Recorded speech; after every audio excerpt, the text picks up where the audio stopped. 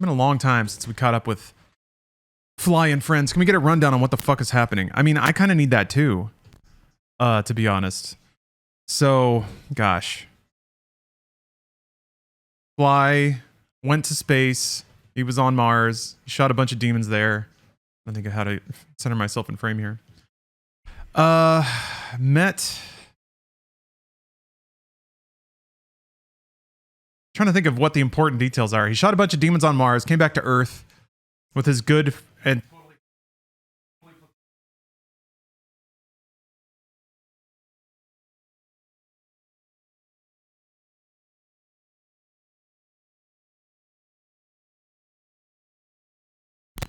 Son of a bitch, man. This cord is not my friend. Anyway, all right. Flynn Flytaggart and Arlene were fighting demons on Mars. They beat all the demons there. They built their own rocket ship. They flew it back to Earth. They crashed in Utah. They joined up with a Mormon compound who was defending Earth against the U.S. Army who had allied with the demons to facilitate the invasion. There they met Albert and Jill.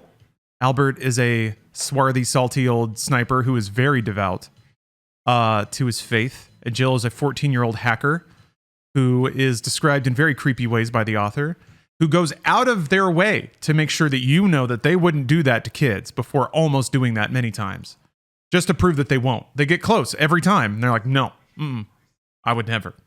And then they tiptoe right up to it again. Anyway, Doom Guy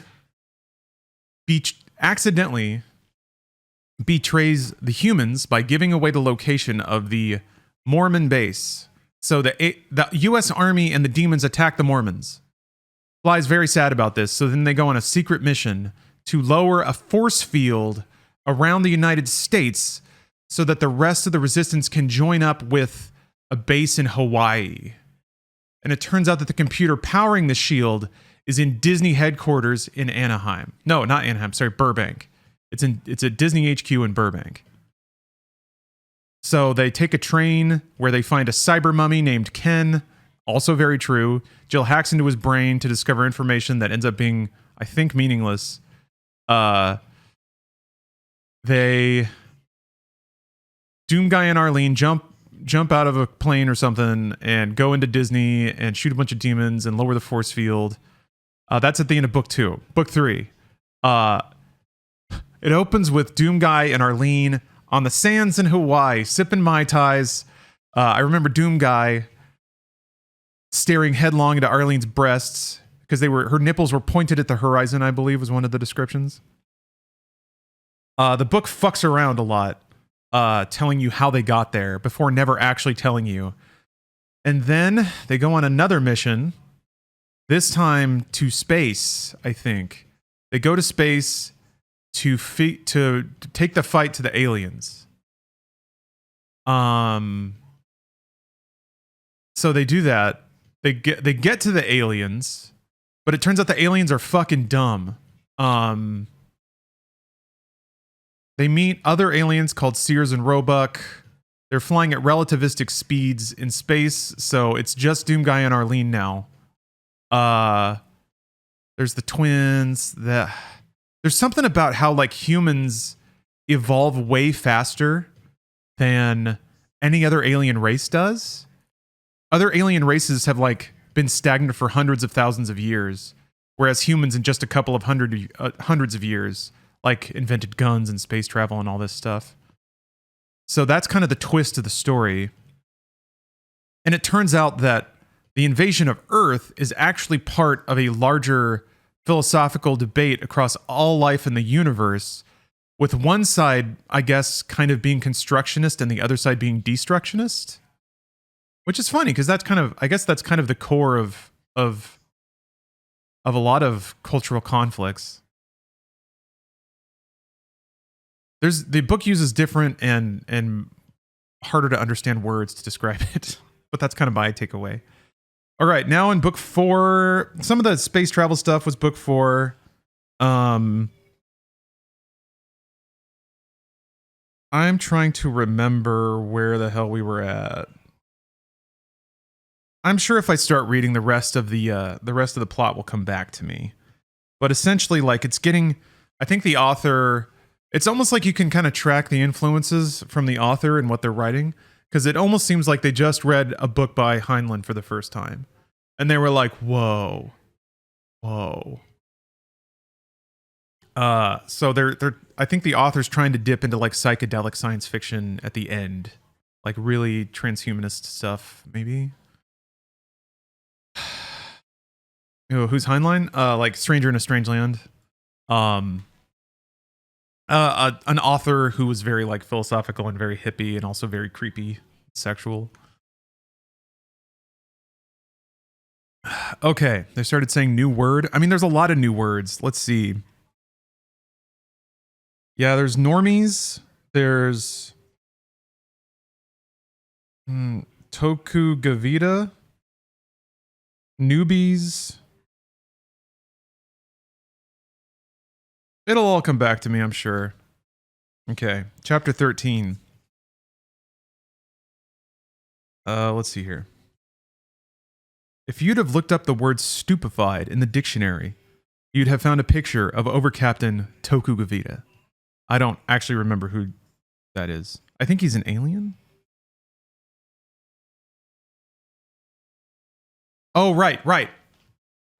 Shit. I completely forgot. So they also found out that their enemy hyper-evolves, I guess, and has become nanomolecular. So they found these humans, quote-unquote human tribe, this like human tribe, that also has this like subatomic consciousness that's infected them. So they operate as like people most of the time, but they're also harboring these other molecular aliens that take them over sometimes as a group. Like there's this other kind of consciousness that rises out of them. And that's the real enemy. Yeah, that's coming back to me now. Tokugavita is, I think, the captain of this new like nomadic human group that they found. Where are they? Are they on an alien planet again? I can't remember where they are. I remember them kind of crashing into like a desert or something. 1 second. Let me...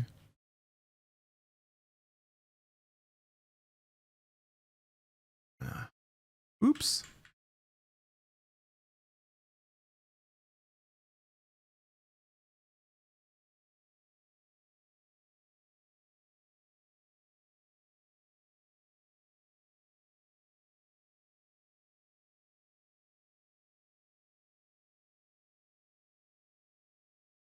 Apologies. Okay. Back on Earth. Are we back on Earth? I don't know. Amy? Baby?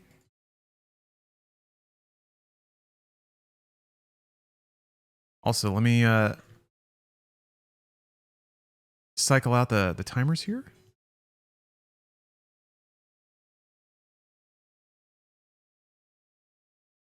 Maybe we're on Earth. Why not? Okay. Always feels good to have the timer jump up above the like 4 hours I usually started at. Okay. Tokugavita. Let's see here. He was more stunned than any six other people I'd ever known for about 10 seconds.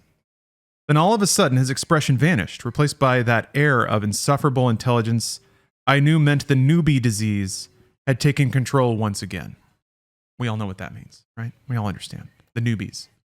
The molecular aliens have taken over Captain Tokugavita, which I'm pretty sure the author just mashed up like their most basic understanding of like, it's like a Japanese and an Indian name smashed together. Anyway, because like in the future, all the names will be hybridized, man. Yeah. This time we were ready. Arlene and I grabbed him, one at each end. That force plus the cuffs meant he was effectively neutralized. Time for interrogation. What is your name? I asked. He, they, whatever, looked me up and down in a flash. It must have comprehended how much we knew or had guessed. We are now the resuscitators. Why? Because we bring the dead back to life. How much access? Most of the long-term verbal memory No associative or fantasy memory. Sorry, there's lines that are like back to back, and I have no, like, I don't know what this person's supposed to sound like, so I'm making up a voice as I go. I held up my hand. Halt! This is Doom Guy talking now. Wait until I finish the question before you answer it, so Arlene can follow the debriefing. Signal when you are done. I'll have the newbie speak very perfunctorily. That'll work, whatever. I'll nod my head. You don't mind answering questions? Silence. Then I remembered to nod my head. We exchange information, however you prefer it. The speech patterns were utterly different. Tokugavita was using articles and explicating the subject. I was about 100% convinced that this really was a different person. Well, 99% maybe. He even looked different. There was no emotion, no impatience, no shred of self remaining. Maybe the newbies, the resuscitators, had emotions, but they simply reacted so differently that we couldn't understand them. Yeah, Spagu. It's Duke Nukem. Oh, my voice is fine. I recovered. 12 hours usually puts me back on top. What should we call you? Resuscitators. All right, we got a new name. Arlene snorted, and I translated perfectly in my head. Another goddamned hive collective. We had already known that would be the case from the last newbie we had interrogated. I didn't know why she was so outraged. I asked him, or them, a few more innocuous questions to put them off their guard. Then, I took a sudden left turn. Oh, Fearless Nomad, thanks for the cheer. Good job, Barney. So why haven't you infected Arlene and me? I nodded, but they remained silent. I had struck a nerve. There was no change in expression, respiration, heart rate, but I knew I had actually touched a point that puzzled and frustrated the resuscitators. At once, I realized why they had gone to such lengths to question us about our faith. Arlene and mankind, and me and God. They had figured out that our faith was somehow connected to their own inability to get inside of us.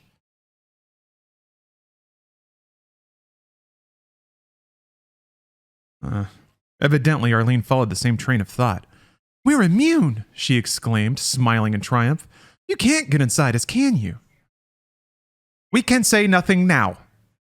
Now that their game was blown, the newbies didn't bother speaking like the humans of the planet state of Earth, or the people's state of Earth. We are on Earth. Okay, weird. I gotta adjust my mic down a little bit. Mic still working? Good, okay. Of course you can't, I said, sticking my face right next to Tokugavita's.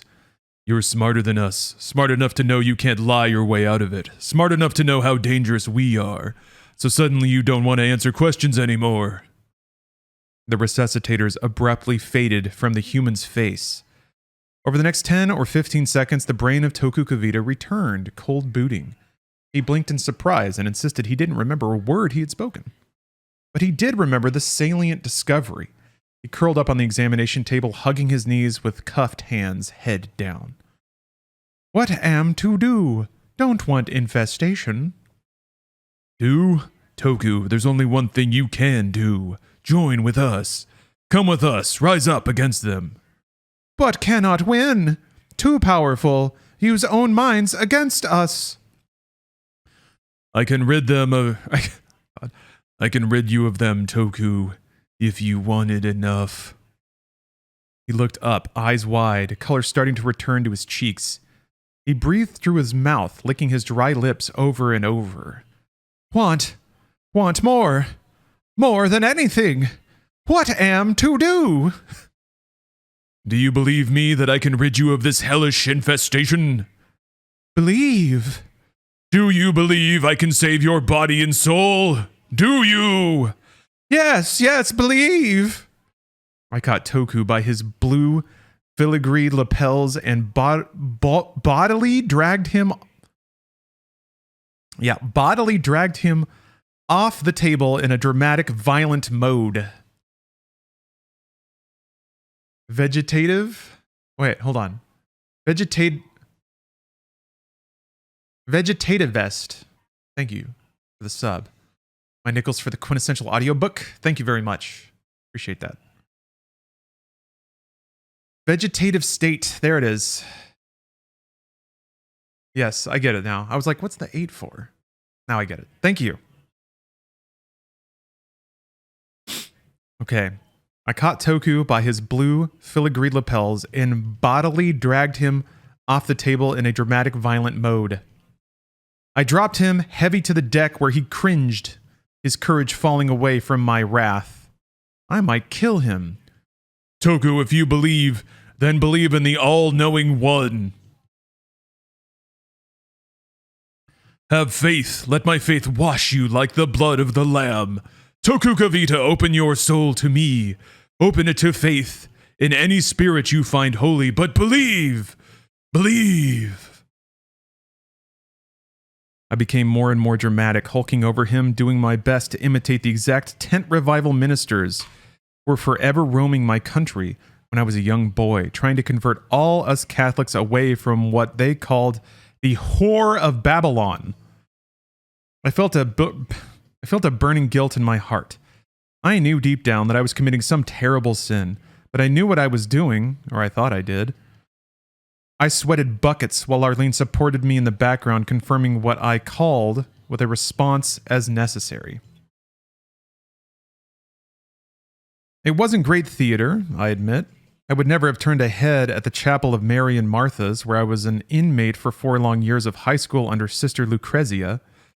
But in the world that Tokugavita came from, he had built up no resistance to appeals to his proto-faith. He fell hard, and in less time it took Father Bartolomeo, head of the chapel and Sister Lucrezia's titular boss, if I'm allowed to say titular in the same sentence with a nun, to convince all us kids that hell was eternal. Arlene and I had lit a burning faith in Tokugavita's soul. A faith in us. It was enough. At the peak of the overcaptain's protestations of eternal belief, we shoved his paw into the machine and sacrificed another chunk. Arlene found a shortcut to the atomic level of magnification, and by God and Toku's right hand, the little rings of intelligent molecules, the evolved specimens of newbie resuscitators, were all dead and folded in upon themselves.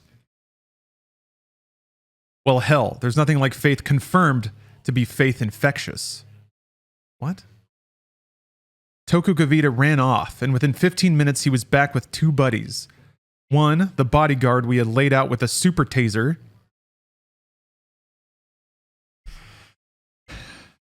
It was an uncomfortable moment, but I went into my tent revival act again, a little Gleiber this time, and in 45 minutes I had 2 more purified souls fighting among themselves to be my apostles. Doomguy becomes Space Jesus. Huh? That's where we're going with this. All right. You know what? Sure. Not on my bingo card, but sure.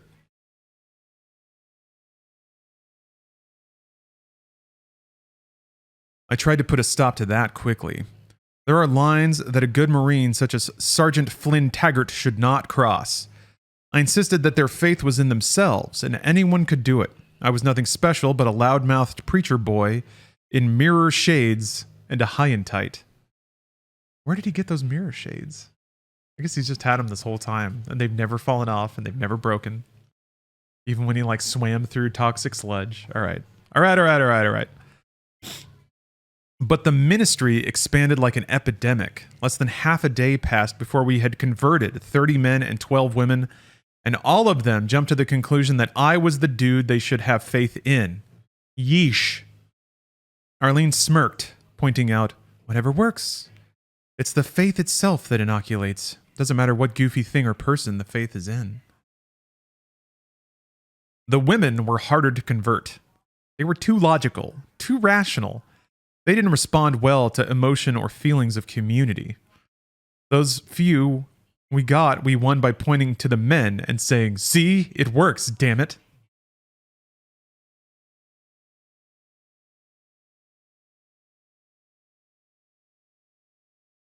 The only thing that can convince a woman to do anything. Look at this man. Old time religion. All right. This gave us a huge army of 44, almost as many as we had in Fox Company. Only 2 jarheads, Arlene and I, but we made up for it by having no frigging officers. With our company newly christened the Fearsome Flies, we struck like lightning, seizing the aft third of the disrespect to death-bringing deconstructionists. I think that's the name of the ship. It's italicized. In a brief but unfortunately bloody battle, I arrayed them in a staggered chevron. The point struck the unprepared engine room guards who didn't resist at first because they couldn't believe their own shipmates were seriously assaulting the position. Our own boys fought like demons, had lost their fear of death. At least for a time, while the conversion was fresh. For the first time in their long, miserable lives of utter materialism and despair at their own mortality, they had faith that they would survive after death. Faith that Arlene and I gave them. Is this becoming a parable? Is Doom Guy going to save all of us godless Americans from our lives of aimless materialism? Love it. You women need to look at the men and figure out what's going on, though.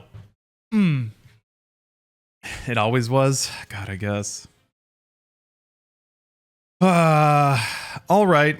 It was a false faith. I was no god or prophet, but faith itself was a living thing that inoculated them, protected them against not only the newbies, but against the despair of thinking it was all futile. Decadence hadn't worked to stave off the feelings. They were still there after centuries of trying to forget them. Now they were normal humans again, fighting and killing with a pure heart. Liberated from the paralyzing fear of their own non-existence, they flung themselves into battle with true joy and abandon, which made them 5 times more effective and 10 times harder to control.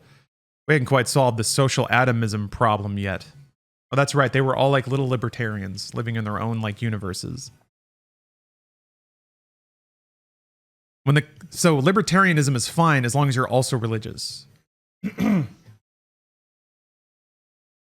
When the clowns finally rallied and tried to defend the 2 passageways that led to the disrespect's main ramjets, they fought as individuals, like barbarian hordes against the Roman legions.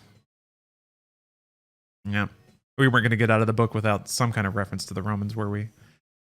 They were wheat beneath our scythes. I truly wished they had surrendered, but they had no concept of an overall strategic goal, so they had no way of figuring out that they had lost. Each man continued to fight as if he alone were the crux of the battle. I personally killed 2 Asian men who planted their backs against the Ramscoop operation board and fired electrical charges into the wedge. I couldn't bring myself to shoot a woman, but I saw her go down under Tokugavita's deadly aim with a needle gun of some sort. Fearless Nomad. Thanks for redeeming the gamer stretch there. After specifically killing 2 Asian dudes. I thought we were beyond... I thought that the dudes... Tokugavita, I think. I thought that meant we were in like a post-racial future. But apparently not. Unless Doom Guy just shoots 2 dudes and like, they were Asian. It's a tragedy, damn it. Killing 2 Asians. Also, that kind of refers to half the world population? Anyway, let's get a little stretch going. I'm going to do the back of the chair shoulder stretch that I love so much.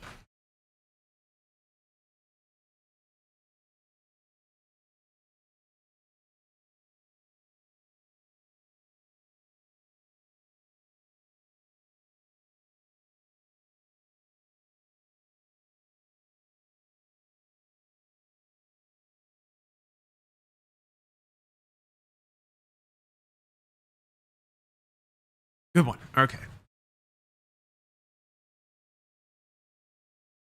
Good Papa John emote. Beautiful. Appropriate. All right. Tokugavita just gunned down a lady. That's nice. Arlene led an infiltration squad that lifted the grates over the cooling system access hatch and crawled through the freezing tubing. They popped out in the engine room behind the defenders and ground the rear line, the rear mob really, into raw hamburger. I turned my face away from the sight of Arlene gutting a soldier with her newly liberated commando knife. I always knew AS was bloodthirsty when she got the Mazine. Oh gosh. I always knew AS was bloodthirsty when she got a Marine Berserker rage on, but I was old-fashioned enough to despise the sight of a blood-splattered woman, no matter whose blood it was. He's just always got to toss in this milady shit. As I turned my head, I heard the crack of a firearm and something heavy creased my skull. I went down hard, kissing the deck and grabbing the control board with both hands to avoid being swept away by the crimson tide of war. I hauled myself to my knees, then to my feet. The room spun, and what I wanted most to do was vomit, but I maintained my stance, even as I felt blood pour down my cheekbone over my jaw and drip to the deck plates. "Forward," I croaked, the best I could do. "Take the fuel control station, the ram scoop deployment, and ram jets." My aide, a slight young boy with huge hands and feet, repeated my orders at gargantuan volume, and I watched my troops, some of them, break the line and seize the main engines with a loss of only 6 on our side. Then I went down again, and when I woke, I was back in the same infirmary I had first awakened in during this phase of our adventures. Only this time the overcaptain saluted me and called me boss. We hadn't won, we hadn't lost. It was a stalemate. We owned engines and ship's power. The resuscitators still owned navigation, weapons, and the unconvertible. That was in quotes. I guess that's like the people who can't be taught faith. Shade Requiem, thank you very much for the sub.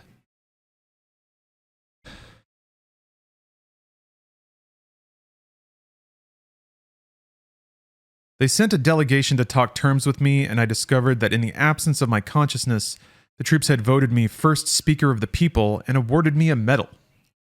So wait, if they're all hyper-individualists, how can they grasp the concept of like surrender and talking terms? Whatever. Alas, our line was untenable. We could make the ship take off and go, but we couldn't steer it.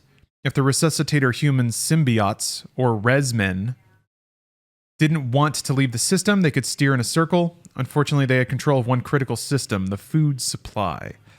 Conceivably, the atmospheric controls were somewhere around our engine room. I detailed Arlene and a couple of the boys to find out. It could be our only trump card. The delegation of res men were still cooling their boots just outside the door, and I finally told 2 of my men, Suzuki and Yamarama.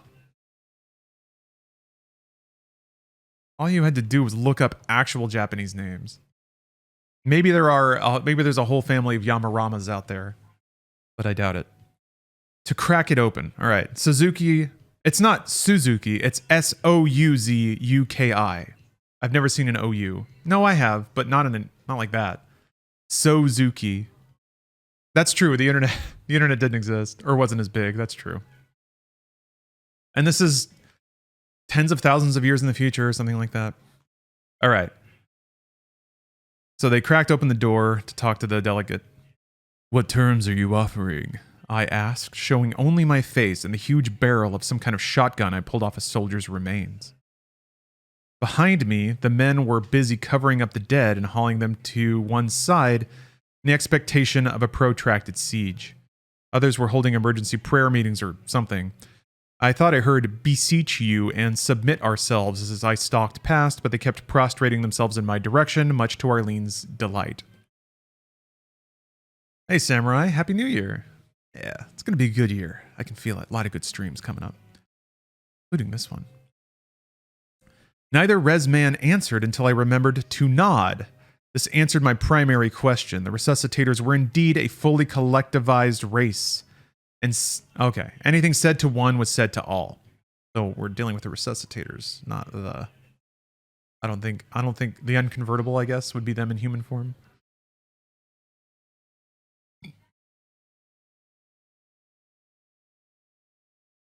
Let's see. The resuscitators that used to live in Tokugavita had conveyed to all the others my request to not respond until I had finished the question and nodded. If you surrender, they said, speaking through their symbiote. The res man on the left, whose name tag read Krishnamaka, he's doing it again. He's just like mashing up an Indian-sounding name with a Japanese-sounding name. And I guess thinking that sounds like the future. Anyway. Krishnamaka. Your men will not be killed. We will resuscitate them again. I shrugged. If you don't surrender, I'll blow up this whole freaking ship. You would die yourself. I'll go to a better place. How do you know that? Oh, yes, that is part of your faith. And even if I didn't, I added, I'll die with the satisfaction that I stopped this batch of resuscitators right here and now. Surely that's worth something.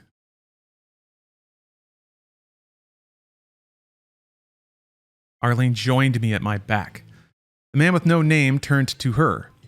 What would you require to surrender, Lance Corporal Arlene Edith Sanders? Edith? I never knew Arlene had a middle name, but Edith? We're going to have a nice long chat about that later, I decided. She said nothing, not even a whisper. I spoke for her. If you have any negotiating to do, you do it with me.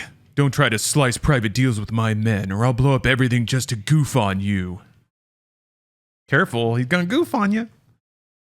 Krishnamaka and the man with no name stared at each other. Neither showed the faintest glimmer of human consciousness. They had been completely fixed by the resuscitators. Krishnamaka wore a teal jacket with bright red piping, but he had a pair of really dorky shorts that reached to mid-calf. His boots had silver tassels, and I swear I thought he was ready to curtsy. The other man was more dignified. Olive drab dress uniform, darker olive pants, brown boots with no fairy tassels. But he had, of all things, a top hat on his head. We have a special device we've been working on for some time, many days. We believe... Wait, who's talking right now? Okay, yeah. We believe it will fix you. You don't know it, but you're severely damaged. All of the beings in this section of the galaxy are broken. Sorry, but does it occur to you that we like being broken and don't want to be fixed? No. Suddenly, a strange sensation prickled my skin, like a Van der Graaf generator pushed up against my flesh. Then I was too heavy, and before I could say a word, I sank to my knees. The gravity was many times normal. I raised the shotgun and blew Krishnamaka in half, killing him. But the man with no name fell back and rolled out of range. The men were thrown down where they stood, unable to reach the controls. Arlene dropped her rifle, her reliable old .45 caliber lever action, and crawled on her hands and knees, sometimes on her breasts and belly. Imagine her titties like walking along the ground, doing the spread out to the side, doing the elbow over elbow crawl, commando crawl. Sure. At this point in time, Doom Guy is looking directly at Arlene's titties getting hyper squished through mega gravity down onto the ground. And he's like, awesome. Even though we're just friends. She crawls on her titties just as good as any man. Okay, what the hell are we doing here? He couldn't resist referencing Arlene's breasts even in this moment of gravity. A little pun for you. Sometimes on her breasts and belly, back to the ramjet control console. I raised a gun now weighing 20 kilograms and shot another res man who staggered into view, trying to squeeze off a shot at me. The main assault washed against us. Unlike the earlier possession, when there seemed a single resuscitator spirit for a dozen or more humans, this time the resuscitators possessed all the humans on their side. Only those who had filled their lives with some kind of faith or senseless hope were immune. My own men. 2 of them must have despaired, for they were instantly possessed, and we had to kill them to stop them from sabotaging the rest of us. There were too many of the enemy to keep out. They smashed their way through our doors, and we retreated into the engine room proper, all of us on both sides crawling and rolling in the horrendous G-forces. It was a ludicrous sight. Scores of grown men and women rolling around on the floor, squeezing off badly aimed shots at each other, and occasionally striking a vein of gold. But they drove us back relentlessly. The high gravity, obviously controlled from the bridge, negated our best advantages: lightning speed and reckless abandon. With everyone crawling under 5 times normal gravity, my men lost all enthusiasm for the fight. Arlene was still working on the panel. At last she whispered into her throat mic, "Fly! I've rigged it to fuse the hydrogen in the fallopian tubes, rather than the reaction chamber."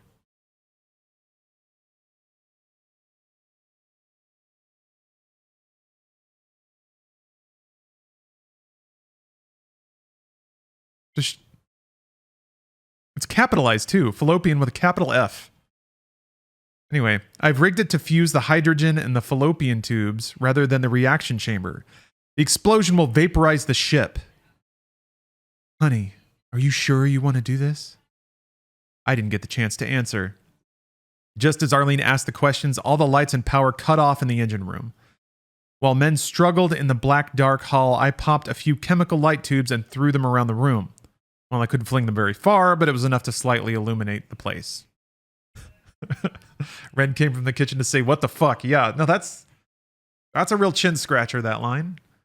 There's a few of them in these books. At least it wasn't like... It could have been grosser. The light exposed a situation that was nearly hopeless. The res men were willing to throw away every life they had in order to get us because they knew that their souls would survive. And I knew it was Arlene and Fly they were after. All this stuff about fixing us was just a lot of big-ass talk. What they really wanted was to cut us open and study our brains and figure out how we were able to do it. Not only make ourselves immune, but convert so many others in just a few hours. What could I tell them? Humans need a minimum recommended daily allowance of spirituality and faith, just as they do vitamins, carbs, and protein. As smart as the resuscitators were, they couldn't figure that fact out. Even after centuries of bleak materialist socialism and a decadent turning within? Okay. And a decadent turning within, many humans still hungered for something to believe in without a shred of evidence, something to live and die for, an irreducible primary, an axiom, a faith. Even as we lost Fly's last stand, I still had faith that it would all somehow work out for the best. Then it was over. Gravity fell to normal, the lights came on, and I surveyed the wreckage. My company had been scattered, but by God, the res men hadn't gotten most of us. The two they did get were me and Arlene. She'd had a chance to escape, but she chose to stand over me, shooting at anything that moved. Wait. The two they did get were me and Arlene. That doesn't make sense. Right. A dozen res men each dogpiled on us. We were trussed up, then flipped over onto our stomachs, whence it was pretty damned hard to see anything but a forest of legs. Okay. He said it before it happened. We recognized 2 distinct pairs of trees. Sears and Roebuck came and stood over us. They were trying to persuade a man that crossed chevron. They tried to persuade a man with crossed chevrons on his sleeve. What rank does that signify? I wondered against doing or using something, possibly that new device they had warned us about.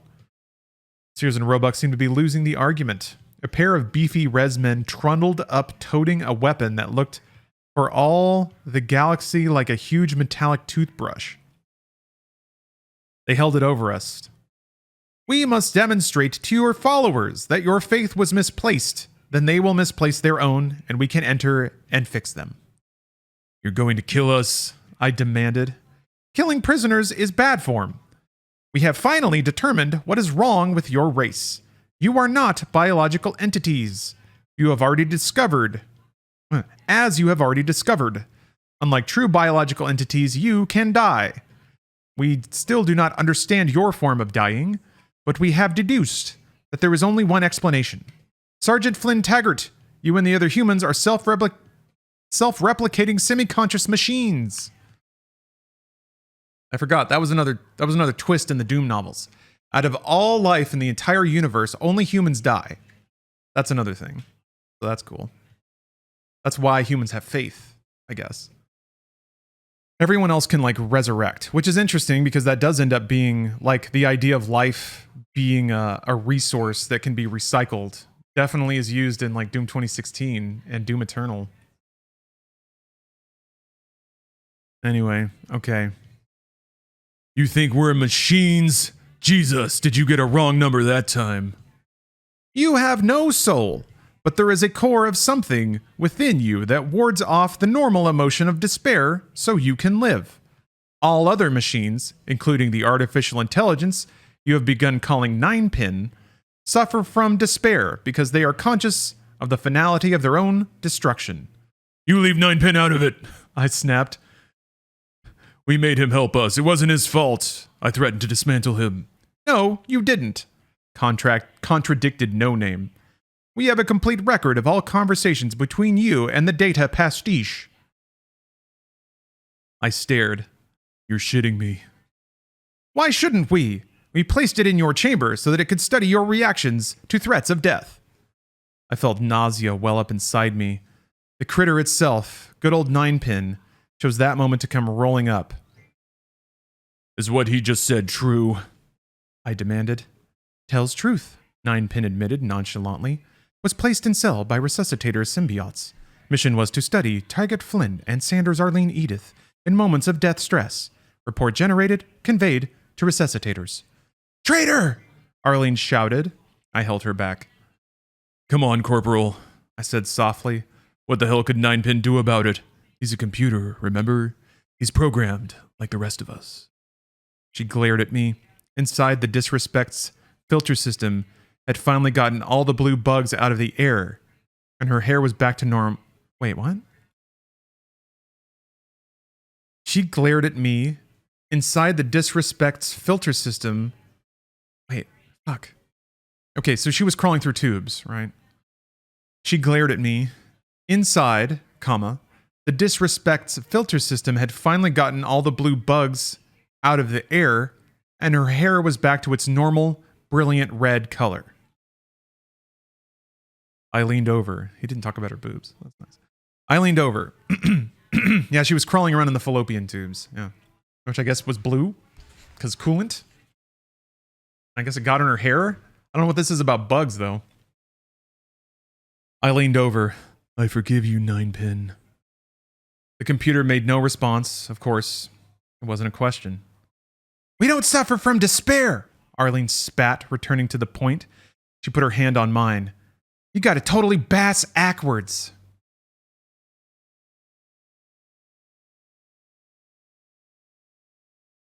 We are far more intelligent than you, Lance Corporal Arlene Edith Sanders, and we understand the problem at a deeper level. You are machines, but as you say, there is a ghost in the machine's core. The data pastiche did not give us sufficient information. We must now study the core dump. But we cannot allow you to stay in your flesh bodies, for the process moved too slowly for us to endure. Hence, we have developed this device. Yeah. Bass-ackwards was written out and hyphenated. Oh boy. This device removes the spirit or soul from within the body and stores it in a hyper-fast simulation. We will follow you through many hundreds of years of your upcoming history, even while your body is destroyed. The Res Man, the same man with no name I'd negotiated with, back when I still thought we had a partly defensible position, leaned close, paying no mind to the bloody bullet crease across his cheek. You two ancients are too dangerous. We must quarantine you in the best interests of your race. And that ends chapter 13. Holy cow. Yeah, we got plot. There's some plot, all right. Incredible. Okay. Sparking. All right. Chapter 14. Yeah, how's it going to bring up nipples this time? 2 resmen grabbed my arms, 2 grabbed my feet, and another pair walked alongside with weapons at the ready. The unconscious parody of pallbearers carrying a corpse horrified me, but I had as much to say about it as if I really were a machine. Ninepin rolled along beside, and I was sure Arlene was similarly pinioned and hauled along like a box of spare parts. None of my men were around. God, I thought even Jesus had a couple of disciples to lament at the crucifixion. I turned bright red at the blasphemy, thankful that I hadn't said it aloud. There's another one you're going to have to answer for, fly boy. Pog Pixel, thank you for the sub. To who, though? He knows by now God's not real, right? Anyway. Then I heard a pair of familiar voices. It was Sears and Roebuck, and this time they were close enough that I could hear them right ahead of me, in fact. They spoke to Nameless, and their voice had a tone that I've come to associate with urgency in the clave. You are making a terrifying mistake you're making. They attempted in English, the only common language between clave and resuscitators. They aren't not biological, not as known by we. Your device tested only on biologics. You don't know what unknown it will do on humans. We shall find out. We have tried the device on other machine intelligence, and it works. In biological life, we have transferred the soul between 3 different receptacles, one of them artificial. But they are different. You said yourself there is a core ghost in the machine of humans. And they're not biologics, and not machines either. You don't know the unknown effects. You could committing the greater crime so great. It is not even naming, it is nameless. The deliberate destruction of soul. That cannot be done. You don't know, that cannot. That cannot be done. We are more intelligent than the clave, and we have looked more deeply into this device, which you did not even know existed until a moment ago. I tried to follow the argument, but my pallbearers bumped and jerked me along without much concern for direction or staying away from the bulkheads. Maybe the argument with Sears and Roebuck was so occupying the collective mind of the newbies that they couldn't really control their resmen too well. Between my legs, I caught a glimpse of Arlene. Gross. When she had tilted her head back so that she could watch me. When she saw that I was looking at her, she mouthed a single word. Patrick, I thought she said. Patrick? What the hell did she mean by that? The only Patrick I knew was the bishop who converted Ireland to the faith, and it seemed appropriate somehow, faith, and we'd been converting the heathen, but I couldn't for the life of me figure out what she meant. The bearers hauled me all the way from the aft end of the ship to the bow, where the resuscitators had withdrawn when we launched our assault on the engine room. In the very nose of the disrespect, in a triangular room only 10 meters wide at the forward end, were 2 medical tables, each with restraints. The pallbearers unceremoniously dumped us on these tables and shackled us tight.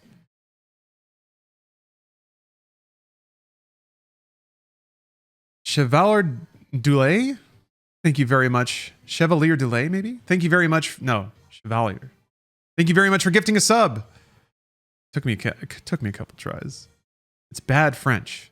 Yes. Yes, my French is quite bad. But Chevalier Dulay. We'll just go with that. It makes me sound classy saying it, which means it must be closer to actual French. No, mine is bad French. Yeah, I was just playing into the joke. I like it though.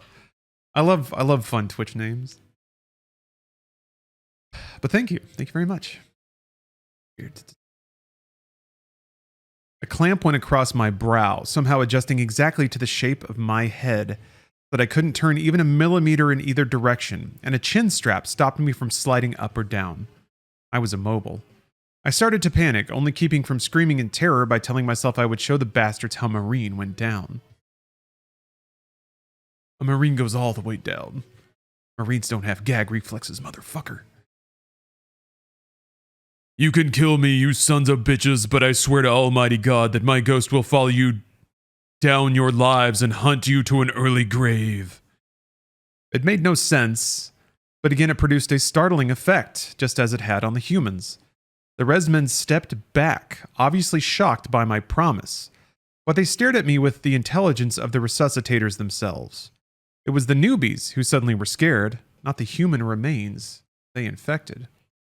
I promised a few more things that my disembodied spirit would do, but the fear passed through them, or else they buried it and went on.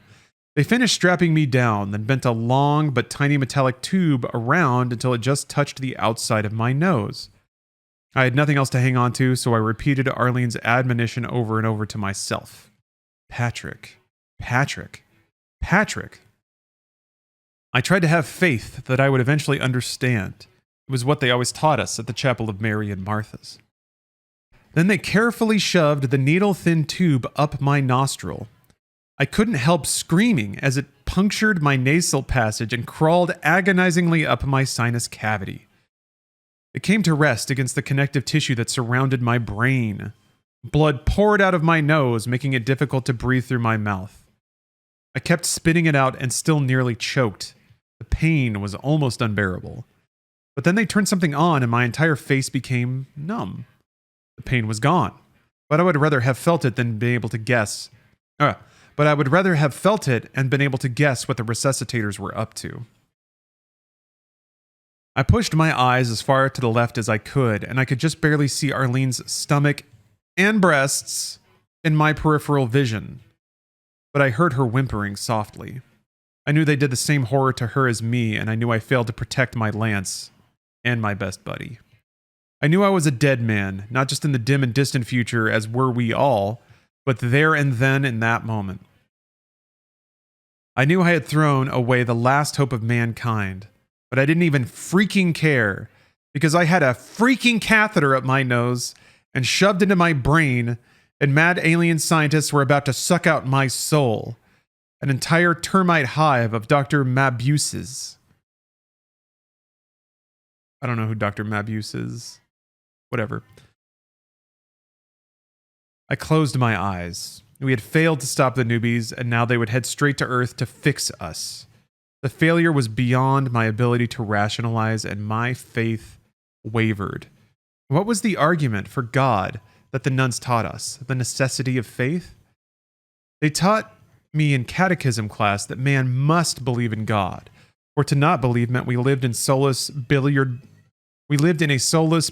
ball universe where there was no reason at all not to rape, pillage, and murder so long as you got away with it.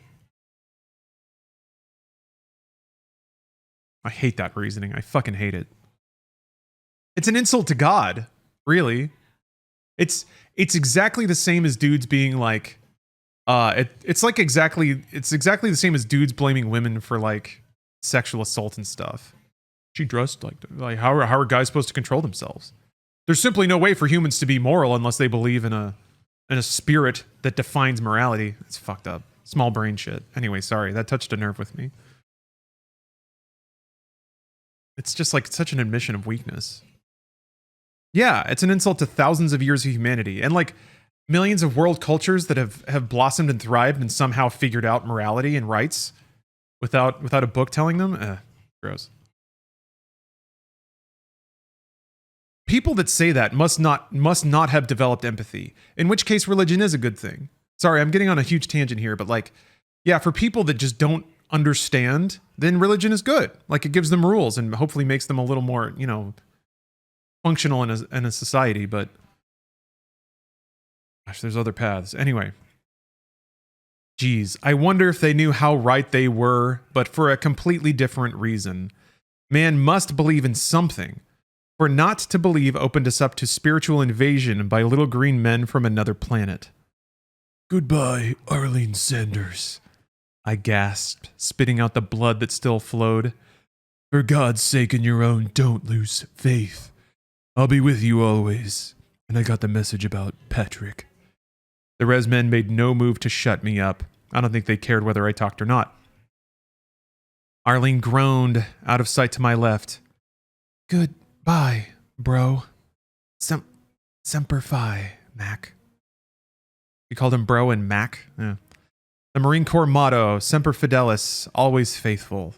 I smiled. She understood the terrible stakes. Amazing for a child who wasn't raised Catholic. Luther was right, I thought. Salvation is there for everyone. Yes, the Catholic faith, notoriously welcoming for all peoples.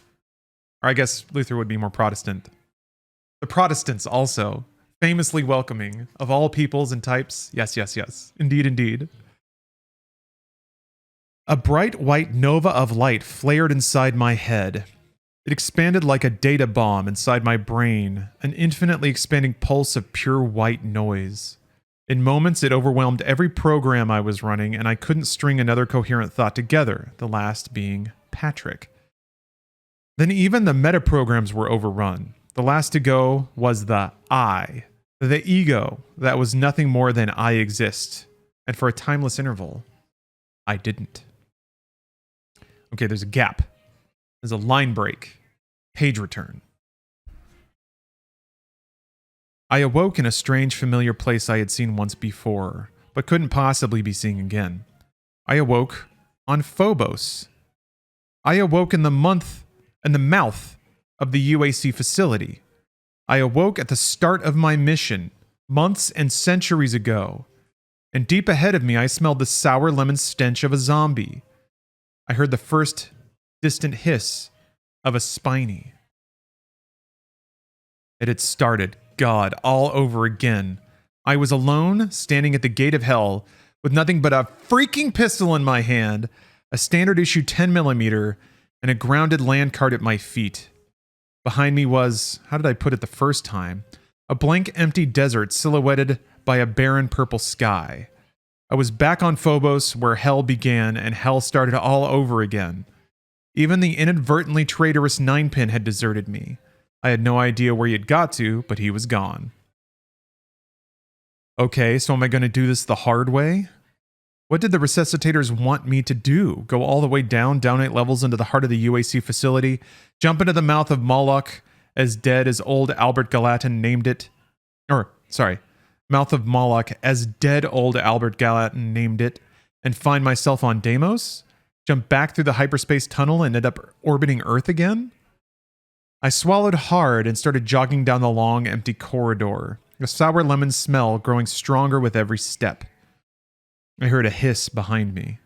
Drawing the 10mm and spinning in a single fluid motion, I found myself facing the same leaky pipe that had jerked me around the last time. God damn it, I snarled, feeling my pulse beat so hard in my head that it felt like hammer blows. I shoved the semi-auto into the holster on my armor and continued my walkabout, slowly and carefully this time. Oh, Dimmy, thanks for gifting out 10 subs there. Happy New Year, thank you very much.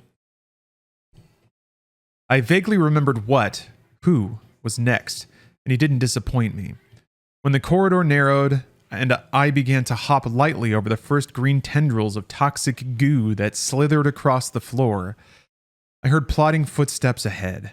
Out of a swirl of smoky mist, the flickering lights casting hideous shadows, shambled the pale corpse of William Gates, still a corporal. I guess hell didn't believe in premonitions. His wide-spaced eyes and scarred cheek were unmistakable. It was dead Bill, the zombie man. Wait, Bill Gates? Oh my god. Sure. Beltani, thanks for the sub. Hype train? Maybe. Maybe. That's up to chat. The key is... So Bill Gates, the zombie, is talking now. The gate is the key. The gate is the key. The key is the gate. I didn't bother trying to talk to the man. He was long past any sort of conversation. But as I raised the 10mm, I abruptly remembered Arlene's silent message. Patrick, what the hell did that mean? Christian, thank you for the cheer. Uh-oh.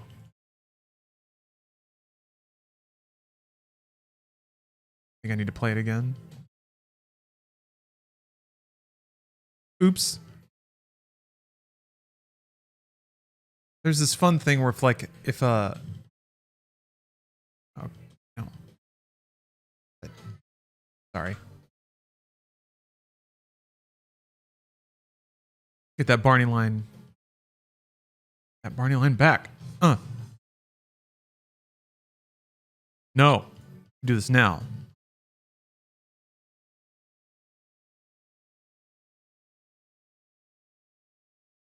Let's see here. Patrick converted the heathens.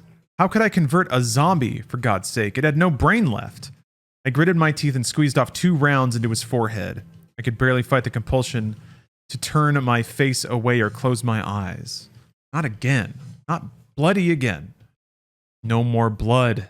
I shot my buddy dead again, and once again, his body flopped on the floor like a headless chicken. I butchered 100 chickens when I was a boy. They don't really do that. Oh, wait, hold on. I butchered 100 chickens when I was a boy. They really do that. It's not a goof. But when it was over, I didn't feel the same revulsion as last time. It was just a simulation. Emulation? And it wasn't really happening all over again. The resuscitators were studying my reactions. Well, Christ, I'd give them something to study. As I stepped right over the body, fighting down my own panic, I casually leaned over and spit on my friend. When in doubt, confuse the hell out of the enemy. A maxim to live by. I snagged the sig cow he was carrying, oorah, the 10mm M211 semi-automatic gas-operated infantry combat weapon that was standard issue with Marine Corps riflemen. I never liked it much, preferred a semi-auto shotgun or the M14 bar I'd been using recently, but it was distinctly better than a 10mm pistol, and I knew what was coming up. Up ahead waited the 3 zombie men and zombie chick, ready to open fire on me. Knowing what was coming emboldened me. I don't know what the newbies thought they could learn from such a stupid emulation. It wasn't the same at all.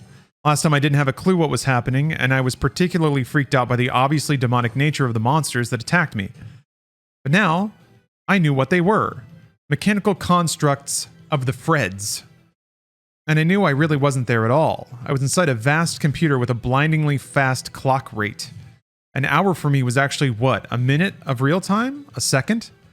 Fast enough that the real enemy, the resuscitators, could watch without their short attention spans inducing terminal boredom.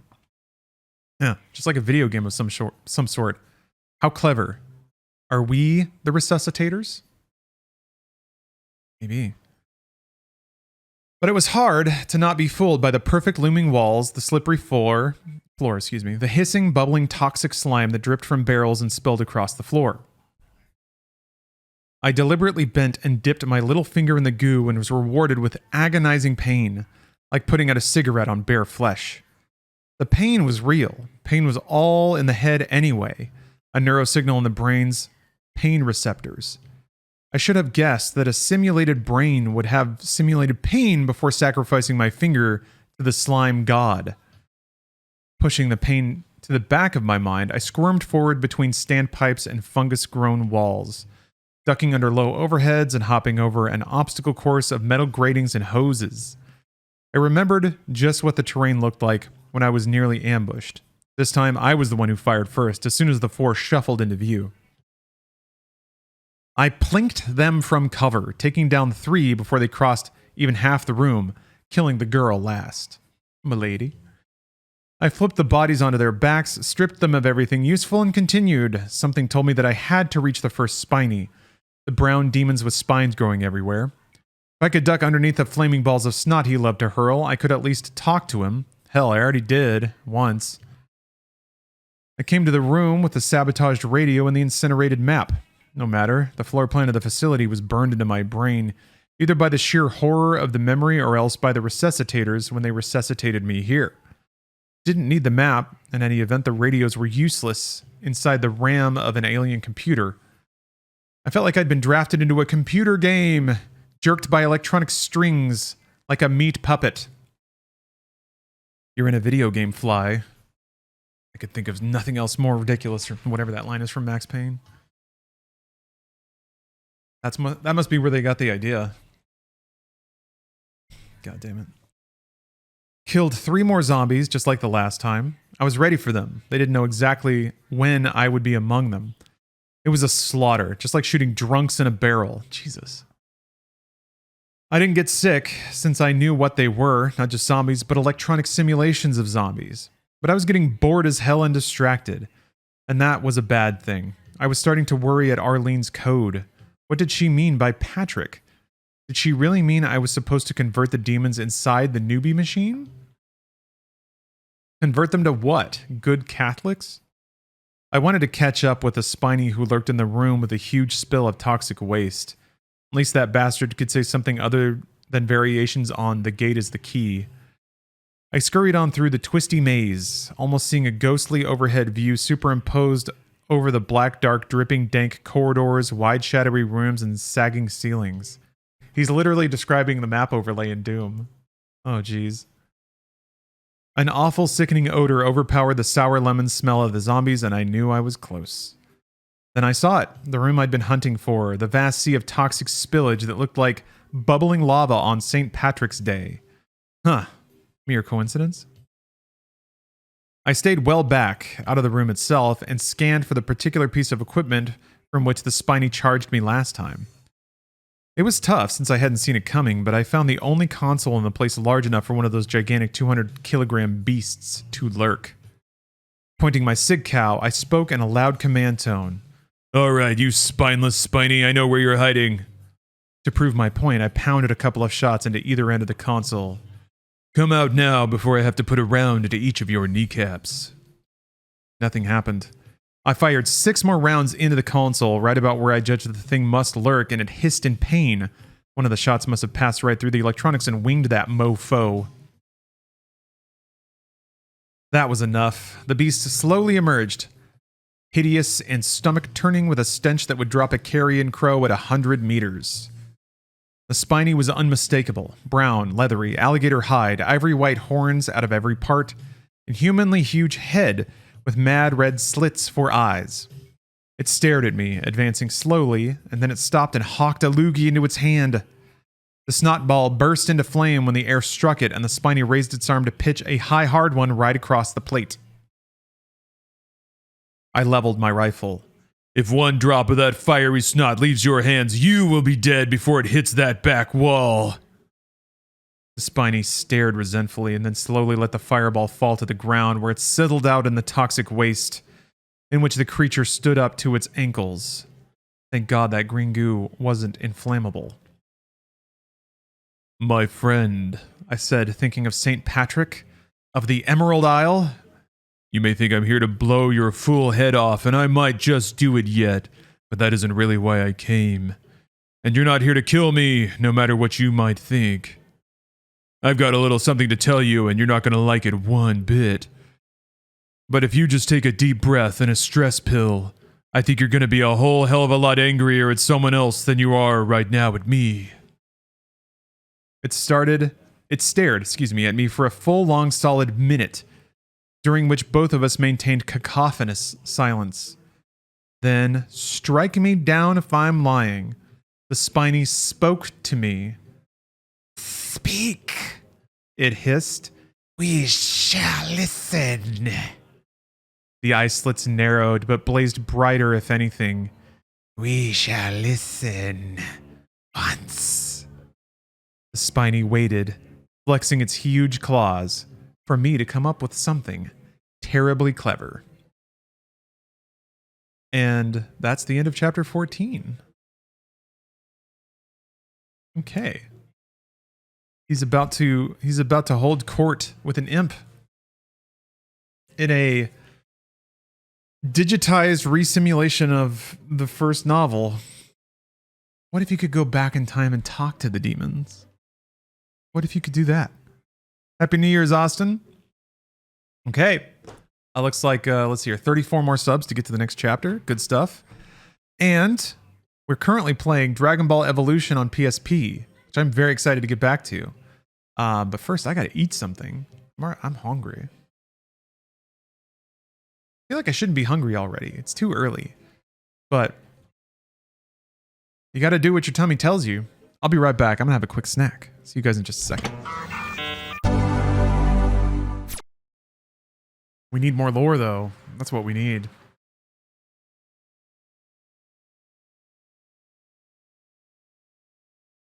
I want to see the movie with the car slide edit in.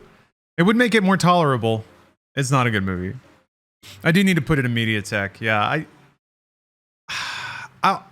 yeah, I do actually. Yeah. For a while, I didn't want to add re-edits of stuff because I feel like then I'm kind of I'm not only like absorbing the original media, but I'm absorbing the re-edit.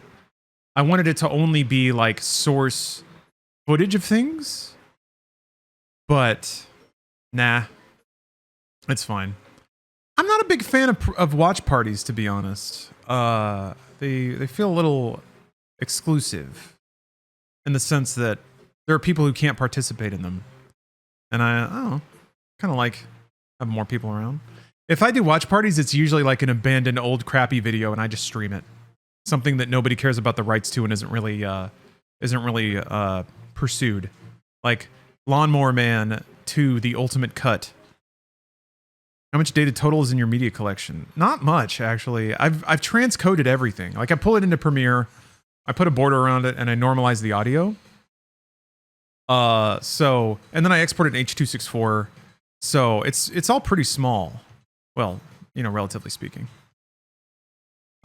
It's raining and I love it. I love it so much. Yeah, vibrations. I still have that DVD. Now I could probably just put that in my PC and stream it. I don't think anyone cares. Time to move all that to AV1. Ugh. I've thought about it. I mean, codecs will change over time. But I feel like H.264 is pretty widely supported and will be for a while. We should do more of that, though. No one gives a shit about killer clowns from outer space. I mean, somebody might. There's probably like an independent movie distributor that bought the rights to that, if I were to guess. But they probably are not going to come after a twerp like me who only streams one movie every blue moon. Or they'll just send me a cease and desist or whatever. But what about some of Neil Breen's cinematic masterpieces? The problem with that is you can currently buy them. I don't want to stream anything you can actively buy that's on the market and you can pay money for. That feels like it crosses a boundary to me. But if there's something that's just like, I mean, yeah, you can buy DVDs of Vibrations, but that money's not going to go to the crew who made the movie. So, yeah, Breen deserves the money. Thank you, Spider-Man. That's my point. If you want to watch Breen's masterpieces, I guess you know what? If a movie is uploaded in full on YouTube and it's not getting pursued there, then that's probably another signal that it's probably okay. I'm more about the headspace of the morality of media consumption and rebroadcast. Winter Partition, thanks for the sub. Thank you very much. All right, chapter 15 of the Doom novel. The newbies are being blasted by their own petard, I realized. In the real world, the genetically engineered Spiny would never have paused in its attack to hold a philosophical discussion with me. But we were in a computer emulation taken from my memory, and human memory is amazingly creative. We remember things not as they really happened, but the way they should have happened, the way that actually makes sense. The brain is a gifted storyteller. And just that down to book reading height. We are all greater artists than we realize, or whatever the hell that guy said, whoever the hell he was.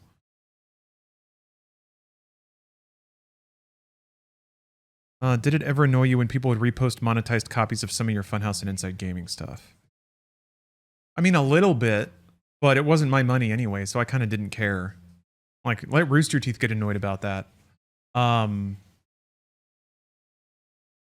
It's just a little vexing in general that somebody might make money off of your effort, but fuck it, man. Like, fucking Bernie was already cashing checks off my efforts, so what does it matter? If it happened now, I'd probably be a little more annoyed about it. But like, it depends on the effort I invest into the thing, you know? Most of the content I made at Rooster Teeth was pretty quick turnaround and pretty disposable. So if somebody else re-uploaded it and got like 1,000 views on it, my paycheck was the same, my work was the same. Anyway, all right. It really didn't change much from my perspective. Just then, I distinctly remembered the Spinies being much more rational and logical than they probably were in reality. Yes, sir, I made damn sure that was how I remembered them, so that's what I got. It was like a so-called lucid dream where you know you're dreaming, except I was never able to do that. But this time, I was wide awake. And so long as I made sure I remembered...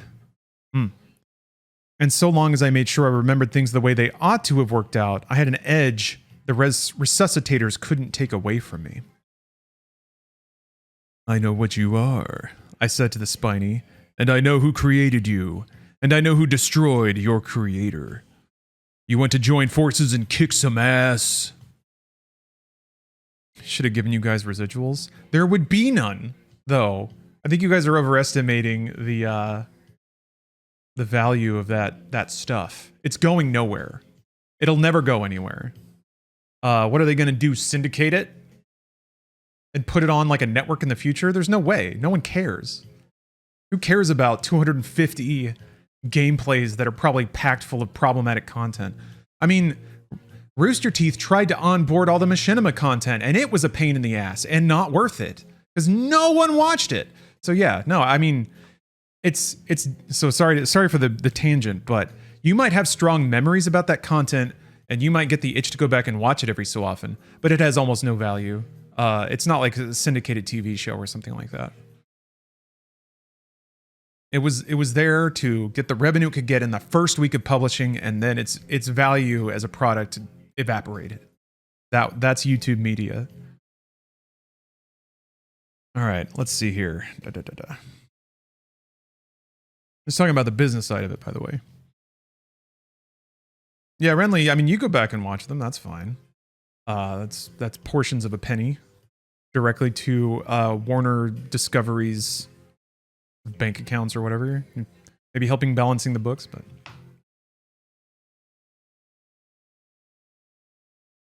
All right, let's see.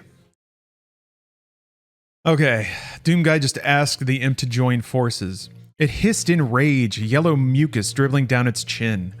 As each drop cleared the skin, the air ignited it. A chain of fiery islands dotted the ground at the Spiny's splayed feet. Don't give me that crap, I warned. You're a product of genetic engineering created by a race of creatures we call the Freds, who have heads like an artichoke, if you know what that is, covered with colored leaves, and grow taller and smarter as part of their mating cycle. You've seen them, right? Is my description right on or what? Speak, demanded the Spiny, but it closed its mouth, swallowing the rest of its spittle. I took that as a good sign.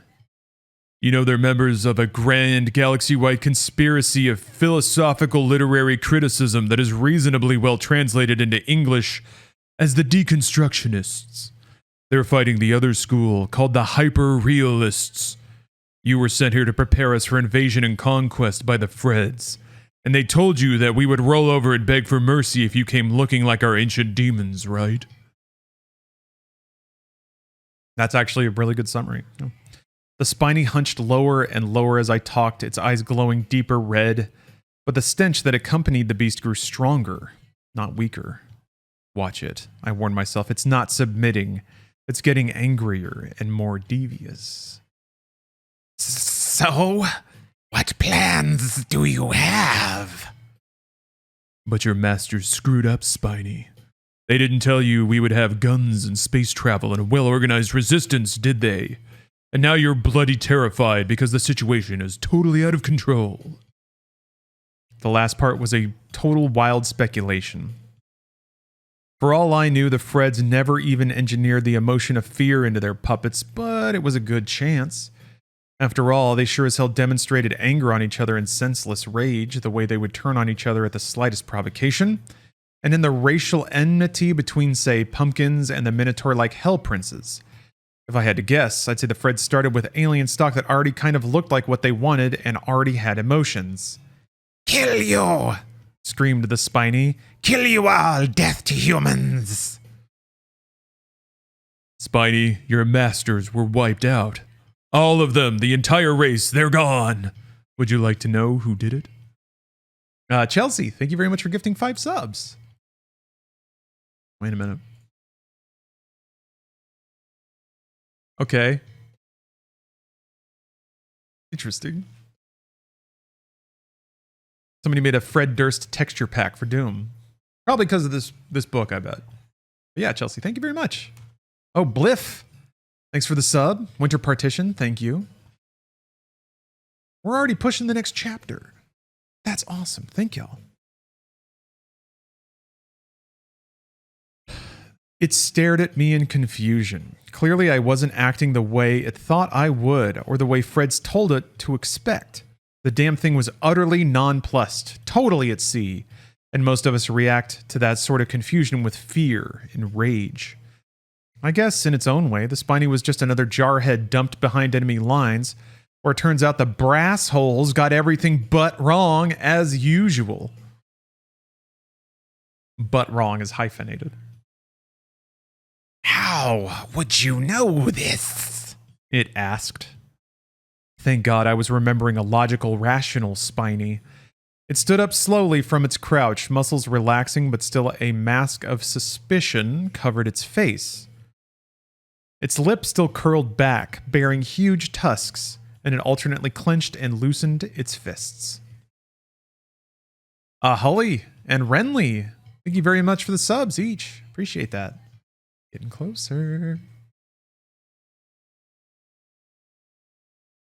Look, this is the hard part to accept, but none of this is real. You're probably real, at least I think I am. And you might be too.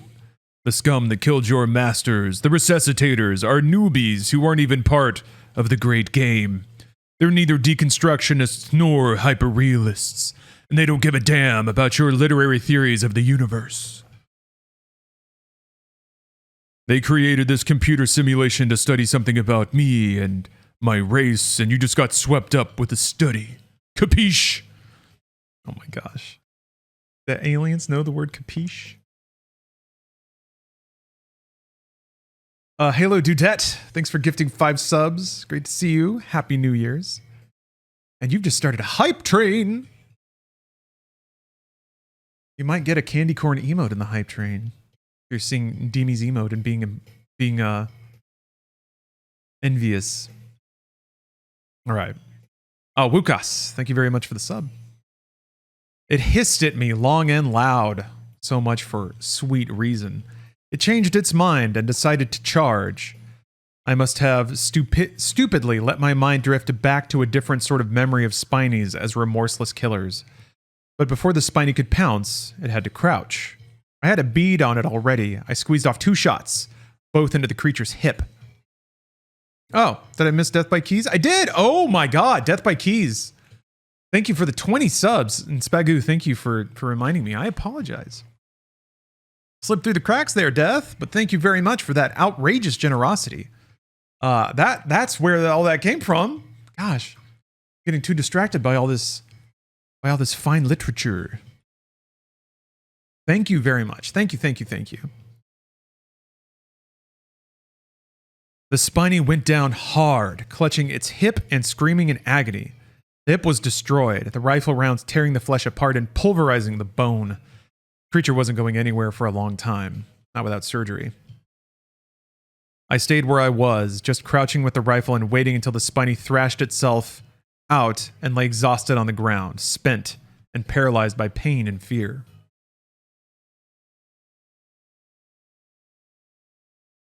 It doesn't have to be this way, I cooed like I was talking to a 6-year-old who insisted on stealing cookies and getting walloped. The simulation is based on my memory. I can remember things a little differently. I looked at the creature's ruined hip and visualized a different outcome. One trick I learned at the Chapel of Mary and Martha's was how to lie successfully, a course inadvertently taught by Sister Lucrezia. The secret, I'll give it away for free just this once, is you actually have to convince yourself that the lie is really the way it happened. Got it? If you broke a vase by playing football in the lobby, you just have to visualize the alternate scenario. You tripped over an extension cord and knocked over the lamp so intensely that your memory of the fantasy is stronger than your memory of the reality. Understand now? That way, even if like he's talking to the reader. It sucks. Why is he just anyway. That way, even if the penguin whips a galvanic skin response lie detector machine out from under her habit, you'll still pass. Because by now you've totally convinced yourself that the electric cord tripping is really just truly the way it happened. Ugh. Honest engine.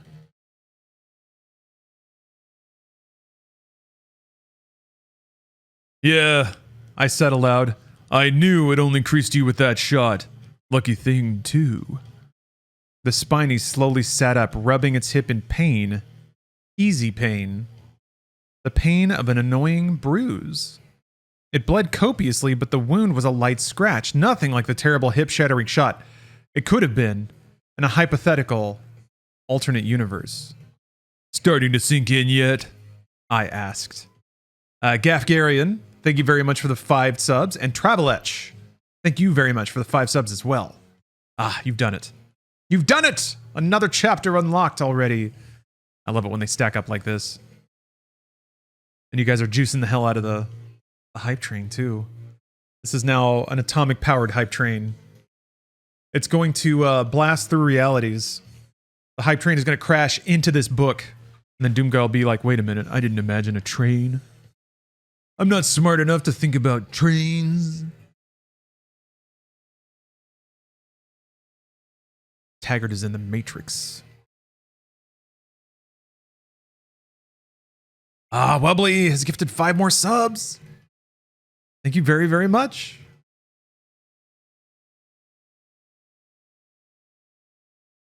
The grotesque, spiny thing then did the most horrific thing, sinking to its hands and knees and crawling slowly toward me.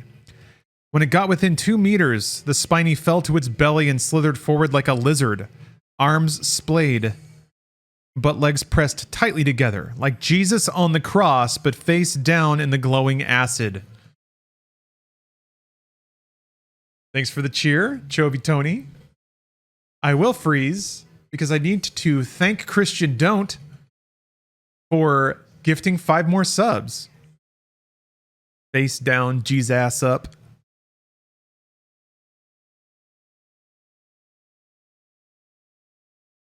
You think of that fucking anonymous source filmmaker edit now. I appreciate that, Christian. Thank you very much. Thanks, everybody.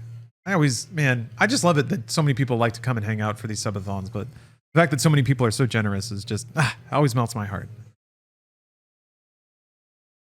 All right, let's see here. You guys are juicing Law Dog Productions for 2023. I'm going to burn all this money on Inside Games. I'm going to hire Jeff Keighley. All right, let's see here. It squirmed close enough, then it pressed out its long yellow tongue, gently flicking at my boots the way a lizard tastes the wind for scent. Predator or prey? And everywhere the tongue touched was left a thin, sizzling streak of glowing embers. My boots were crisscrossed by fiery marks of obsolescence. The Spiny stretched its arms wide, feet long to the south, face down in the grime of the floor plates. It offered itself to me, drooling fire and sweating oil from the glands along its back. The oil probably protected it from its own flaming mucus, but nobody was there to protect me from my new servant. Not even Arlene. Chovy Tony, thanks for gifting 5 subs as well. Oh, I forgot to mention. Yes, a portion of today's stream revenue is also going to be donated to Stack Up. I didn't really decide like a good gimmick for that, so it'll probably just be like a portion of all of whatever this stream gets. So yeah, I'll post on the Discord about the donation after the stream wraps. But Dimmy, thank you very much. Yes, just know that while your subs again are going to be funneling the coffers of games media in 2023, a substantial portion will also go to Stack Up, which is if you're unfamiliar, it's a organization to basically get games and gaming culture, gaming community to veterans. People that come home and struggle with, all of the issues that being deployed can load you up with, but surrounding them with friends and giving them games to play and just like creating a recuperative and social space for veterans to kind of bond and reintegrate into society is what it's all about. And also like sending care packages to servicemen who are deployed, because gaming is also a pretty powerful tool to stay connected. playing games with your family and friends back home while you're overseas and things like that. So it's a wonderful cause. I'm a huge believer in the medical and spiritual powers of gaming. So love it. So yeah, I'm going to be donating a chunk of this stream on towards that cause. And NB, thank you for gifting 21 subs. Oh my gosh. Holy crap. Dr. Cups, thank you for the sub as well. Thank you. Thank you all so much. I think you're going to double up the... I'm going to have to write down how many... I think we're going to have 2 more chapters after this one. Death by Keys with 25 gift subs. Holy cow. I think you guys are just trying to juice the hype train as much as possible, huh? Trying to set a hype train record? Probably pretty close at this point. Donate a chunk of D's nuts. Oh, I will. You guys, level 8? I don't even know what the levels mean. You're gonna unlock some new incredible ultra rare Twitch emote. Yes, you absolutely did set a new record. Oh my gosh, thank you all so much. Caged Money with 5 more subs. Letting that money out of the cage, I see. Thank you very much. And yeah, Death by Keys, incredible generosity. I really appreciate it. All right, and it was all worth it. Utani, thanks for gifting a sub. Thanks, it was all worth it. All of that thanking for this next line from our imp. Slave, hissed the Spiny. No, you're not anybody's slave. Master. Morty Glorp, thanks for gifting a sub. I ground my teeth. There was something fundamentally wrong about this conversation. This wasn't how it was supposed to go. The Spiny was supposed to wake up and take charge of its own life, not pick me to be its god instead of the Freds. People need faith, right? I guess Doom Guy's just got to be the cyber god. Please tell me the word cyber god is going to be said out loud. They said cyber mummy already. I really love where this is going. This is probably the most pompous ending this book could possibly have. Where Doom Guy, thanks to his amazing brain, takes control of his entire reality. Oh gosh. Right. Still, I had to play the hand I was dealt. Look what the false ones did to you, I trumpeted. They left you here to be hurt and sent you against your true master. False ones! They turned you against me and now they must pay. Death! Death to the false ones! Death to the false ones! That is our mission, our holy mission. Destroy the false ones. Mission, destroy false ones.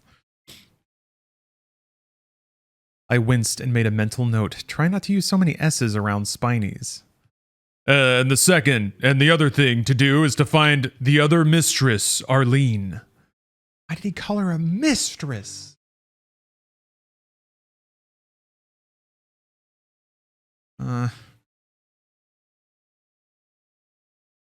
Find mistress. But Christ, where is she? I wondered out loud. In the first reality, I found her only after jumping from the first site of destruction on Phobos through the Moloch Gate to Deimos. We found each other, both naked and trembling in a room with an inverted cross stamped out of red-hot metal. But if she had any brains, and no one's ever accused Arlene Sanders of being stupid. Okay, stupid is spelled S-T-O-O-O-P-I-D, and it's italicized.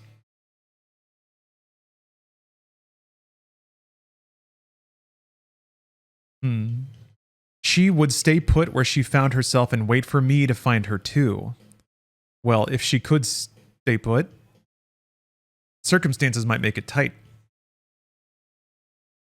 Get up, slave, I said, and decided to play the game to the hilt, if that was what the Spiny needed. But I couldn't shake the uneasy feeling that maybe the newbies programmed the monsters to be gullible, susceptible to my conversion. Like 9-pin, this one seemed awfully easy to convert. Maybe that's exactly what the newbies wanted to study. Was I giving away intel to the enemy? Mistress is the female form of master. Yes, I suppose that's true. It still just doesn't feel right. Like so many things in this book. Hell, what else could I do? Couldn't bloody well fight them if I died in the simulation, could I? The spiny rose towering over me, but I lowered my sig cow anyway. If it wanted to jump me, it would always have the opportunity. Just then I chose to assert my authority by force of will alone. Tell me your name. Slink, she answered. From that moment, Slink was a female to me. Why, when she became subservient, did she suddenly become a female? Josh, thanks for gifting a sub. And thank you for the incredible hype train.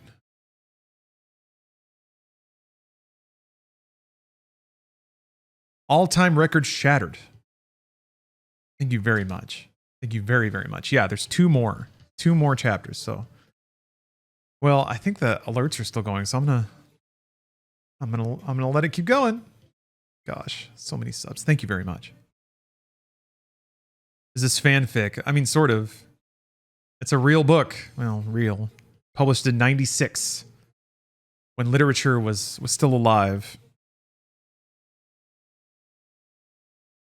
Slink Slunk, you're my first convert, the first apostle. We're gonna have to gather an army since I left mine in heaven. Slink learn power soon. Power? She must have meant the power to affect the reality of the simulation. Sure, kid, soon. Now lead us downward. I want to get this crap squared away. Step 1, we gotta find Arlene. The other person like me, the other living human. Can you smell us? Slink can smell, she confirmed. Slink stared around the room suspiciously, still tasting the air with her snaky tongue. She didn't seem to trust it, sipping it like fine wine, as if it bore sense warning her of dangers lurking below us. Smell her out, Slink. Find my lance. But along the way, you're gonna have to work with me to convert as many others of your kind to our cause as we can. Got that? No fighting or killing unless absolutely necessary.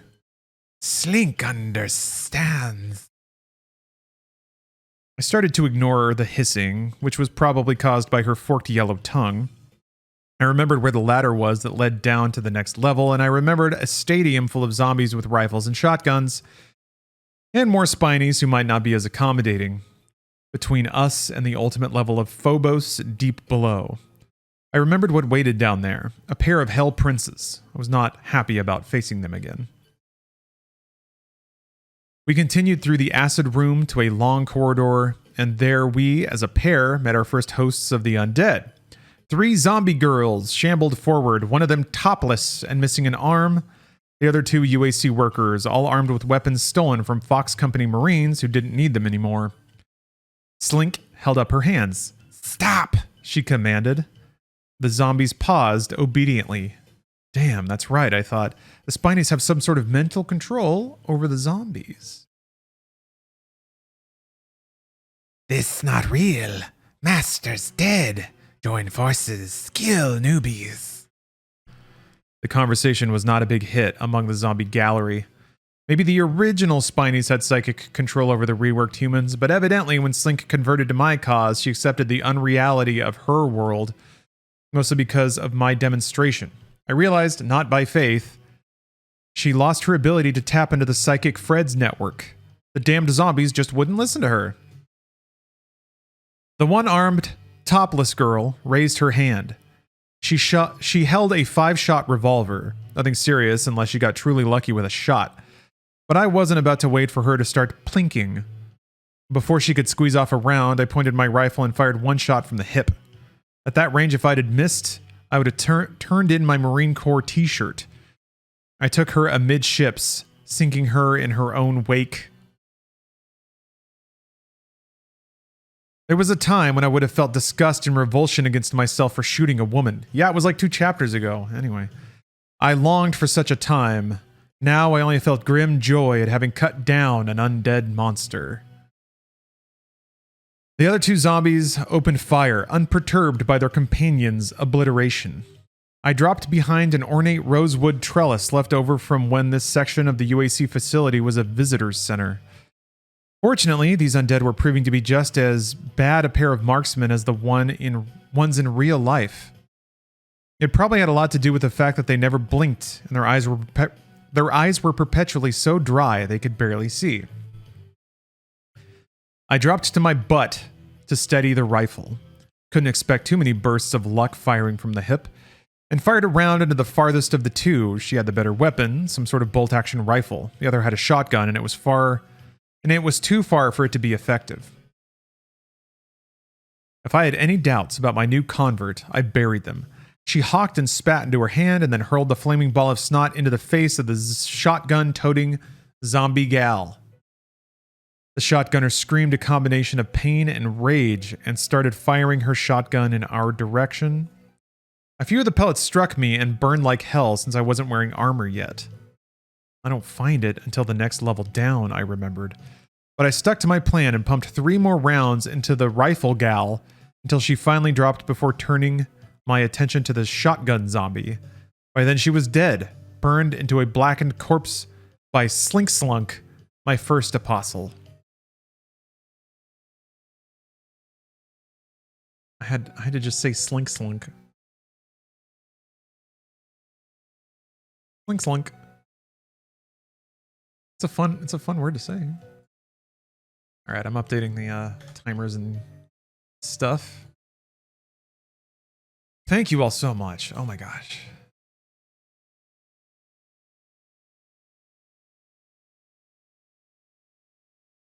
Slink Slunk.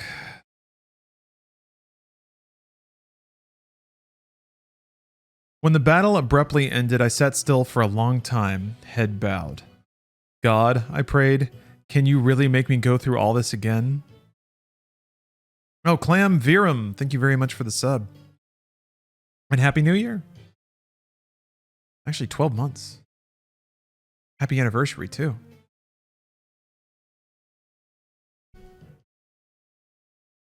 I took a deep breath and stood, a Marine again. All right, if that's what it has to be, then it has to be.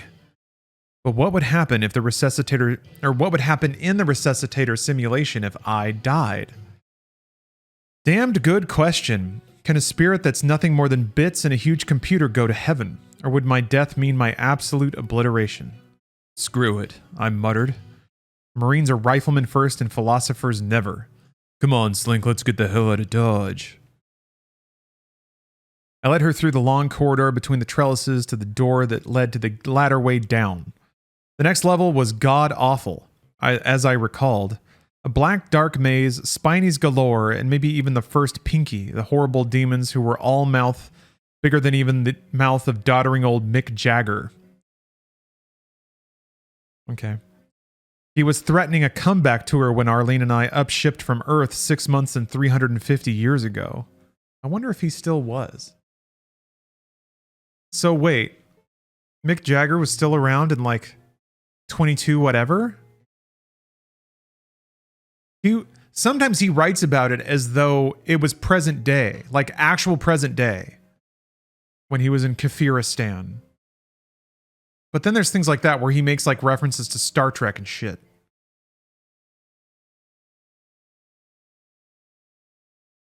Whatever. Mick Jagger's a head in a jar. All right, that makes sense. There we go. The lore is all tied up again. That was close. I won't go into every freaking battle of every freaking level. If I could believe over Captain Tokugavita, it's already been thoroughly documented and everyone who might be interested has already read about it in school. It was the same game, the same terrain, but this time I gathered converts like a snowball. It was never the majority opinion. Slink and I were pretty soon joined by 4 other Spinies. Whack, Sniff, Chomp, and Swaller. Kimmy, thank you very much for the sub and Happy New Year. A pumpkin named Olestradamus, even. God help us. A zombie that used to be PFC Dodd, the man that Arlene once sacked out with for a few months. In the previous version of reality, we ran into Dodd on Deimos, not Phobos, so I know my abused brain was playing games with memory. Not Swallow. It's Swaller. Swallerer. Want to make that clear before anyone get anything wrong here. The architecture was even more movable than before, since now it needed only the whir of computer software, not hydraulics, to slide walls up and down, to open floors beneath our feet, even to shift entire sections of the UAC facility from one side to another. My goal remained the same as before, find Arlene. But now I had a different plan once I found her. Somehow we had to find a way for ghosts to break out of the machine. I swear to Almighty God, I promise that I will not die in software limbo. I'll jack my way out of this place, me and Arlene, and get my ass back to the real world. The only question was whether I'd manage to do it before the newbies fixed the entire human race. Slink, the other apostles, and I lived on medikits and snarling blue spheres. I ate the food thoughtfully left behind by UAC workers and my own comrades of Fox Company when they gave up the ghost. I didn't really want to think about what my followers ate. The only real advantage to being back where it all began, in simulation at least, is that I didn't have to worry about amino acids and vitamins and whether or not Fred food or newbie food was edible by humans. I didn't have to monkey with food supplement pills, purify water, or eat lumps of so-called food that looked like overgrown escapees from a box of Lucky Charms. Blue squares, orange squares, pink decahedrons.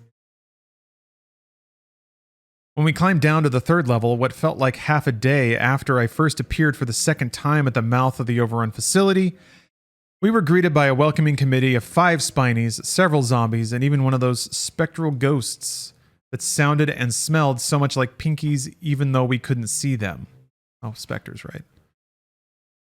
I finally had my biggest question answered. How in the world, in this world, would Slink and Chomp and my other spiny converts fight against others of their kind? So far as I could tell, their flaming snotballs had no effect on each other due to the oily and obviously flame-retardant secretions from the glands along their backs and chests. We dropped heavily from the ladder into a whole frigging pool of the toxic goo, and I actually felt it eat quickly through my boots and start in on my feet. I ran like hell across the mess, right into the waiting embrace of the defenders of the faithless.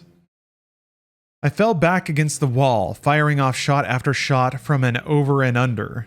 I had liberated from ex-corporal maggot. That's M-A-G-E-T-T, not maggot, like the worm. The bug, whatever. When the last shell was exhausted, I dropped the shotgun and unslung my sig cow. I couldn't see my buddies. I thought sure as hell I was going to renege on my promise to the Almighty about not dying in this limbo. Hey, what's up, Pop-Tart? Oh, gosh. You got a graveyard shift today? You've been working so much. At least the COVID test was negative. You're sick. Oh, no. Worst combination of things, but yeah, I guess if you've been working so much and you're around so many people. Oh, it's tomorrow. My bad. Oh, your only day off. Right. I missed that part. Yeah. Well, at least you have a day off. Jeez. Hopefully you can spend today resting and getting your health back in order. Have you gotten a fat paycheck yet for all these hours you're putting in? I hope so.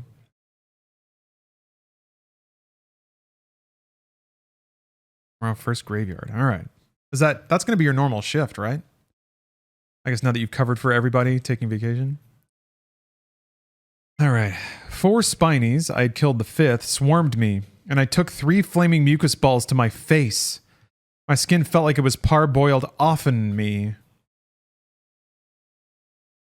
O-F-F apostrophe N. Offen me, and I couldn't see for crap. I raised the rifle and fired blindly, wishing I could cry, apologizing over and over, under my breath. To Arlene, another fly failure. Then one of the huge brown monkeys screamed in agony and whirled to face its attacker. It was PFC Dodd, Arlene's ex, screaming in his unmistakable high-pitched voice, unchanged even after reworking. He shot it again with his own sig cow. I forced my eyes open a bit wider to aim around and planted it deep in the Spiny's brain pan. 2 down, 3 to rip me to pieces.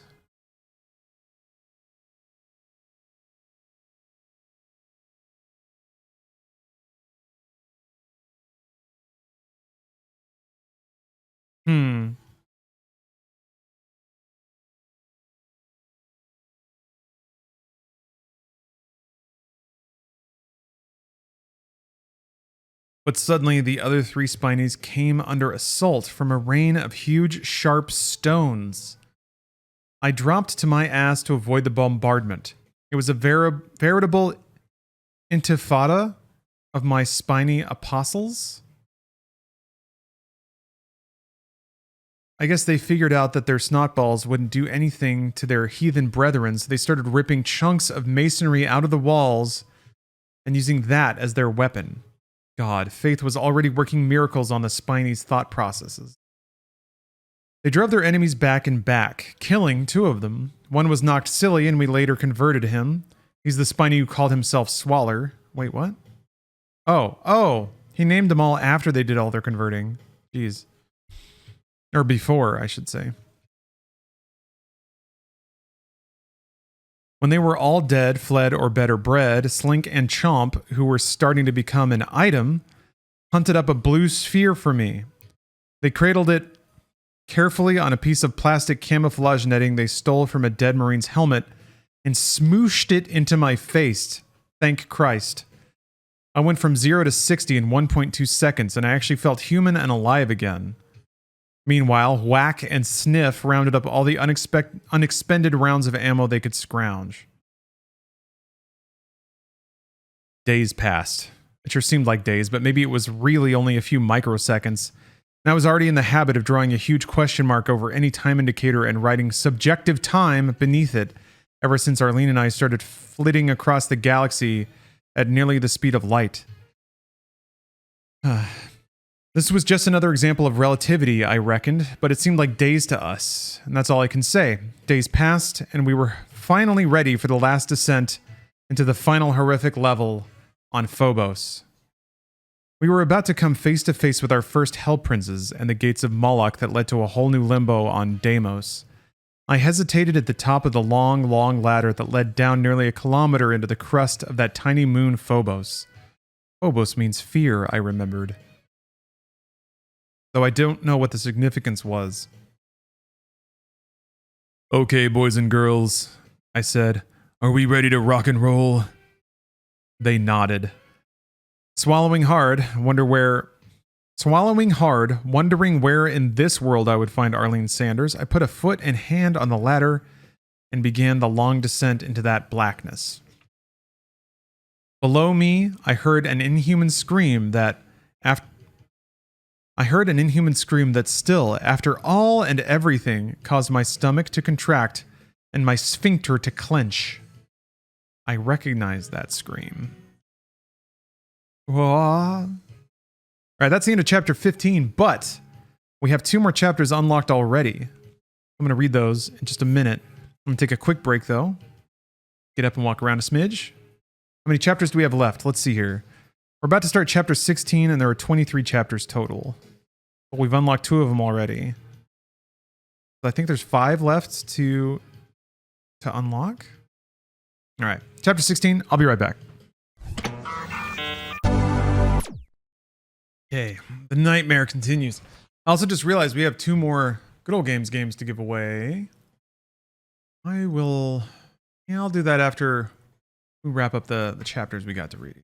We got 2 more to go, and only 12 more subs until another chapter gets unlocked. But we've already got 2 on the queue, so let's get into it. Okay.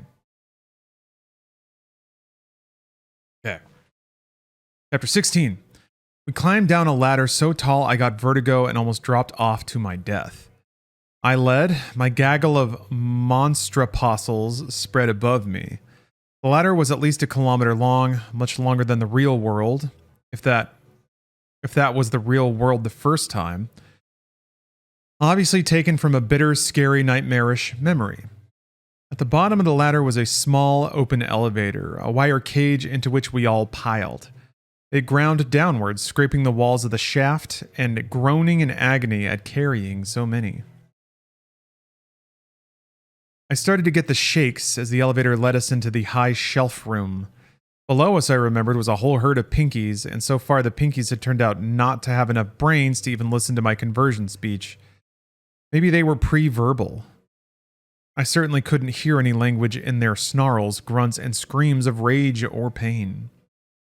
Sighing, I bellied up to the edge of the floor, looking down on the churning floor that was actually a couple of dozen pink mouths on legs, wandering around the room, squeezing past each other, tripping and shuffling together, every so often screaming and chomping on one another. I sighted more or less along the barrel of the over and under.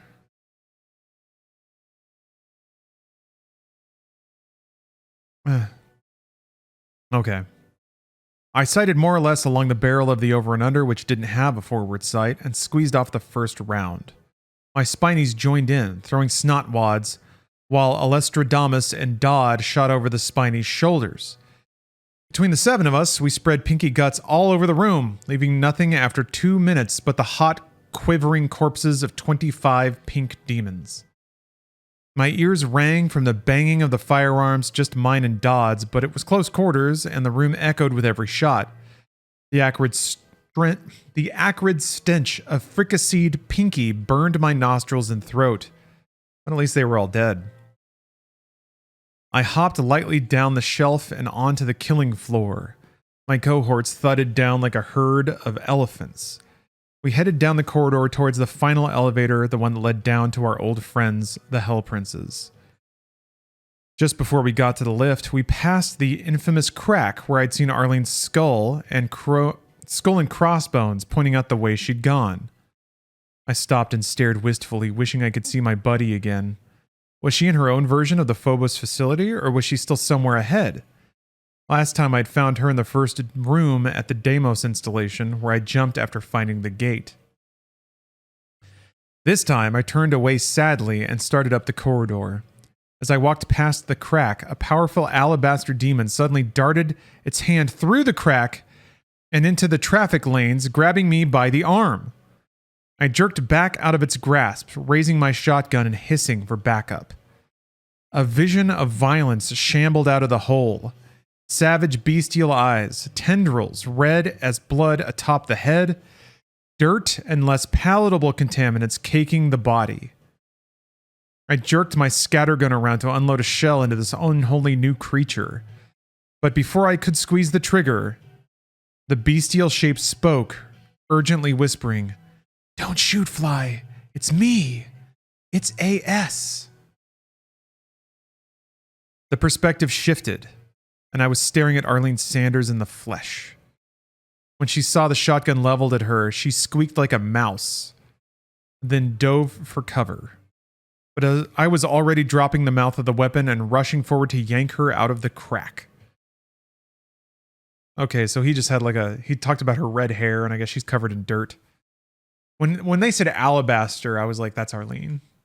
Because there's something about dudes, they just love chicks with porcelain skin. Yeah.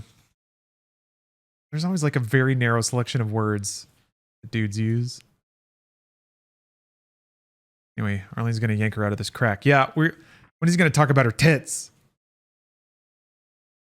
She held her shotgun half to the ready, panicked eyes flickering back and forth between me and the passel of imps, a zombie, and one pumpkin in my wake. Fly, what the hell is this crap? Arlene's face was drained of blood. She was trying really, really hard to simply open fire on the mortal enemies at my back. Hold your fire, Lance. Meet your new platoon. Flies, freaks.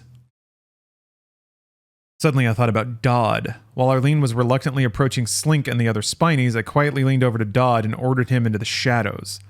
I don't know how Arlene would react. Dodd was the zombie who used to be. Jesus, Fly, she said. You sure can pick 'em.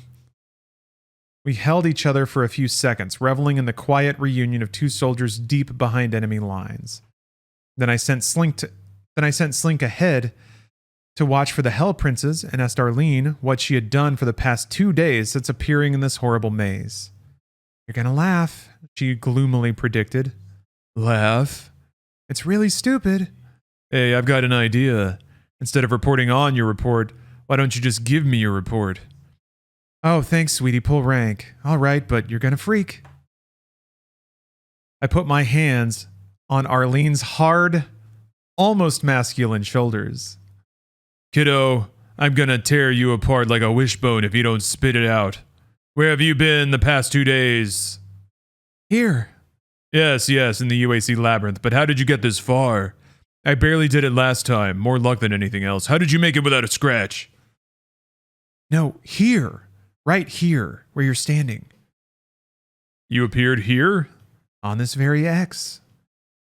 I stared, confused. But why? I appeared back at the entrance. Why? She asked, turning the spotlight back on yours truly. Hell, I don't know. Ask the goddamn newbies. She smiled and turned up her hands. How should I know why I appeared here? I knew you only had one way to go, down, so I figured I'd just sit tight and wait, rather than stomp all around the place and risk maybe passing you in the dark. The Pinkies didn't smell you? She laughed, a musical tone not too different from a silver glockenspiel. Of course they did. They've been up and down this freaking hallway so many times. I'm just surprised they didn't dig a trench with their feet. I ducked inside my hole here whenever I heard them coming. They're not exactly light on their feet. We looked up and down the corridor to where Slink hovered at the doorway, her ear cocked for the sounds of minotaurs at the center of the labyrinth, the Hell Princes. Even from where I stood, I heard them screaming and growling, stomping up and down. They can tell there's something wrong nearby, I whispered in Arlene's ear. But if they really knew we were here, I think they'd have already come charging.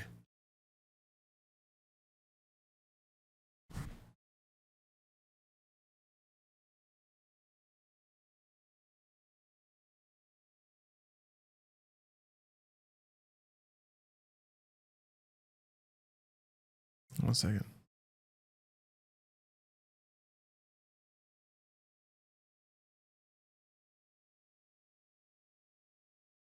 Sorry, I just saw a message. I gotta address in just a moment.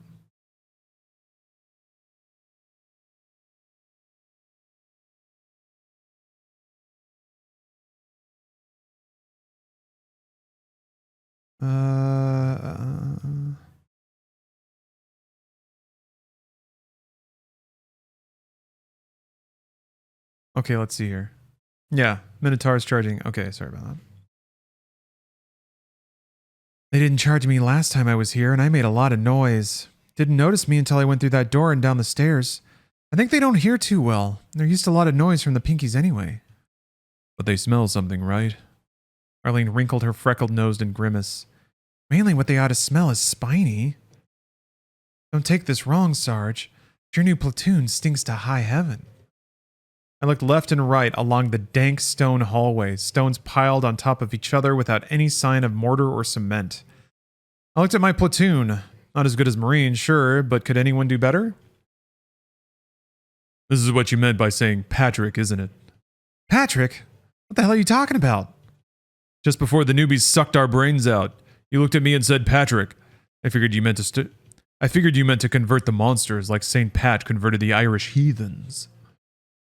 She lowered her orange brows, not following the turn of conversation. I said battery, not Patrick, you idiot. I glared in annoyance. You didn't mean I should convert the demons? Arlene waited so long I thought she had fallen asleep. Lie, she said at last, patiently as if to a child. How would I have known the newbies were going to send us here? Oh, I said, face turning ruddy. I guess I didn't think of that. I said battery. Find the battery, the power source. There has to be some connection, a hard connection between the RAM we're running on as programs and the bus, the motherboard, whatever you want to call it, the thing everything else plugs into. I shook my head. How do you know they use that kind of configuration in this computer? I don't know, but they probably use something like it. This is intense and fast.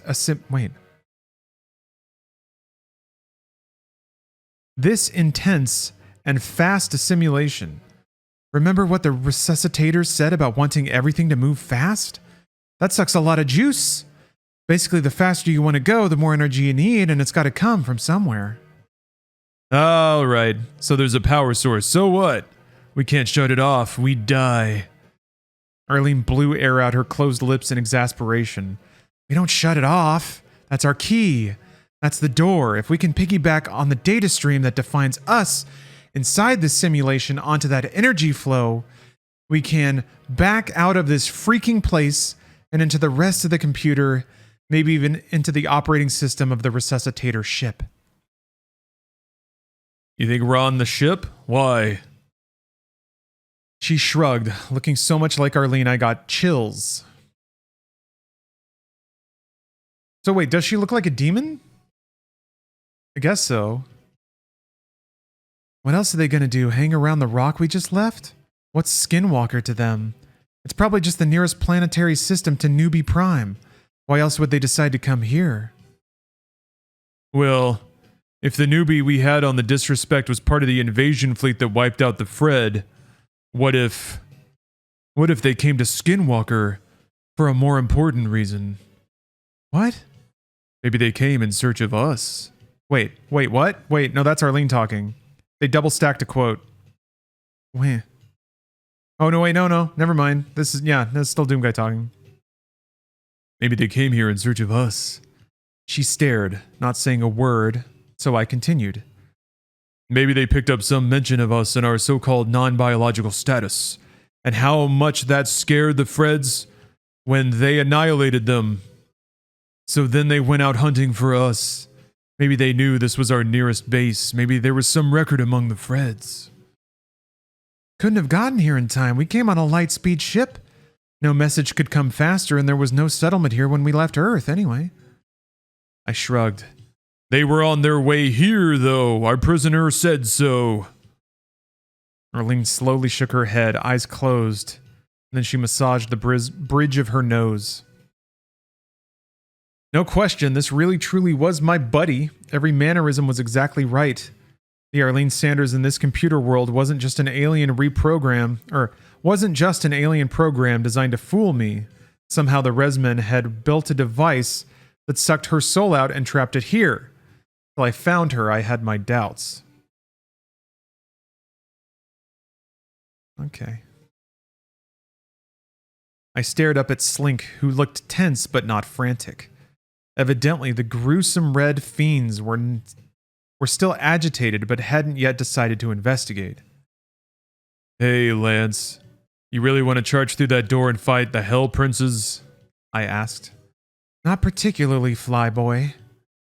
How's about we set the Spinies and the zombie to make this crack wide enough for all of us? Arlene raised one eyebrow, an expression she had practiced night and day for months because of some television character who did it. So she saw some television character raise their eyebrow on TV. So she practiced for months. So this book came out in 96. Are they talking about The Rock? Was he doing that shit by 96? I don't have any timeline.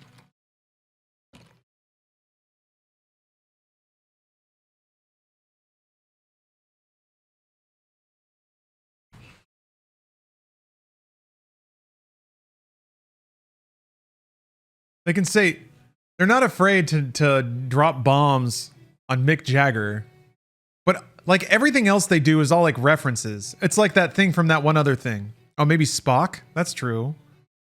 He definitely does that. And he does like referencing Star Trek a lot. The Demon's Elbow.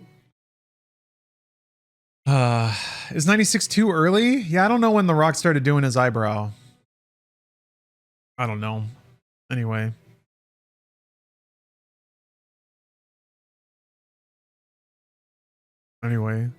Okay, it was 99? Alright. Then it might be Spock, actually. Oh, look at this! Oh my gosh, I didn't even finish the fucking paragraph! Yeah. Arlene raised one eyebrow, an expression she had practiced night and day for months because of some television character who did it. Highly logical, Captain. Yep, there it is. I couldn't have just read the next 3 words. Okay, it's Spock. Of course it's fucking Spock. I recoiled in horror. Good God, don't commission me as an officer. Officers have to go to college, and you know what I think of college grads. She ought to. I'd only spelled it out 1,000 times. See, at Paris Island, I was an assistant DI when I first made corporal. You give a recruit an order, and even if he doesn't understand it, he will, by God, run off and try to do something. But Gunnery Sergeant Goforth used to be a DI over at Quantico in the Marine Corps Officer Candidate School, and he told us that when he gave an officer candidate an order that the kid didn't understand, he would stand there like a dummy and try to clarify it. Sir, this candidate does not understand the drill instructor's orders. Gunny Goforth went bug freak trying to get the candidates to do something, anything, but just stand there and discuss the situation. Bam.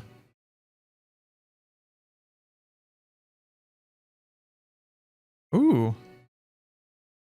Oh, you had it back to the 90s event? Dressed as a 90s goth? Pop-Tart, would you say that the 90s were more peak goth?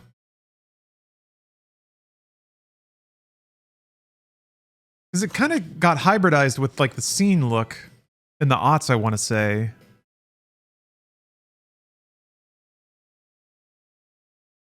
Goths must be riding high with Wednesday out now.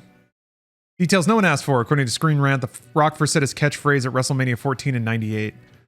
Was his eyebrow always paired with the phrase? Man, how much workshopping did he have to do on that? Oh, probably 80s and 90s. Yeah, actually, 80s goths were kind of nice, like Depeche Mode fans and stuff. Darkwave. All right, get back to it. The Gunny especially hated... Oh, we're still going on this. We're still going on how much he hates college. The Gunny especially hated when he gave an order the sort of rummy way the candidate would just say, "Sir," with a look of utter bewilderment, like he'd never heard of such a command. Like no one had ever heard of such a command. Like nobody in his right mind would ever dream of issuing such a bizarre command. You Falcon piece of shit. Just Falcon pick up the Falcon FOD off in the Falcon runway and Don Falcon say another Falcon sir, or I's gonna rip up your Falcon head off you and urinate down your neck. Gunny Goforth was from South Carolina, and his hatred of college-educated officer candidates was legendary. What's a South Carolina? Yeah, it's written that way. Here, let me see if... It's a really small... Haid, H-A-I-D. And italicized. And then, yeah, Falcon, apostrophe, so many... I don't know what a South Carolina accent sounded like. Yeah. I guess I see it right here. It's all documented. It was the college education. I was morally certain of it. They say college teaches you how to think, but I think it really teaches you how to jerk gunnery sergeants around by the short hairs. You live in SC, yeah? Do you hear people say Falcon all the time? And urinate? It's time for more Doom music. Let's see.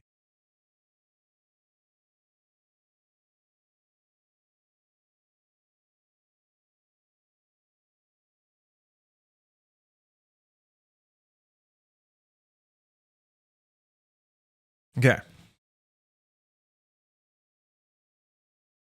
I whistled very low, catching everyone's attention. I set Alestradamus to guard the door instead of Slink, and all the Spinies and PFC Dodd came forward to tear down the wall. No more like urinate. I like that. I gotta go urinate. In the turlet. Let's see here. Came forward to tear down the wall. Or enough of it that we could all escape the way Arlene did last time. I deliberately kept him in the shadows. I wasn't sure how Arlene would react to her former lover, now zombie. I wish I could have softened the blow somewhat. Maybe I handled it all wrong. When Arlene saw Dodd, she turned white, paler than usual. So much so, it was easily visible in the gloom. She fell back against the wall and started hyperventilating, staring at him. This wasn't the first time she'd seen Dodd as a zombie. We caught up with him the last time on Deimos just after jumping through the first gate. The same gate that was just outside the crack we were working on. That time, he shambled out of the blackness, ready to blow us apart, reworked so thoroughly he didn't even recognize his once and future intended.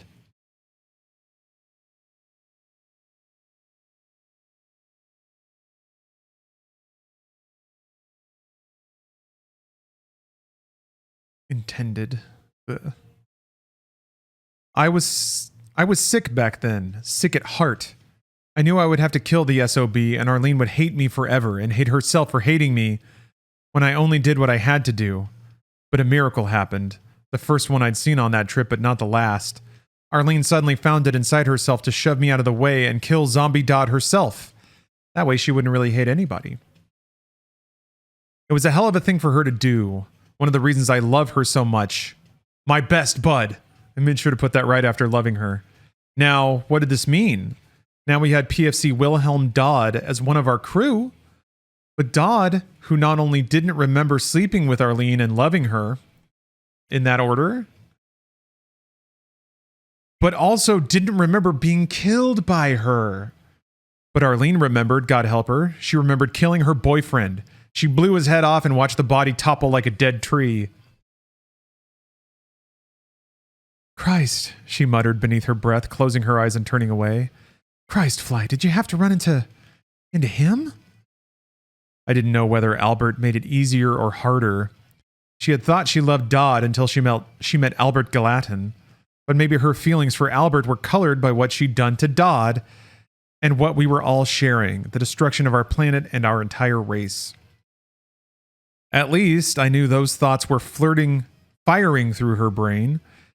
If I could think them with my limited mental capacity for speculation, sure as hell Arlene was obsessing about them herself. She swallowed the emotions down and became a Marine again. Dodd wasn't Dodd, he was a zombie, and now a platoon member.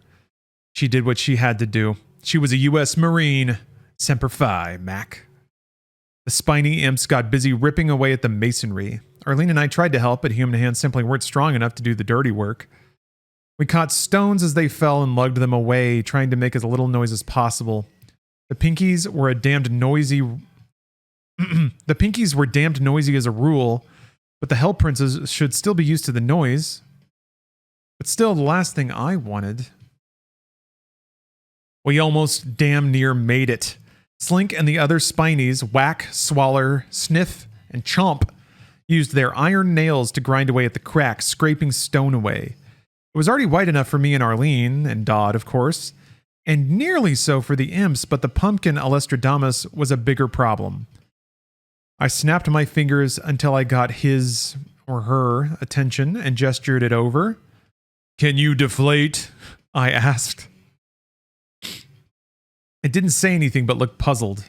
I mean, is there any way you can suck in a little at the sides and squeeze through this crack? Alestradamus floated closer to the hole and stared through it. The pumpkin had not yet spoken. I only knew I converted it by the fact that it no longer opened its mouth and spat lightning balls at me. This is how the scene happened. We'd been battling the pumpkin in a small room, Slink and Chomp and I, taking cover behind a stone couch built for some gigantic monster with a really hard butt. While the pumpkin floated to each corner of the room, firing lightning balls at us from every conceivable angle, we screamed out our spiel about the whole simulation. I almost bit my tongue in half when Slink shouted out, "Master shall produce miracle, then you shall know." It wasn't exactly like I could just close my eyes and envision a vase of flowers appearing in the middle of the room. It's a lot to keep up with, Barney. It's all right. Sensual Sloth, thank you for the giant cheer. 1,000 bits there. You trying to shotgun some monsters and play Beyblades? Yes. I don't know where Beyblades comes into it, but sure. Yes, I am doing that. Who is Barney? Barney is an NPC from Half-Life. And whenever you cheer 100 bits or more, you get one of 400 random lines from him in the game. It's pretty fun, but I might change it to random Oblivion NPCs at some point. It's pretty time intensive to upload and hold on. Uh-oh. I mean, we still have 4.5 hours to go, but thank you for the cheer again. Are you coming over in 10? All right, we'll play Doom and play Blades. That's what you do during holiday break. You play Doom and you Beyblade. Beyblade. Thanks for the cheer, Sensual. We're going to order a pizza and we're going to play Beyblades. And I rented The Matrix on DVD. Mom says I'm grown up enough to watch it now. Maybe I'm throwing back a little too far. More of a Crossfire player. Yeah, kind of the same thing. Well, yeah, I guess it had a little rolly tops. Okay. We're flashing back to when they converted the pumpkin.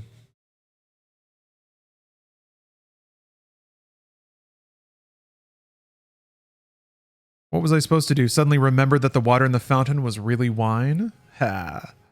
Sure, kid, sure, that would be great. Only it didn't work that way. I couldn't remember something so totally different because my real memory got in the way. Maybe if I were one of Arlene's religious teachers, the ones she was forever reading about, bodhisattvas or something like that.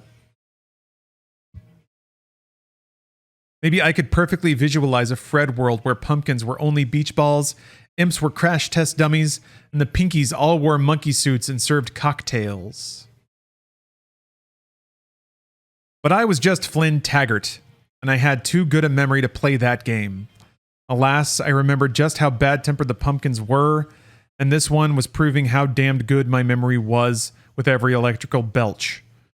I wished that somehow Sears and Roebuck had been transferred with me. I sure could have used those gigantic Magilla gorilla arms to pop that overinflated monster. And then an astonishing thing happened.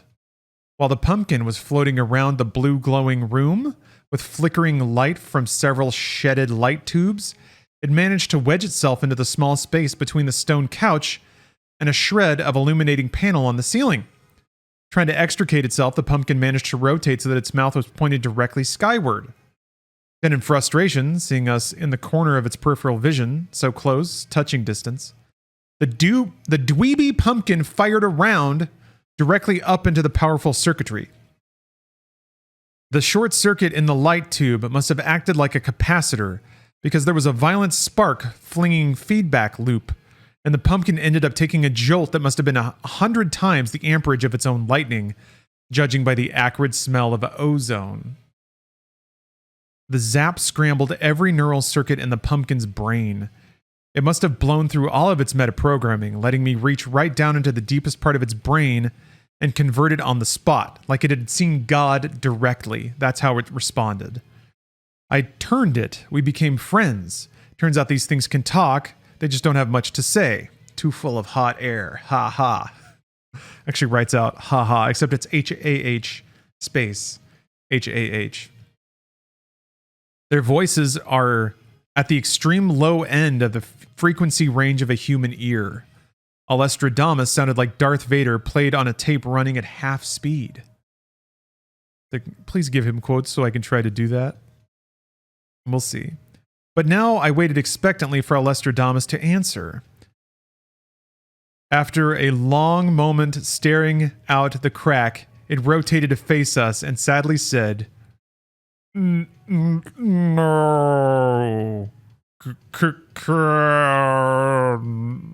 Not it." I need to get an effector or something for this shit.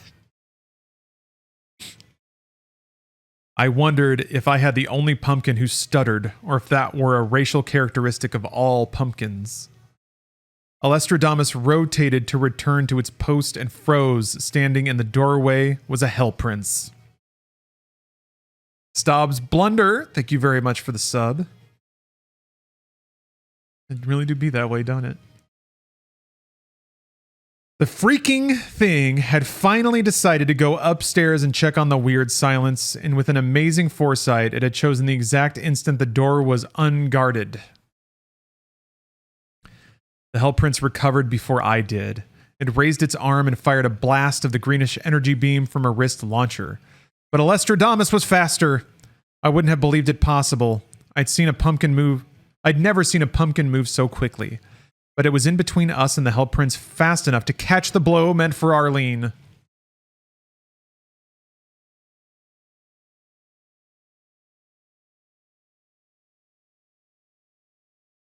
course. Of course, he's gonna get down Mr. President to remove himself, to remove his annoyance from the story. He got to say one thing. All right, let's see here. Alestrodamus screamed in rage and pain. No.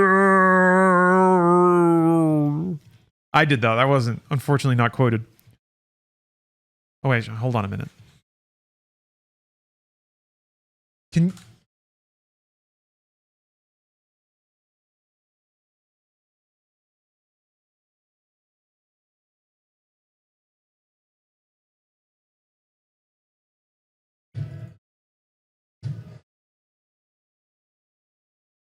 This is Alestrodamus going down.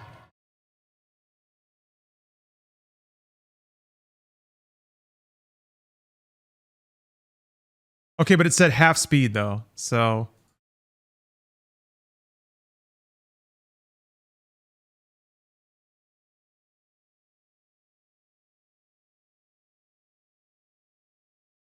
Why did it stop? Oh. Yeah, what? I didn't know you could do that. Huh? Huh.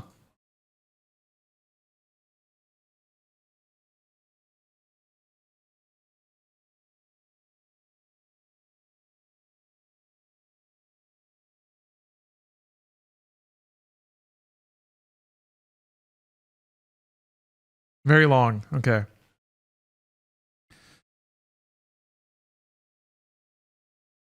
Firefox, you can mute tabs just from the tab. I accidentally clicked on it. Anyway. I'm still learning the quirks of Firefox.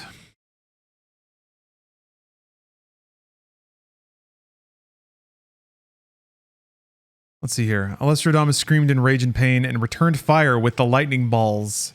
I turned back to Arlene. Move your gorgeous ass, AS. Unceremoniously, I grabbed her by the butt and scruff of the neck and propelled her through the hole, dumping her face first a dozen feet down into what seemed like squishy mud. Slink, whack, chomp, dod, punch it through the gap. Oh wait, no, that's already... That was Doomguy saying that. Slink, whack, chomp, dod, punch it through the gap. My apostle squeezed through the gap, which was almost wide enough for a spiny, and followed Arlene to the ground.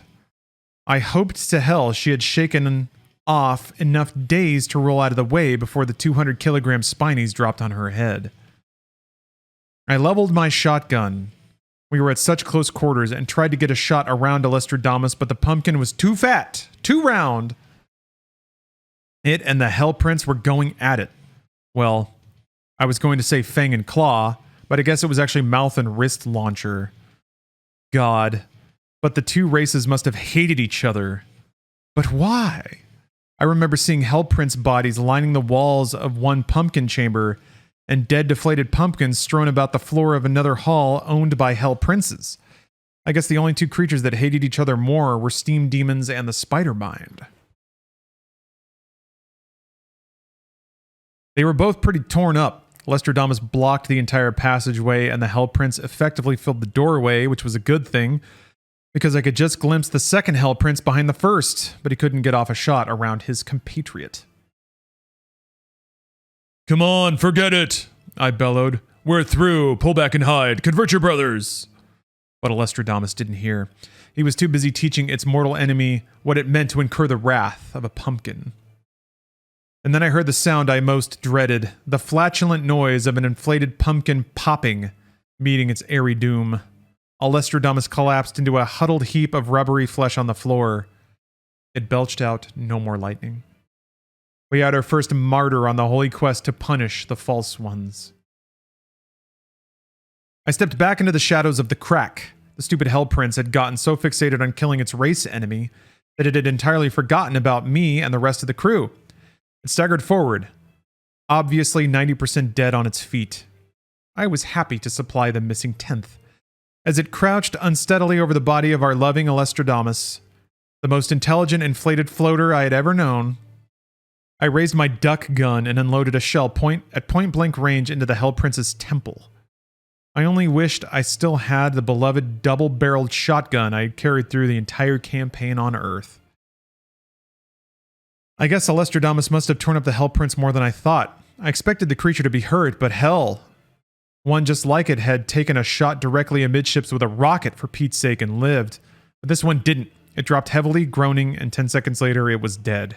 Green blood and gooshy brain goo dribbling out its head. I actually read out gooshy. Gooshie. Nibble Walrus, thanks for the sub. 420 left on the clock. Yo! I need to make a dumb weed overlay. Those ones where it's like a joint comes into the bottom of frame. Oh, that's good stuff. First person doink smoker. I gotta go find that. Anyway. I'm just creative thoughts right off the dome. The other came charging out, but it was too late. I stepped back once more, launching myself through the crack and down about 5 meters to the wet peat below. I fell hard, stunning myself. As I came back to consciousness a moment later, I found I had made a giant-sized mud angel. The Hell Prince stood at the crack and tried to fire through it, but we ran under the overhanging piece of building, completely unhittable. Thank the devil, our intrepid imps hadn't made the hole any bigger. The Hell Prince was only just barely too big to fit. Arlene steadied me, and I told the crew what had happened to poor Alestrodamus. Wait a minute. Wasn't Olestra the name of that fake fat substitute that had just come out in the mid-90s? I think so. It was like the chips. You didn't digest the fat, so people ate 2 bags at once and then got mad shits because it was designed to not be digested, so it just ran through you. And then because of that, it got a really bad... It got bad PR and just people stopped using it. There had to be some other reason. If you ate like a normal human, it wouldn't mess you up. Oh, whatever.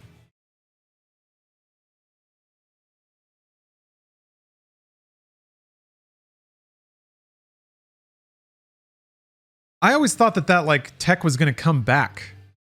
It must have been so bad for you or something in some other way. There must have been something that was just not sustainable about it. I imagine the food industry would be able to advertise their way out of some massive shits.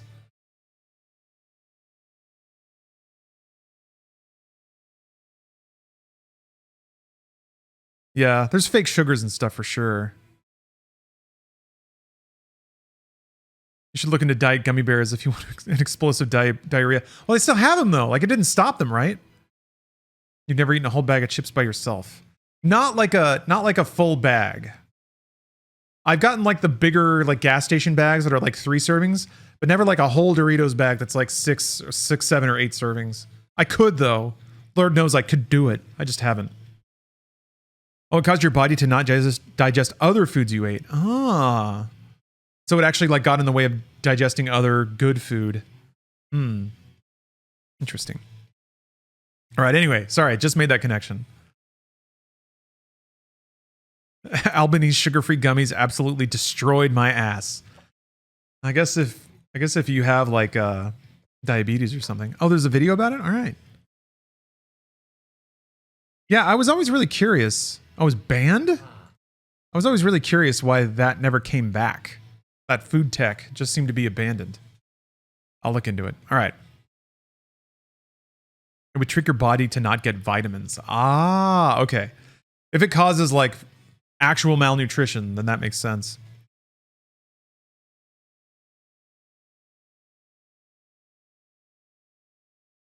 Let's see here.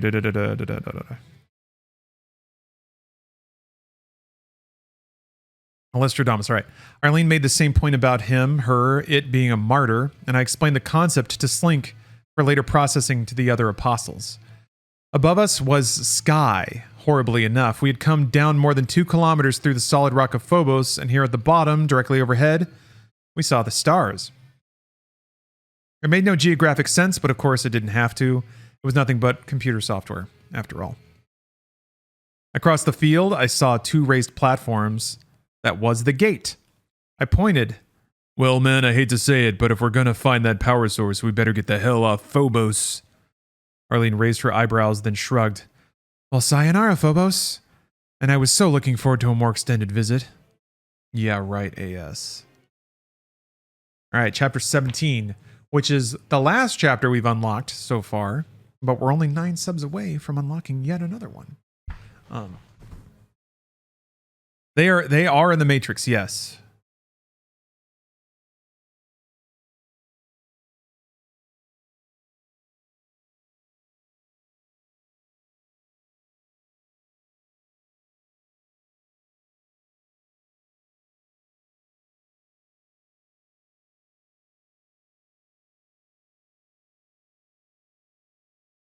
Ooh, Claytation. Thanks for the sub.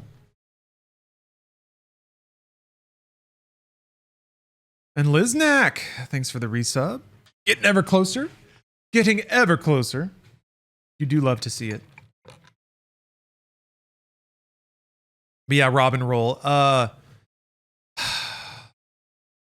aliens who defeated the demons, there's like another race, stuck Arlene and Flynn Fly Taggart in a simulation of the first book, like a simulation of their own memories, to discover their powers of faith, which apparently prevents them from being infected by a nanomolecular hive mind. This is all real. I'm not making any of that up. All right, they're in the Matrix. Timothy Alex, thank you for the sub. I mean, it is kind of interesting that they're doing this before the film The Matrix came out. Then again, Star Trek has holodecks, and that's kind of what that is.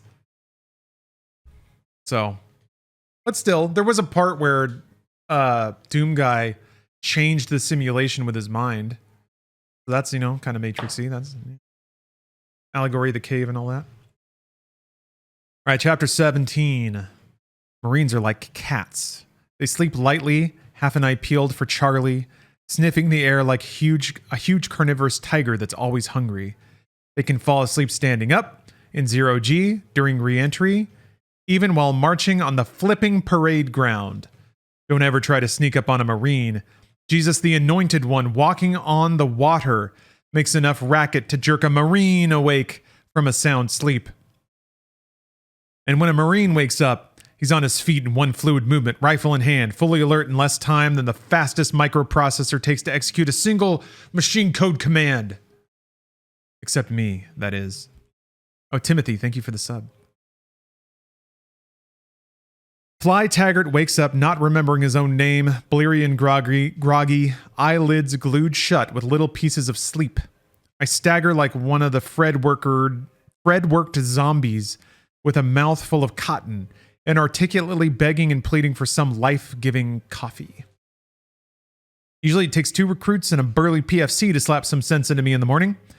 This time it took a scared Lance Corporal. Arlene slapped me out of my coma by the simplest possible means. She started kicking me in the ribs, gently at first, getting harder and harder, till at last I blindly reached out a meaty ham fist and caught her ankle mid-kick. Without waking more than halfway, I jerked her off her feet and snarled something about not tickling a man when he's trying to get some Z's. Shadow, thanks for gifting 10 subs. You've done it. You've done it, Shadow, you crazy son of a bitch. You've unlocked the next chapter. Thank you. I can't believe where this book is headed. Holy cow. It's fitting, though. It's fitting. It's a fit. I would be disappointed if it didn't end in a Matrix simulation of doom. That's about right. Then I blinked awake. I sat up on a blue speckled dirt patch overgrown with clumps of sharp, brittle blue grass that seemed to undulate, though I couldn't quite tell for sure. Arlene picked herself up, brushing the dirt from her uniform and rubbing her knee. Damn you, Sarge, she stage whispered. I was just trying to get up quietly. Taking my cue from the Lance Corporal, I kept my own voice low. What the hell's going on? Last thing I remember, I was strapped to a table, and the newbies were trying to suck out my brains with a vacuum cleaner. I stared around. Arlene and I sat atop a small hill that faintly rippled. In the distance, I saw the human-built ship, the disrespect to death-bringing destructionists. It was even smaller than I imagined, utterly dwarfed by my memory of the Fred ship. I would still love to see them side by side, though. The disrespect looked far sleeker and more elegant. In all other directions was a flat plain broken only by immensely tall, thin trees. They swayed so easily, though, and the faintest air current that maybe they were just very tall grass. Blue was the color of the day. Namuni namunai. Another track that I don't think existed yet. This is Doom Endgame, Spagu, yeah. Blue was the color of the day. I knew for a fact that the desert we had walked across from the Fred ship was brownish gray, not with a trace of blue. I bent down and looked close at the ground. The blue specks that colored the entire terrain were actually tiny bugs. I guess these were the ones that were in Arlene's hair earlier. Almost microscopic insects swarming over everything, over me and Arlene even. I cringed for a moment. I've always hated bugs. There wasn't anything I could do about it, and I didn't feel any pain. Alas, even Ninepin had deserted us. I had no idea where he'd got to, but he was gone. You inadvertent little traitor. Arlene. Yeah, I know. Can't even brush them off. They're too small. I figured they must eat microbes, so maybe they're not all bad. Arlene, where the hell are we? She shrugged. The blue critters in her bright red hair turned her head purple. Near as I can deduce, Fly, the resuscitators tried to suck our souls out. My nose still hurts like hell. Did they forget the Doom interlude? I don't know. Barshan, thank you very much for the sub. Missed sharing 6-month anniversary, but hope I can help with the subathon today. Thank you for the streams and Happy New Year. Hey, you're welcome, and Happy New Year to you too. As I continually say, feels weird to be thanked for streaming because I'm just grateful I get to share this with people. Let me update the clock here. Celebrate the extended stream time. Abooyah. We're so far ahead. Ow! Cracked my ankle on my desk. Thank you so much for all the generosity. Really appreciate it, guys. All right, let's see here.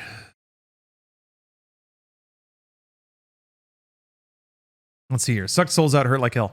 Now that she mentioned it, I realized my own sinuses felt like some combat engineer was cranking a hand drill inside. But we're still here, I think. Do you feel any different? She shook her head. Nada. Whatever kind of soul I had before, it sure feels the same now. Then she turned her head and squinted in the direction of the ship. On the other hand, would we even know if it was changed? I started to stand, but she put out a hand and held me down to a crouch. Fly, they're down there, bottom of the hill. Who? Your converts. The 14 still left alive who didn't Wait, so yeah, we're just ignoring the entire section where we went back to Phobos. Because the imps aren't there. So this book has two authors, and sometimes I think they trade back and forth. And I think some authors don't want to. I think one author maybe sometimes doesn't want to run with the plot that the other author is like spooling up. So I think they just throw it away sometimes. They aren't ignoring it? All right, never mind. Never mind. Never mind. There have been more than one time where I accuse this book of dropping a thread and then it picks it up later. So, hey, Ferret King, good to see you. Happy New Year. All right. At the bottom of the hill. Your converts, the 14 still left alive who didn't despair and get reinfected.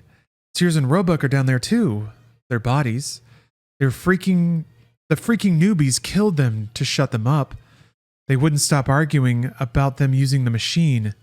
And then when the Resmen started sucking out your soul, S and R actually attacked them. Jesus, kill anyone? I couldn't believe their strength. Their little legs spun like a gyroscope. You know how they chug so fast their legs are just blurs? They dashed around the room at high velocity, breaking necks and crushing skulls with those powerful Magilla gorilla arms of theirs. It was beautiful. How many did they get? At least 8 Resmen murdered while they stupidly tried to aim their shots. You can't hit something moving that fast by aiming at it. You gotta lead it. Yeah, but which way? Sears and Roebuck kept changing directions so fast I thought I was looking at a UFO. So finally one of the Resmen must have got an infusion of brains from the newbie molecules infecting her.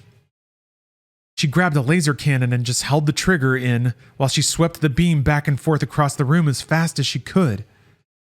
Did you know Clave can jump like mofos? They can probably run up the walls with the speed they're capable of. She finally got them. Cut the boys down on the downbeat. I blinked. Man, I'm out for 5 minutes and look what I miss. It was like going out for popcorn and when you get back, the giant ants are already devouring Austin. Christ, then what? Then they finished with you like nothing happened. And they started on me and I woke up here. I was lying next to you, but you were stiff as granite, even though your heart was beating and your lungs breathing. I figured you were brain dead, and I guess that's what Tokukavita thought. How did you know they're all down there? What do you think? I'm Marine Corps recon. I crawled to the edge of that ridge and reconnoitered. They're all down there in a circle. Looks like they're performing some kind of shamanic ritual. They're bobbing their heads like pigeons. I crawled as quietly as I could to the ledge she indicated and looked down on our converts. I recognized the overcaptain and several of the boys. Shamanic ritual? Geez, Arlene, they're praying. Haven't you ever been to church, you heathen? That's what I said, a magic ritual. She squirmed up beside me. I couldn't help smiling. She felt so good. Wonder what the hell they're praying for. I stared at her, exasperated. Probably for the safe return of our souls to our bodies, you moron. She raised her eyebrows and pursed her lips. Man, are you trying to tell me that stuff works? Work this time, I reckon. Come on, babe. Let's go down there and scare the hell out of the natives. We had nothing better to do, so we rose and descended majestically from the mount. When we were almost down, one of the converts shouted and pointed, his mouth moved, but no words came out. In 3 seconds, the rest of them had scrambled to their feet and were staring silently, stunned and awed. He's really going to be resurrected.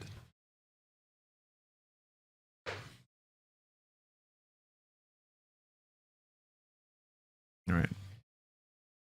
I stopped where I was and spread my arms. Behold, I declared, I have risen from the dead. Let this be the reward for your unwavering faith. I felt a prickling in the back of my neck. I didn't dare look up. I knew what it was. God, the angry Father was glaring at me for my blasphemy. But it was in a good cause. I guess this must be the aliens recreating Christian myth, right?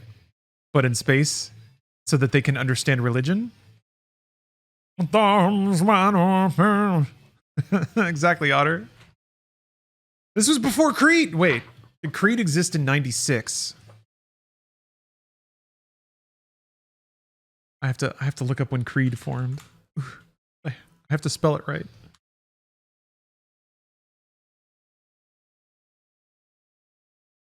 '94. All right.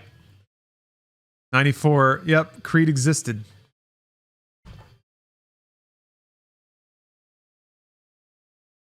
God bless. God bless you, Creed. We already know that God has already blessed them. All right.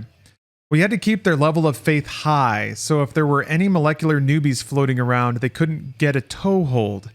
Somehow, strong faith in anything, seemed to stop them. Maybe it created some sort of chemical imbalance. Hell, that was for the college creeps to figure out. I just wanted to fight the bastards. Where's the PSP at? It'll come back when I finish this chapter. 2 pages. Toku and the Converts. Didn't I see them at Lollapalooza? Oh, it's like a band. Toku and the Concerts. Or Toku and the Converts. Didn't I see them at Lollapalooza? Another specific 90s reference. So, okay, so this is the 90s, but there's space travel and space marines. Okay? And Star Trek. Toku and the Converts swarmed us like locusts on a wheat field, and Arlene kept pushing them back so they wouldn't mob me. Chill, you clowns. Get your asses back over the line. I want you to stay at least 4 paces from me or I pull out the nutcracker. The two of us got them simmered down enough for Tokukavita to tell us what happened after Arlene and I were killed. Didn't know what to do, he explained, turning up his hands. Said you were dead, Souls gone. Believed. Saw no signs of life in eyes. I don't get it, I said. Did the thing work or didn't it? Took bodies from tables. Resuscitators gave them to us. Said they were meat only, no further use. Cast us out. Said we were unfixable, ruined. Called faith ruin and fatal flaw in operating system. I smiled. I could just imagine the Resmen's frustration. Suddenly they were locked out of what had been their comfortable home, the human mind, for the last God knows how long. If I were any judge of character, the bastards were really running scared now. So they're still in there. I nodded at the ship. Yes, Master, still present, but cannot get at them. Activated all ship's defenses.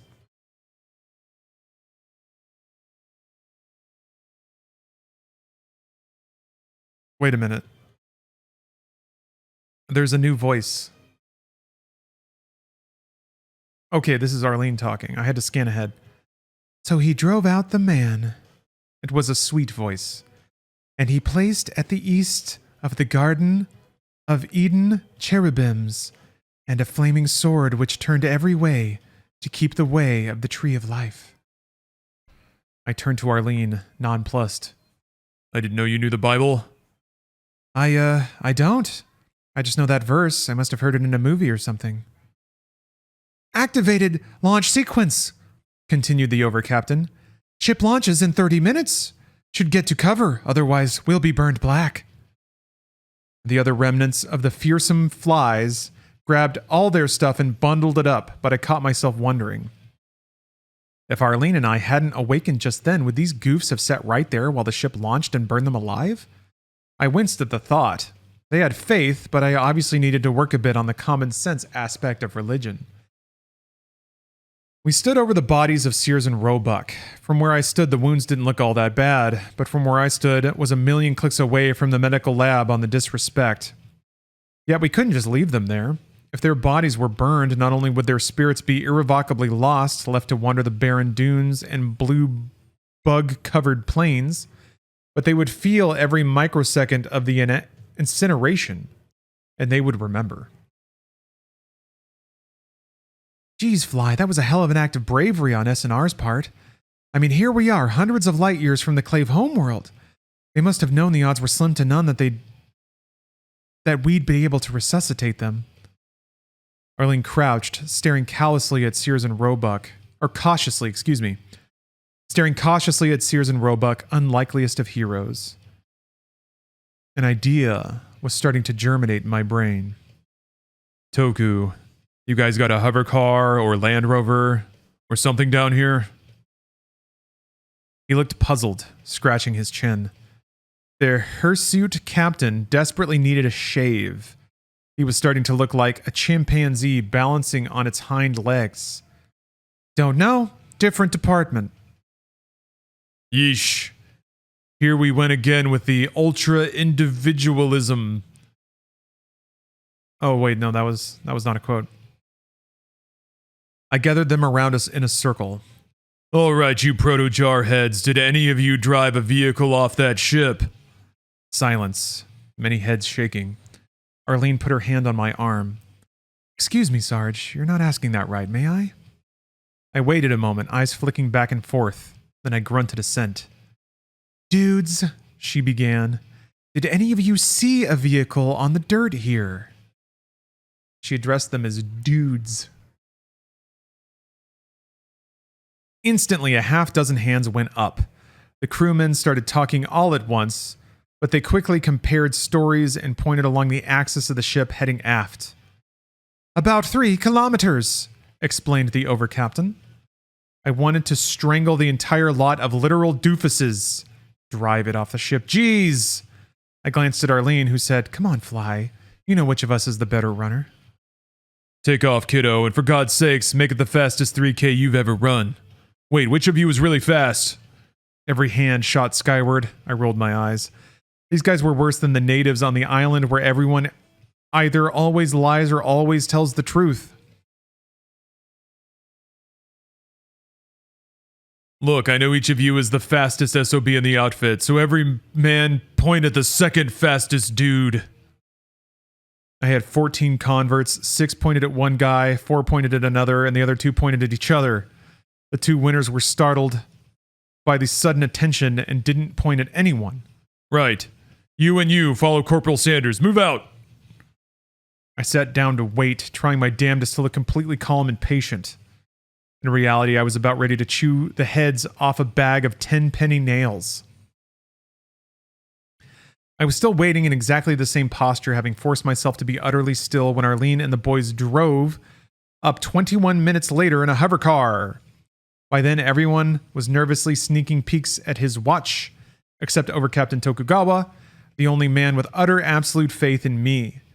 He knew I wouldn't let them down, even if I had no control whatsoever over the search for the land cart. The cart was pretty similar to the one I'd used on Phobos a couple of centuries ago, except that it was big enough to collect a few tons of samples. The cart was huge and blue, 10 meters from stem to stern and 2 meters wide, with a foldable gate around the bed. It liked to sit about 6 meters above the deck, maintaining altitude with some sort of air jet arrangement instead of the fans that levitated the land carts on Mars. The engine looked complex and was totally totally exposed, not even a cowling. I couldn't make heads or tail out of the guts. It was nothing like the fan levs I'd taken apart in the Pendleton motor pool a few years and a couple of stripes ago. An engineer named Abu Maha was watching the ship, and he announced that the tail had begun to smoke. That meant we had all of 3 minutes before the ship blasted into orbit. All hands, throw everything onto the land sled. Don't worry about order. Move! Do they have stuff? Arlene and I took personal charge of the bodies of Sears and Roebuck, carefully laying them atop a nice soft pile of clothing and coats. The boys, including 2 girls, leapt aboard just as the tail of the ship suddenly turned too bright to look at with the naked eye. The resmen had fired up the fusion reactor. Arlene, I said softly, get us the F out of here, okay? It actually is just F. F for F. Get us the F. I've never seen F like that written out. She jammed the throttle, and I was hurled to the deck.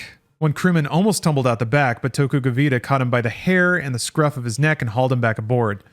1 minute later, we were already half a click away, and the darkening sky suddenly lit up as bright as a dozen suns. The disrespect was launching toward orbit. We ran faster, but the shockwave caught us nonetheless. It rocked the cart so viciously that Arlene backed off the throttle and pulled to a halt. Good thing. With the second jolt, I was hurled out of the land cart. I hit the ground heavily, too stunned to stand, but not too stunned to laugh at Arlene's attempts to settle the hovercraft onto the ground to pick me up. Why is that worth laughing at? The ground shimmied and shook beneath me, so I stayed on my butt, my back turned to a fusion reaction bright enough to burn out my retinas in a millisecond. At last, she got the thing onto the ground, scooped me inside, and headed away again. Behind us, the ship cleared the lower atmosphere, and we stopped hearing the roar of exploding gases around the engine nozzle, hot as a stellar core. Where to, O Exalted One? Arlene asked. Where do you think? Back to the Fred ship so we can repair Sears and Roebuck. And if any 2 can figure out a way off this rock, they can. And Arlene, change drivers, huh? I wouldn't mind getting there intact. Huh.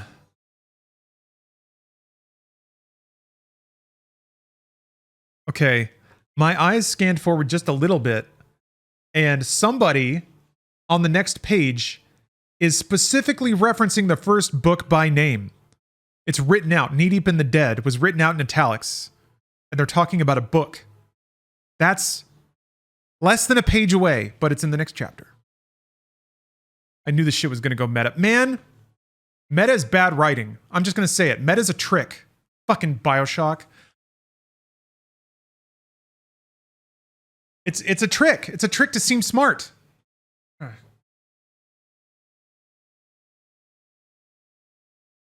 When does BioShock go meta? Fucking End of Infinite. Well, no, actually, wait. I guess BioShock 1 went meta. And they're kind of talking to you, the player. I guess when I mean, no, Infinite didn't go meta. Infinite just did multiverse, which I still think is pretty lame. Anyway. I mean, Bioshock 1's meta is commentary on the lack of volition you actually have as a player. And forcing you to do an objective you don't want to do. Infinite just didn't have an ending. So they had to fucking write in some garbage multi-dimensional shit that made no fucking... anyway, it's not meta, you're right. Thank you, Ewido, for the correction. Everyone loves that. Anyway, all right. I'm gonna get back to Spider-Man 3 on the PSP. Patience, everybody. Like I had said before, my eyes just happened to grace ahead, and I saw them mentioning the first book by name in the next chapter, which we have just unlocked. So here we go. This book is about to shift it into sport mode, I think. It's about to really go for it. To really try to wow us with the intelligence of the writing. Chapter 18. No, saw them. Saw you in computer. Overcaptain Toku Kavita was struggling to convince Arlene and me that the Res Man's soul sucker really had worked as advertised. But we're not in the freaking computer, explained my Lance with amazing patience for her. We're sitting in this stupid hovercraft listening to your drivel about us getting sucked out of our bodies and plopped into a computer. Toku Kavita groaned, leaning his head back and raising his arms in perhaps the most prototypical human gesture of them all. Cosmic frustration. Then who did see? Saw both of you in computer, fighting monsters right out of book. Book? What book? What the hell are you? Knee deep in the dead and hell on earth. Oh wait, no, hold on. Sorry, this is Fly talking. Knee deep in the dead and hell on earth, I answered for the man. The books that Jill wrote. Oh. Damn it. They're talking about the monsters that the Freds genetically engineered for us on Phobos and Deimos. You know, the spiny imps, steam demons, spider mines, bonies, all the things that made life worth killing. Arlene stared at me, mouth open. We were fighting steam demons in the computer? The wind was harsh, but not strong enough to blow me down again. The driver had cut the speed, now that the Res Man had lifted off in the disrespect. The guy was a convert named Blinky Abumaha, who used to be a fusion technician, damned useful if we were ever going to get off the rock. I stood up, facing towards the front, my face rubbed raw by the mini gale, kicking up sand so fine it felt like a bad sunburn as it pocked my skin. Okay, well, that was not nearly as earth-shatteringly meta as I was expecting, but it's a little bit. Teeny tiny bit. Arlene, leave him alone. I think Toku is telling the honest truth. The damned thing really did work. Come again, Flyboy? Maybe when you fell out, you landed on your head. It really did pull our soul out, but the newbies who are driving this technology revolution, they don't know any kind of soul but their own, the standard soul in the galaxy. They only know the so-called biological soul like Sears and Roebuck have, the kind that sticks around like a ghost in the body even after death. Yeah, they did mention that previously, Dimmy, you're correct. You're saying we have a different kind of soul? Yeah, they had mentioned that Jill had written that book once before. I forgot about that. It makes sense, doesn't it?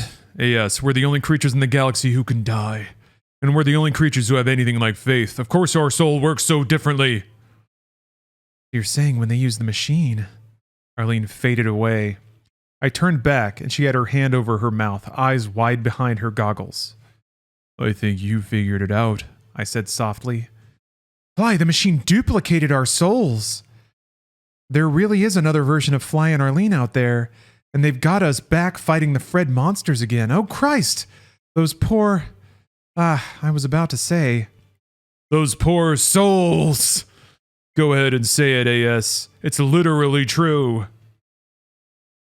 She spared me the echo, and I couldn't get more than a grunt out of her all the way back to the Fred ship. In fact, my lance seemed lost in thought, not even staring at the fascinating scenery, click after click of barren gray-brown desert. The monotony broken only by sand dunes that flowed visibly across the surface, blown by the wind. The sand was so fine it acted like a fluid, like ocean waves in slow motion. Bullet for your thoughts, I said as the gigantic Fred ship, torn into pieces by the crash landing, hove into view. You can't figure it out? I'm not a mind reader, Corporal. You can't add the newbie device to Albert and get 5? 5? 5 what? She shook her head, and I felt like a total idiot. Obviously, she was seeing something, but damned if I could guess what. Come on, Arlene, you're the sci-fi gal here, not me. She put her hand familiarly on my knee. Later, Fly, okay? I tried not to think of her hand sliding farther up my leg, but my body refused to cooperate. She touched me and I got a boner. Cool dude, Fly. She must have somehow felt my mood. She removed her hand and snuck a quick glance southward. Jesus, Fly, what's got into you? Hey there, pal.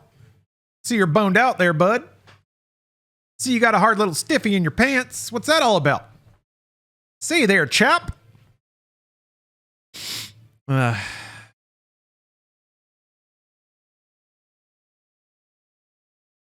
Doesn't get better. All right, Jesus, Fly, what's got into you? Just thinking about the shellback initiation on the Bova, I lied. When you came out in the pasties and G-string, you really gave me a woody. Really? Cool. She smiled, then chuckled. Remember the look on Albert's face? I thought he was going to call me the whore of Babylon. Get thee behind me, Satan. Bro, when you flexed, popped a boner. That's awesome.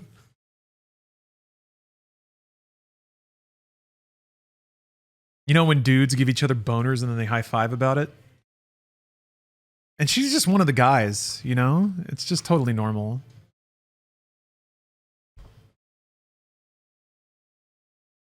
And just keep reading through the pain. All right.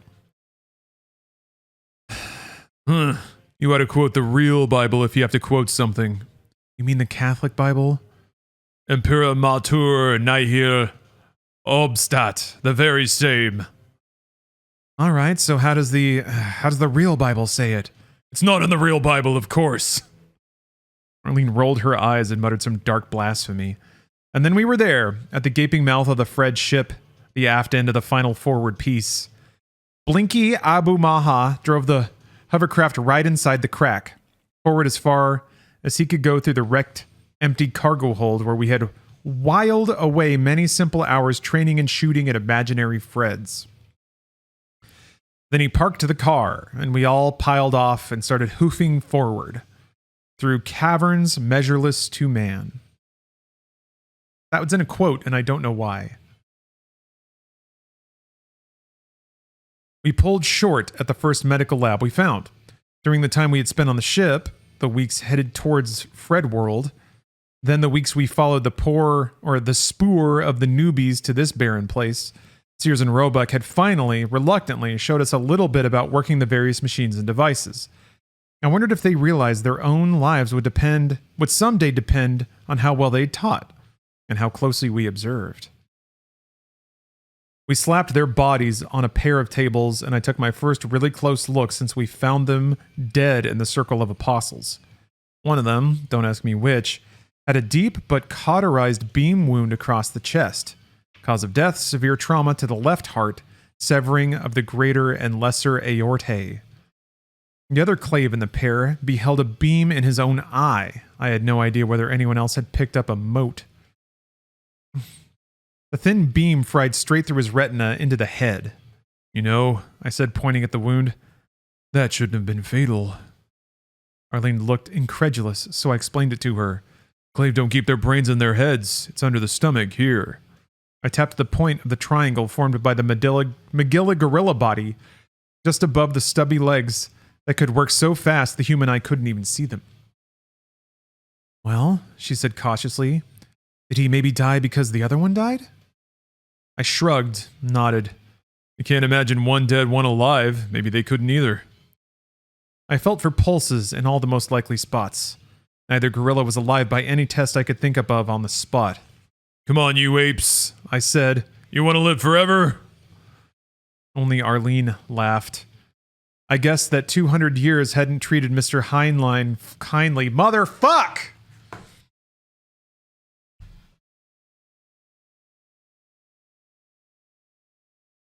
I knew it! I knew they'd cracked into the psychedelic science fiction. I mean, Starship Troopers isn't that psychedelic, but some of his other stuff is.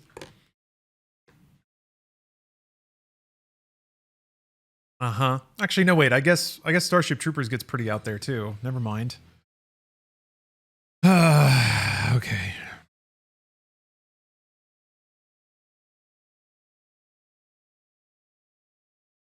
We folded up the massive arms of the Clave with the heart and aorta damage and shoved him into one of the machines, the one that was supposed to repair the gross physical damage in major organs. If we could get them up and relatively functional, they could probably take over the finer points of surgery themselves, stuff like the eye damage and the numerous burns and ribbon lacerations. Fly as Rico works, unfortunately.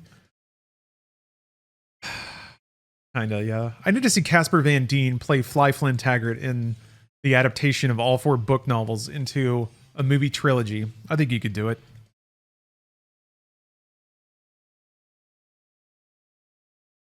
The machine looked like a huge chest of drawers with a bottom drawer big enough for a Fred, which meant nearly enough for a Clave. We managed to stuff the hairy gorilla into the thing anyway, but I was almost at the point of severing one of the arms and letting Sears or Roebuck reattach it later. Fortunately, it didn't come to that.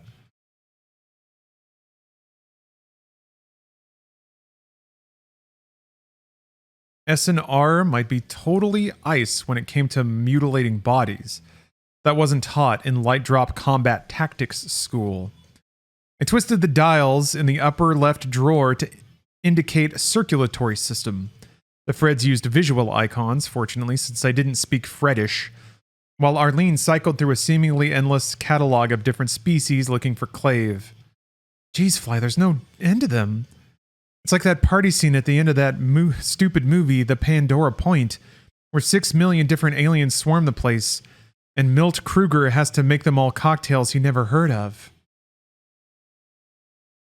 She almost selected one version, but I pointed out that the most distinguishing characteristics of the Clave were that they were always paired. The icon she found showed only a single entity.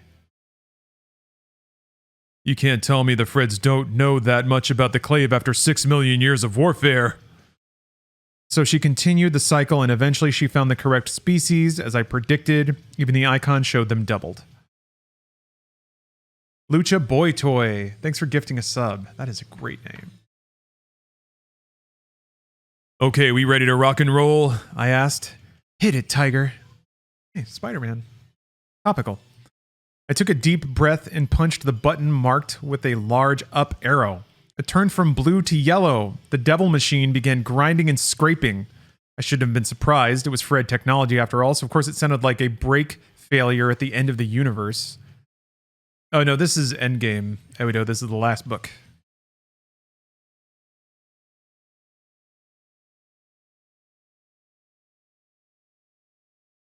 When the bellows finally stopped pumping and the Jacob's ladder stopped sparking, the go button turned back to blue.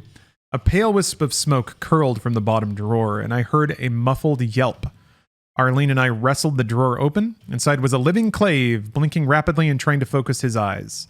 Arlene unlatched the side of the drawer, and either Sears or Roebuck tumbled out onto the deck. The overcaptain and the other converts stepped backwards at the sight of the mighty Clave. Evidently, they'd never seen one this close before we showed up, and they were still nervous about the massive arms, barrel chest, and tiny, squirming legs. The patient staggered to his feet, staring around in confusion as if looking for something he had lost. He spied it and ran to the other table, making peculiar whimpering noises deep in his throat. He ignored me and everyone else. He had eyes only for the other member of his pair. I started to worry. If this was how Sears, why not, was going to behave, how were we going to ask him to repair Roebuck? Then a miracle happened. I was getting pretty used to them by then. Sears, if it were he, stared so hard at Roebuck's still form that the latter suddenly sighed, coughed up some blood, and spontaneously came back to life. Well, I said, it makes sense in a perverse sort of way. He pined away from loneliness, and now he comes back to life for company. We withdrew, all of us, and allowed the Clave a couple of hours alone together. Over Captain Tokugavita kept us riveted with a blow-by-blow account of our mighty battle against the Fred-designed genetic monsters for control of Earth. I got utterly bored after the first 5 minutes. Either Jill got everything wrong, or the Overcaptain's reputation for a steel trap memory was a PR scam. But Arlene found it fascinating, and respect for an officer, even one who I thought was the Messiah, forced me to sit quietly while he talked and talked and talked and talked. Or, even for one who thought I was the Messiah. My bad. I was like, that doesn't make sense. All right. Talked and talked and talked. When he finally finished, Sears and Roebuck were fully cured and together again. And I was damned well informed on the subject of my own exploits from a couple of centuries before. I called a huge conference of all 18 of us. Sears and Roebuck began formally introducing themselves. I watched with great amusement while they kept isolating every possible pair of converts, 182 possibilities according to Arlene, and reintroducing themselves, only to be utterly confused when one of the pair would insist they had just met. But I called a halt so we wouldn't spend the next 6 years in intros. Boys and girls, sorry you three, we're stuck on this rock. And there are 2 huge problems relating to that. First, unless we want to die out here, we have to rescue ourselves. But second, much more important, we have a mission to accomplish. We have to get after the resuscitators and stop them from invading Earth. Or failing that, defend Earth from their invasion. Any suggestions? Everyone looked at his brother. At last, Sears and Roebuck gingerly raised a massive arm each. I know, a way up to orbit, but not farther there. How can you get us up to orbit? Asked Arlene, my personal doubting Thomas. You're not saying you can get this pile of dung to fly, are you? Certainly not. But I know, a way up to orbit. And it's with the escape ship pod. I frowned. You mean there's an escape pod on board, powerful enough to boost us to orbit? Sears and Roebuck looked at each other, possibly laughing at my poor English. Clave were very arrogant about their language ability. But Arlene was stuck in her cynical mood.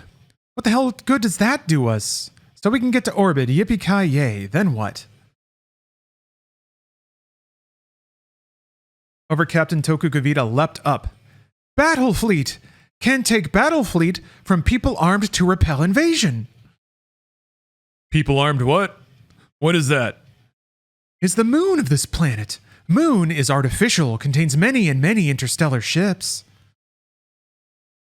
Jesus Christ, Toku, why didn't you bother to mention this before? No use, he explained. Fleet inside moon, not on planet's surface like us. Irrelevant. I stood for a long moment, simmering. When I spoke, it was the cold, quiet, reasonable tone of voice that sent shivers up and down Arlene's back. She knew what it meant. Men, I'm going outside. Find a steel ventilation grate and kick it to shreds. I'll be back shortly. This is not Infernal Sky. God damn it. This is Doom Endgame, the final Doom novel.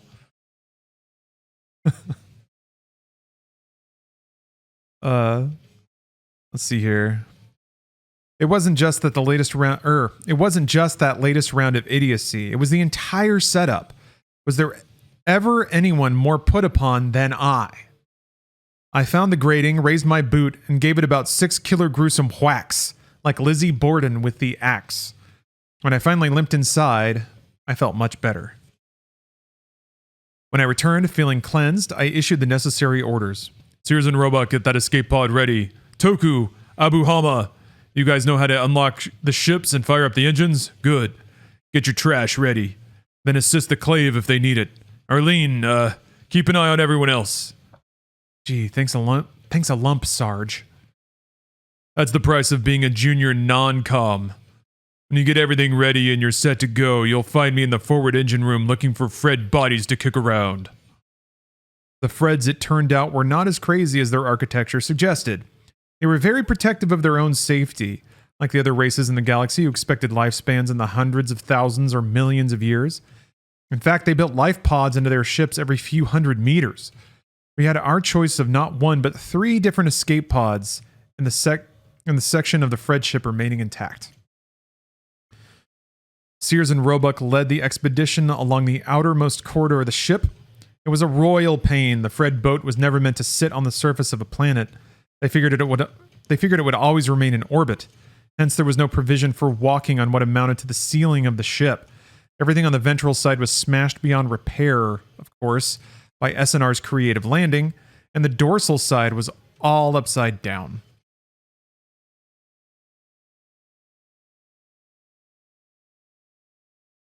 When we jumped and banged at the hatch open lever for what seemed like forever, and I ended up slipping and cracking my kneecap against a dead light tube that was supposed to descend from the ceiling, but now stuck up from the deck. Finally, SNR reluctantly hoisted Arlene up high, holding her face up against the hatch with their Popeye arms, while she worked all the crap to cycle the now useless airlock. We hoisted ourselves up and inside. It was a hell of a tight fit. It was meant for about 5 Freds, and was stuffed like a comedy sketch with 18 of us, including 2 gigantic Clave, much bigger than the Freds, even in their seed depositing stage. Oh. Need to know about the seed depositing stage? We swarmed over one another like termites. Now, if it had been between me and 17 girls, I could get into the possibilities. But I detested making inadvertent contact with other males, so I pushed myself into a corner and just observed. It's weird when you can tell the author is horny while they're writing, because they keep just bringing up sex out of nowhere. It's almost like you can figure out when the author jerks off and comes back to writing. Anyway, I don't touch no dudes. Gross. Sears and Roebuck clumped to the driver's seat, walking over people like they were rocks across a stream. They both squeezed into the side-by-side pilot and co-pilot chairs and started flipping levers and twisting dials. The interior was very pod-like, spherical, uncomfortable, dark and metallic, stuffed with nav equipment. It smelled like a mixture of machine oil and sour lemons. Shades of Phobos and the zombies. One entire end was taken up by a huge bulge poking halfway to the center of the pod. Probably the engine cowling. Talking about huge bulges now? A serious case of the not gays? I'm terminally not gay. I'm gonna die not being gay. Dude, if you could live forever by being gay, I would be gay. I think a lot of people probably would. It's not so bad. Pretty good, actually. Live forever? Think of all the video games I could play. Anyway.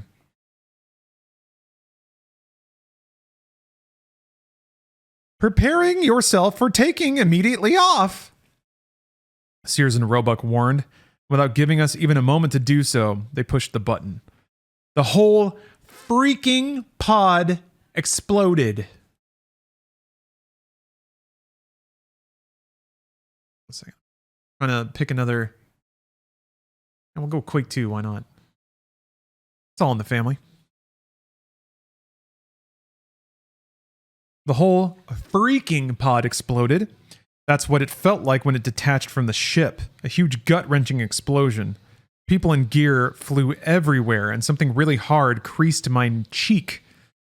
Arlene screamed, but it was more of a yelp of surprise than pain or agony. We rose like a bullet. As soon as we cleared the ship and started to fall back, Sears and Roebuck rotated the pod and kicked on the chemical rocket engines. They accelerated it at only a couple of G's, enough to get us moving. My God, but they were loud. My entire body pounded, thumping at the resonant frequency of the frigging engines. I couldn't hear a thing. The noise was beyond hearing. I plugged my ears, everyone did, but it didn't help much.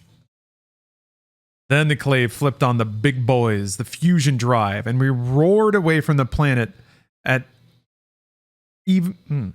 We roared away from the desert planet at an even 11 Gs. That was the end of my reportage. The humans all passed out, and by the time Sears and Roebuck revived us, we were coasting in 0 G. My favorite, in a mini Hohmann transfer orbit toward eventual rendezvous with the tiny artificial moon. Sears and Roebuck piloted like apes possessed, cheerfully informing the assembled multitude that we should make Abel the moon just before out of reaction mass. Good damn chance. Their quiet, understated confidence was starting to keep me awake nights. All right. That's the end of chapter 18. Weird one. 4 more chapters to go to finish this book. I don't know where this is going.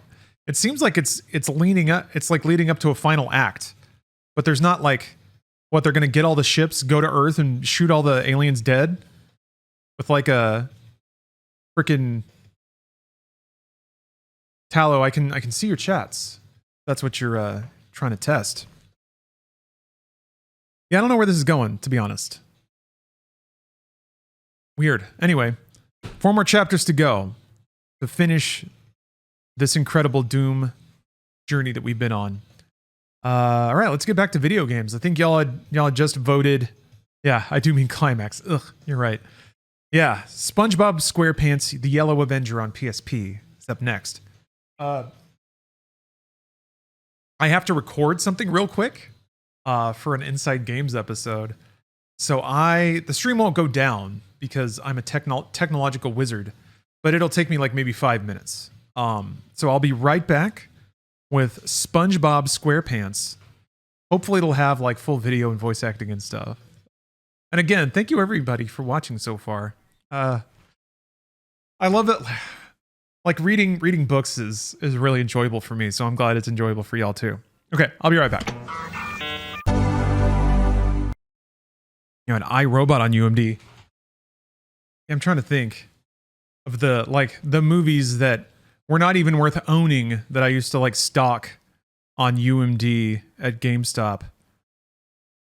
That and the like Game Boy Advance cartridges that had like 2 episodes of SpongeBob in them and the most crunchy compressed you could ever see. Cannon Go Boom, thanks for the sub. And Happy New Year to you as well. Okay, Without a Paddle on UMD, that's pretty good. All right. That's getting close to the kind of movie that like, why would you even want to own it? Much less on UMD. Yeah, Advent Children was worth owning. For all I know, Without a Paddle was an excellent film. I haven't seen it. All right, chapter 19 of this silly book. We hit the moon at dawn, which is in quotes. Dawn is a location on the moon, not a time. It's tide locked, so each lunar day is an entire lunar cycle of 14 days. You can't see the Terminator creep as you can on Earth.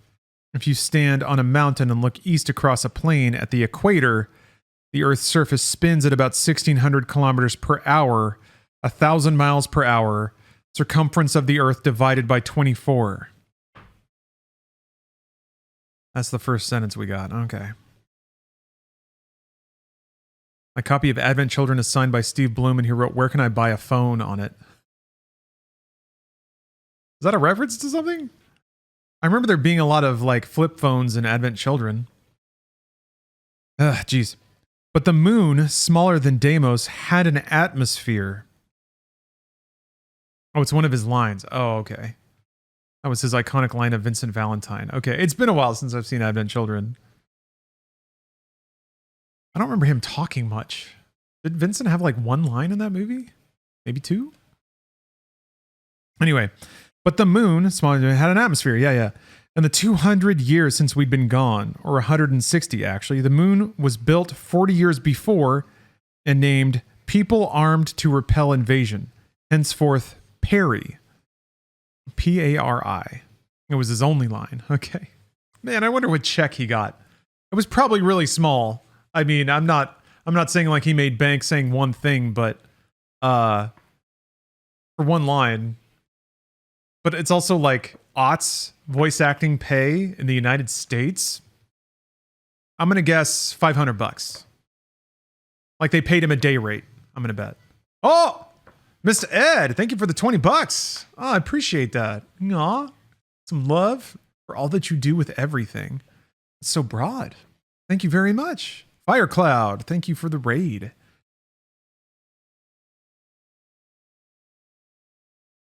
All right, let's see here. Yeah, Perry. All right. Artificial moon called Perry. We humans cracked the secret of the gravity generators we found on Phobos and Deimos. The one final secret of the first ones that no one else had figured out in million years of trying. But was it our achievement or the newbies? When did they infect us? Perry had a gravitational acceleration of about 0.4 g, enough to hold a thin, breathable atmosphere. God only knows who built the original gravity generators around Sol and the other star systems. It was one of the biggest mysteries about which the deconstructionists and hyperrealists were fighting.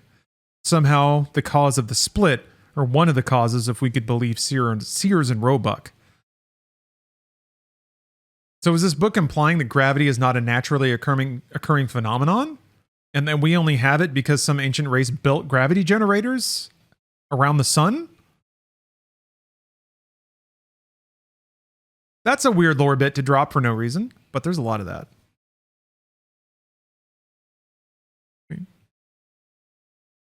That does look like me. Huh. The Marhult Elsdragon Magic the Gathering card. That is in fact me. I'm everywhere, it turns out. Oh, let's see here. All right. Jeez. But still, neither Arlene nor I had a clue why. Something about schools of lit crit and 11 freaking story fragments. The damned moon was deserted, like a ghost mining town in Gold Rush country. Where are all the people? I asked. Togu Gavita answered, unaware of the volumes his response spoke. Joined ship when arrived. Left with us to surface. He had just admitted that the humans abandoned their post. There was only one reason they would leave. There was only one reason they would have done that. The crew of the Disrespect had infected them, or vice versa. We had to walk slowly across Perry. The atmosphere was about what it would be 3/4 of the way up Mount Everest, and even a slow walk left me panting and dizzy. Docs, thank you for gifting a sub. The apostles weren't bothered. They said they had been rebuilt for greater lung capacity. Greater lung capacity, among other things. Arlene and I exchanged a look. So that was why we had such a damned hard time trying to take down over Captain Tokugawa. Tokugavita, good lord, I'm stumbling over everything. I gotta read Pop-Tart, I gotta read a book, sorry. Can't keep clicking on links all the time. I want to finish this. I started to wonder uneasily what their lifespan was. They were super strong, probably immune to most normal, non-intelligent diseases, and engineered to survive on alien worlds. And they worshipped me as a god. I hoped I never disappointed them. Men don't take kindly to fallen idols. It felt bizarre to be walking across an artificial moon the size of a cue ball. Damn it, now I'm curious.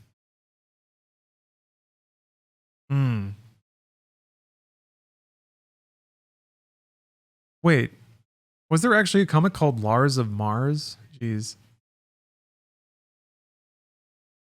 The Funhouse dudes thought they were so clever for coming up with that rhyme when we were shooting 11 Little Roosters. Even though it never really materialized, I don't think. Anyway. I'm gonna have to look that up. That looks like a fun comic.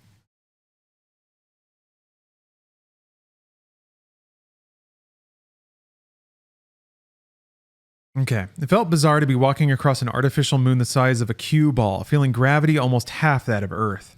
Directly ahead, a couple of clicks, was a tall tower. Only the top half was visible over the horizon. The rest of the surface of the moon was a jagged series of black and white stripes, like digital zebra paint. I couldn't see any of the other structures, but of course, the entire moon of Perry was one gigantic structure. We made it to the tower from our touchdown point in just over 3 hours. The tower was actually 3 towers, connected by numerous spans of metal ribbon bridges. I sincerely hoped I didn't have to pass, since they had no visible guardrails and were plenty far enough up to kill me if I fell, even in the low gravity. And Docs, thank you very much for gifting 5 subs. Yeah, just inching us closer to finishing this book. I think we need 3 more extensions to finish. I think. Yes, 3 more.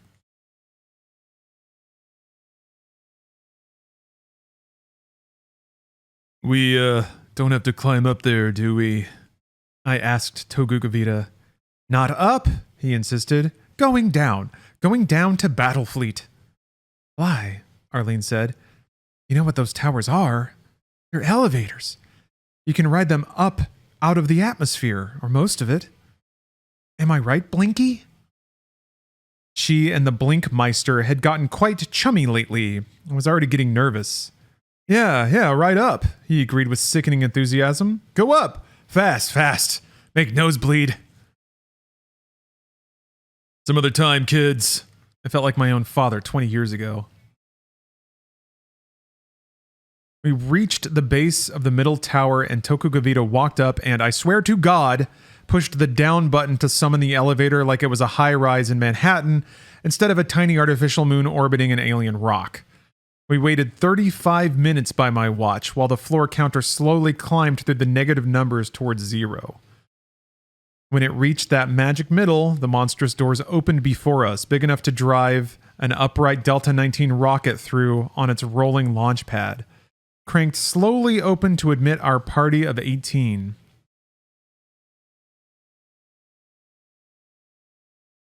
That's a badly formed sentence. I was reading it again to make sure that I didn't mess it up, but I didn't. I felt distinctly underdressed. I should at least have been wearing a 10-story robot construction virtue suit.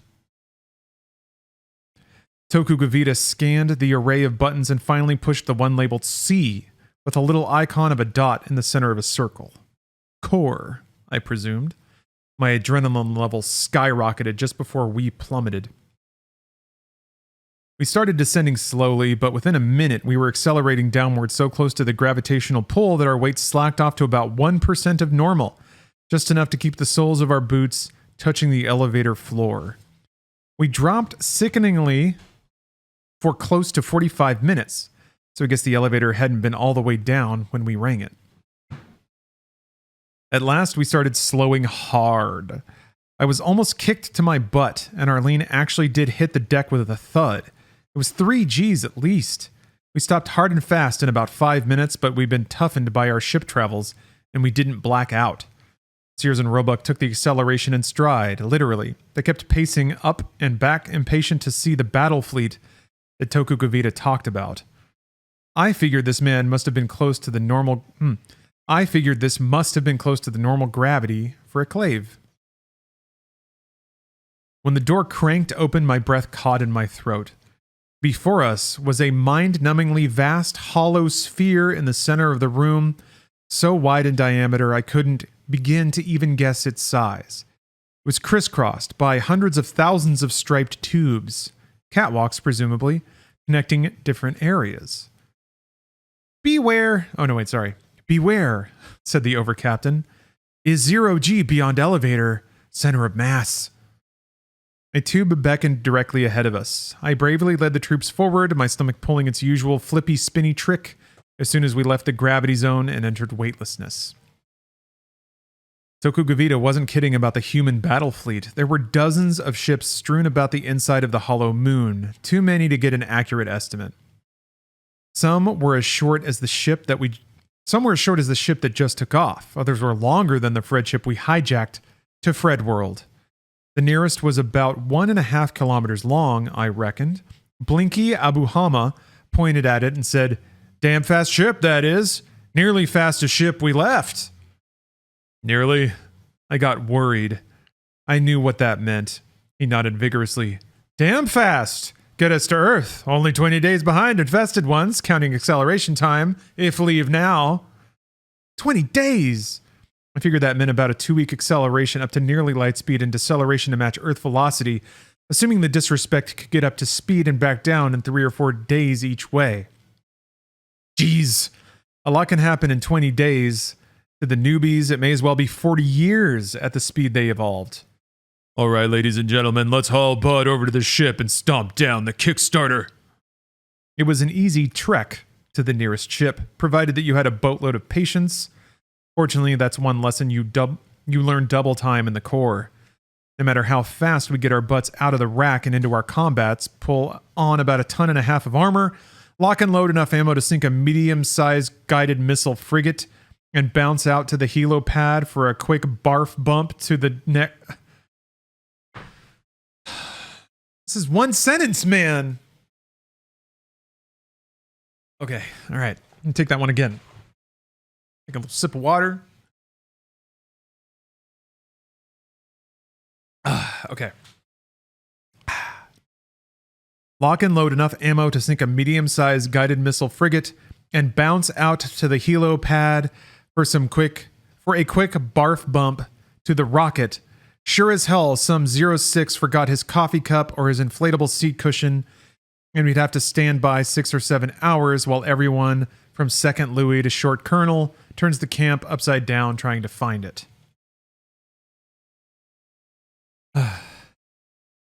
You know how to move as quickly as possible along a 0G tube, don't you? You line yourself up as best you can, right down the center line, and give a shove, often one end. Then you wait. If you're lucky, you get a good long trajectory down the tube until you hit a sidewall. If you didn't aim too well, you crash in a couple of dozen meters. Either way, you have to find something solid to brace against and do it again. The stripes along the tubes turned out to be metal bands with footrests to kick off from. Somebody was thinking ahead, probably a non-com. An officer wouldn't have the brains. Got him. There's no officers anymore, dude. You're dunking on no one. I guess maybe they're still on Earth somewhere. Anyway. I got used to seeing Pyrex glide past me on all sides, like I was a fish swimming through a glass sewer pipe. It only took us a couple of hours for the first guy, me, to make it all the way out to the ship. But we were all spread out, and it took another 30 minutes to get back into a clump. I won't say a formation, because the Jetsons-era clowns under my command didn't even know the meaning of the word. Turned out our little reindeer games on the Fred ship were good training. Arlene was especially grateful. She shot me a look of thanks when she cleared the transfer tube as Tail End Charlene.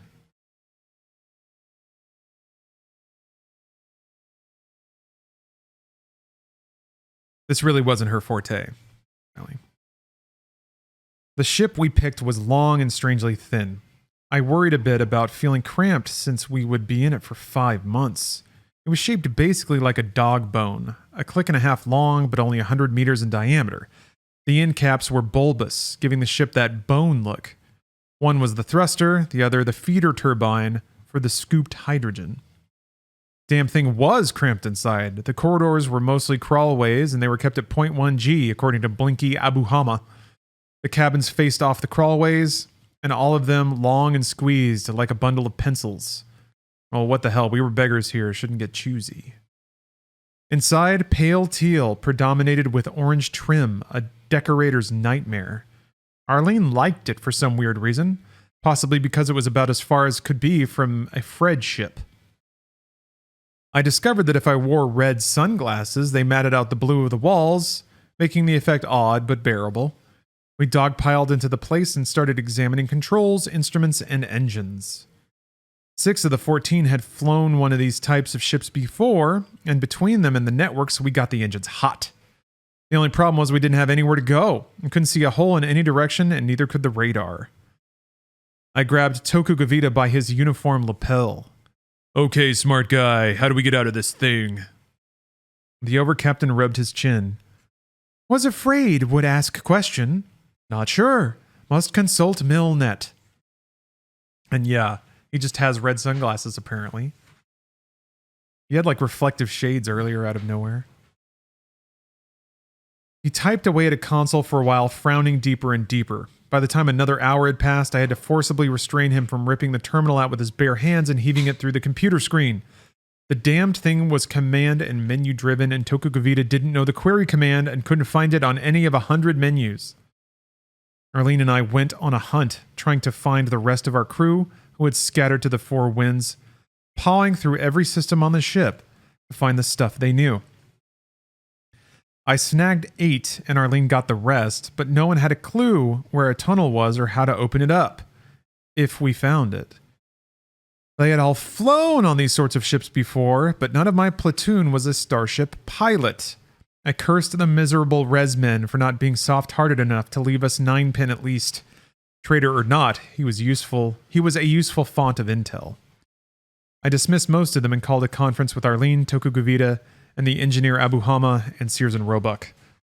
Boys, and you too, AS, there must be some kind of emergency exit here, just in case the worst-case scenario happened, and we had to deploy everything on hand immediately. Is there a set of instruction manuals, help systems, officer training course, anything? Everyone shook his head. I haven't seen a damn thing, Arlene said, and I've been looking. Who's talking? Okay. The designers probably wouldn't let such datums loose in the ships in the event to enemy capture, Sears and Roebuck suggested with entirely inappropriate cheer. I guess they were happy so long as no one was shooting at them, or likely to do so in the foreseeable future. We kicked it around a bit, and everyone agreed we were all ignoramuses. Very productive meeting. Now I knew why officers got the big bucks. But something had been tickling the back of my brain through the whole useless disaster. Something somebody had said. I ran back the conversation in my mind, and abruptly I realized it was something I'd said. I'd mentioned 9-pin. I mean, you thought it. You didn't. Whatever. If only we had him. He knew everything, though his loyalty was a bit questionable. Arlene, do you remember what 9-pin said about how long it took to build him? Now that you bring it up, I think it was something ridiculous, like 4 or 5 hours, wasn't it? Why? You're not thinking of trying to build another one, are you? We stared at each other, struck by the same thought. Toku, you remember that big green ball that followed us around? I asked. What was that? From across the table, the overcaptain, who had zoned out and was looking out a porthole and picking his teeth, jerked back to attention. Big green ball! Oh, yes, was data pastiche. Had it installed. Hoped it would pick up information about ancient human culture. Yeah, and reported it back to the resmen about us. Are these data pastiches coming? Would we find one on this ship, maybe? Tokugavita shook his head. Never saw before. Was prototype. Never used. Don't know how. Who would know? The man who built. I sighed in exasperation. Well, who else, since the man who built it isn't here? Tokugavita looked puzzled. Is here. Is Abuhama Blinky? Didn't know. Arlene had been half listening, bored as the rest of us. She jumped to her feet, or jumped into the conversation with both feet. Abuhama built the thing? Our Abuhama? Our Abuhama, Sanders-san. Oh, God. The first honorific. Great. They love black girls. Howdy, howdy. Happy New Year. Tokugavita slicked back a patch of hair that insisted upon curling forward. I leaned over and shook him awake, describing 9-pin, but Blinky didn't have the faintest memory of building it.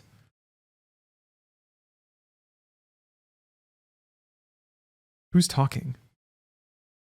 Is this Blinky talking? Must jolly well have been under the spell of resuscitators, Pip Pip. This is the first time Blinky has talked, I think. I have no idea what Blinky sounds like. Or how long he'll be in the book. There's only like 20 pages left. Wait, how many pages are there left? Maybe like 30? Oh, 50. Holy shit. More than I thought. Plenty of time for Blinky to talk and become a real character. I spread my hands helplessly. Well, did you take any notes? Draw schematics? Blinky's face brightened. Maybe, Jack. Kept data stacked from way back, maybe used force of habit. He disappeared, reappeared 10 minutes later in high excitement. Yes, his on nodule. Damn good lucky. Sears and Roebuck seized the interval in between to escape with their lives? What? Why do we care about lives? I gestured to the engineering lab, and we sealed Blinky Abuhama inside. The other 5 who knew engines prepped the ship. Nearly a day passed, but there was still no word from Blinky. When I knocked, he muttered something incoherent and refused to come out, not even to eat. Sears and Roebuck had completely disappeared into the bowels of the ship. God only knows how they even fit through those passageways. But they must have found a cabin far away because we didn't see them again for the rest of the trip. Trip?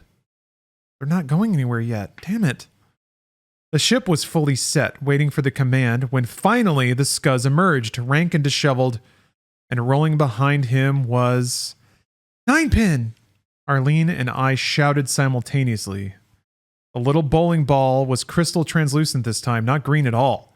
It said nothing, merely rolled on past, right over my toe, to a console that controlled the compression field for the hydrogen and incidentally interfaced the ship's mill net.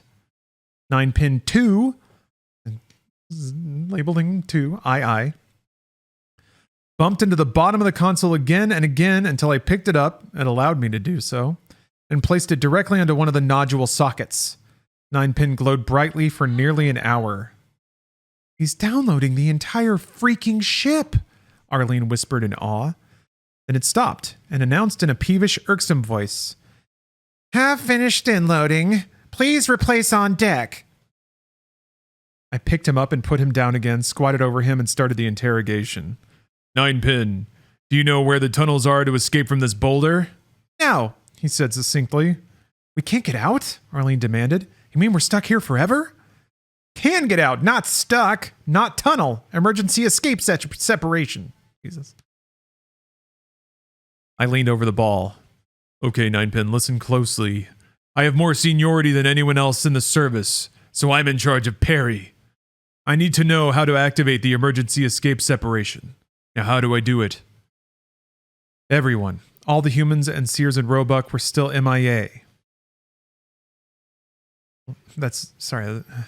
Everyone, long dash, all the humans and Sears and Roebuck were still MIA. Leaned close to hear the answer, but 9-pin wanted to verify my authority. Taggart Flynn, born 132 BPGL, joined service 113 BPGL, time and grade 263 years.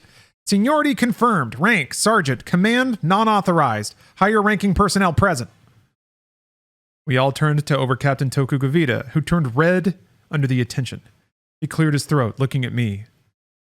Toku, I said, why don't you give me the authority? He inhaled deeply, looking from one anxious face to another. Then he seemed to deflate, nodding in acquiescence. By powers vested in me by commons of People's State of Earth, he intoned. Hereby commission Taggart Flynn, Lieutenant of Citizens State. Wait. Hereby commission Taggart Flynn, Lieutenant of Citizens of State. My mouth dropped open, but Tokugavita wasn't finished. Hereby resign, own commission, and resigned party membership. He looked defeated, but determined. The scream heard across the galaxy was my own. Despite it all, though I smashed the idea down a dozen times when some Fox Company chowderhead would suggest it, and ignoring my feelings in the matter, in the end, the damned Marine Corps got its claws into me after all. My face turned purple with anger, and Arlene laughed her butt off. So what is your first order, Lieutenant? Still flushing, I barked. Nothing to you, Edith. This provoked a new round of laughter from Arlene, so I gravely repeated my order to 9-pin. The emergency escape separation activation. Separation initiated at Lieutenant Taggart's order, announced the damn bowling ball. I swear, when I become king, all data pastiches will be annihilated. Nothing seemed to happen. We sat around the table looking stupid until suddenly Arlene glanced out the viewport. Holy cow! Fly, come here, you're not going to believe this. I leaned over her shoulder, stared out the porthole, and gasped. The entire moon was splitting in two. A crack formed in the wall of the great central lunar chamber in our ship. Wall of the great central lunar chamber our ship was trapped in. It grew wider and wider, and soon I could see the stars through the crack. In the space of about 15 minutes, the two hemispheres of Perry pushed apart from each other, connected by 1,000 telescoping pylons. The connecting tubes snapped off like reeds in a storm. Of course, all this destruction and horrific shifting of forces happened in utter silence, since there was no atmosphere inside the hollow sphere. Nerd. The Perry moon base cracked in half like a planet egg. The two pieces rushing away from each other at 107 kilometers per hour according to the radar tracker. We waited impatiently. It would be at least 2 hours before they had separated far enough to risk a straight-line barrel run with a ship newly christened The Great Descent into Maelstrom by Blinky Abuhama, and the solar flare of righteous vengeance against enemies of people's state by Tokugavita. I planned to let the two of them duke it out for control of the history books. I sat in the captain's chair. We had one, despite the weird individualistic streak of our communist apostles. Not quite as iconoclastic as the Freds, with Ninepin on my lap, stroking his smoothness as I would a puppy's fur.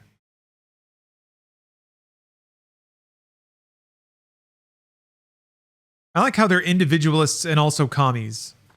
Yeah, right? Whatever. And also, I guess now he's just sitting with his legs crossed in the captain's chair, petting his orb. All right. He didn't object. He didn't take any notice until he was asked a question. I suppose I may as well have been petting a network terminal, but I had developed an affection for the talking bowling ball. Sure got me in trouble a lot, but so did a puppy. Mm-hmm. My God, I said about the millionth time. It was all I could think, watching the enormousness of the engineering. I hope Sears and Roebuck know what they're missing. Oh, they're probably watching and pouting from their stateroom. Yeesh. Arlene leaned over and asked Ninepin the question I should have asked minutes before. Who built this place? Was it human resuscitator symbiotes? Not symbiotes, said Ninepin. Human construction. Mission launched 9 years before People's Glorious Revolution. Construction began in year 96 PGL, completed in 142 PGL. Disrespect to death-bringing destructionists, assigned to Perry Lunar Base, launched in year 13 PGL. God. My God. This time it wasn't me. Arlene was the inadvertent petitioner. I was too busy wondering how many other far-flung human bases there were and what terrifying aliens were following them home. Wait, said Arlene, that's too long. We're only 107 light years from Earth. How come it took the disrespect 137 years Earth time to get here? Disrespect to death-bringing deconstructionists stopped at following ports of call between Earth and this system. Designated PM-220. Planetary system designated. Skip it, she said. The names wouldn't mean anything to us anyway. The one time the book decides to skip details that don't matter. Thank you, though. Appreciate it.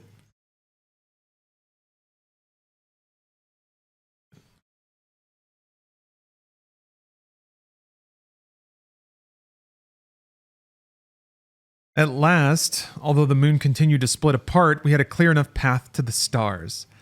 I suggested that Blinky could probably pilot the ship out of lunar orbit, and he decided I wasn't an idiot and throttled up the engines. I wasn't sure I liked this system. I'm used to giving and getting orders, not having a philosophical discussion whenever we need to move. But it had its advantages. Every man and woman in the armed forces was capable of acting entirely autonomously. A whole military full of Fly Taggarts and Arlene Sanderses, no matter what silly political ideology they espoused. There was no hurry. The ship would take many days to ramp up to speed, then an equivalent number to slow down. In the meantime, we had 5 months of subjective travel time. 5 months! Yes. Okay. I thought about complaining, writing a strong letter to the manufacturer, but the weird fact of proxiluminous, near light speed, travel was that notwithstanding our subjective travel time of 5 months, Vice the 7 weeks for the Resmen, both trips would take about 107 years in Earth time, with us lagging only about 25 minutes behind. If it weren't for our 29 days of acceleration, Vice only 6 days for the disrespect, we would arrive while they were still maneuvering into orbit. Is Vice something that people say instead of verses or something? I don't understand this. Oh, Lord. Teletron, thank you for the sub. I will in fact bring the lore. Oh yes, the lore's getting brought. But with that damned acceleration factor, the newbies would have a 3-week jump on us. I shuddered to think that what they could do in 23 days to a poor abused Earth, still reeling from the 3-generation war with the Freds when Tokugavita and crew left. There was no hurry, but my heart was pounding, my pulse galloping a click a minute. It was all I could do to sit in the command chair and act like totally nonchalant, like I did this sort of thing every day. Jump into my proxiluminous drive starship and pursue molecular-sized aliens who wanted to infect all of Earth and fix us. Hey, Tofu, I said. He didn't notice or catch the reference. So when did the resuscitators find you guys and infect you? Tokugavita looked pensive. Do not know. Been trying to clarify.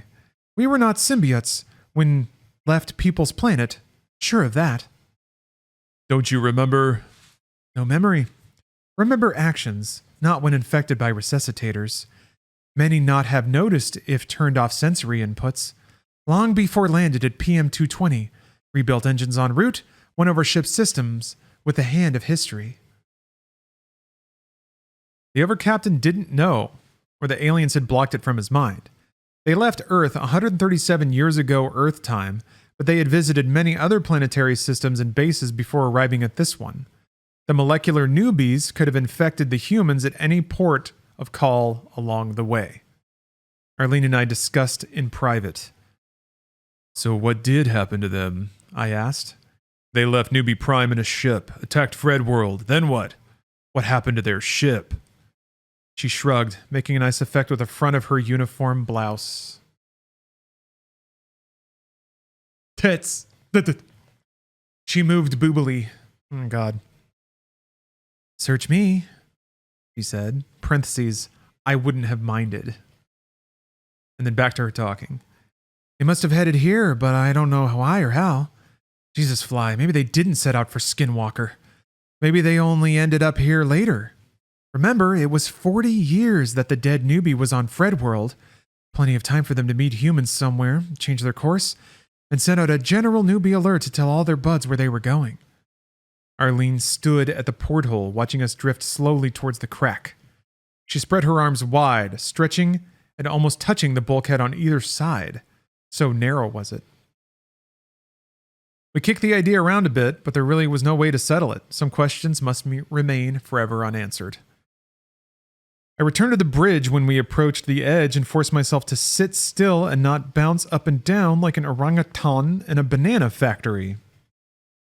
Okay. Blinky Abuhama piloted the ship about like I fly a plane. We didn't actually crash into anything, but it wasn't for lack of trying. By the time we found a big enough hole that Blinky could make it through without scraping the sides, about 70 kilometers, my jaw ached from clenching it and my lips were like rubber from the frozen half smile I maintained. I was surprised my armrests didn't have finger marks on them, but we finally, by God, made it out of the Perry Moon intact.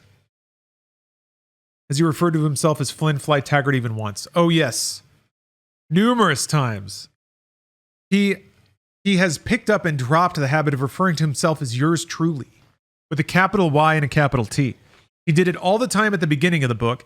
He did it for a stretch in like the third book, and then he forgot about it. But yeah, that's another weird thing that Fly does.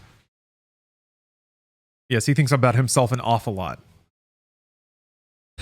Blinky slowly burned the engine up to 104%, the highest it was rated, and Sears and Roebuck entered in the relative coordinates. Oh, Sears and Roebuck are back. Okay.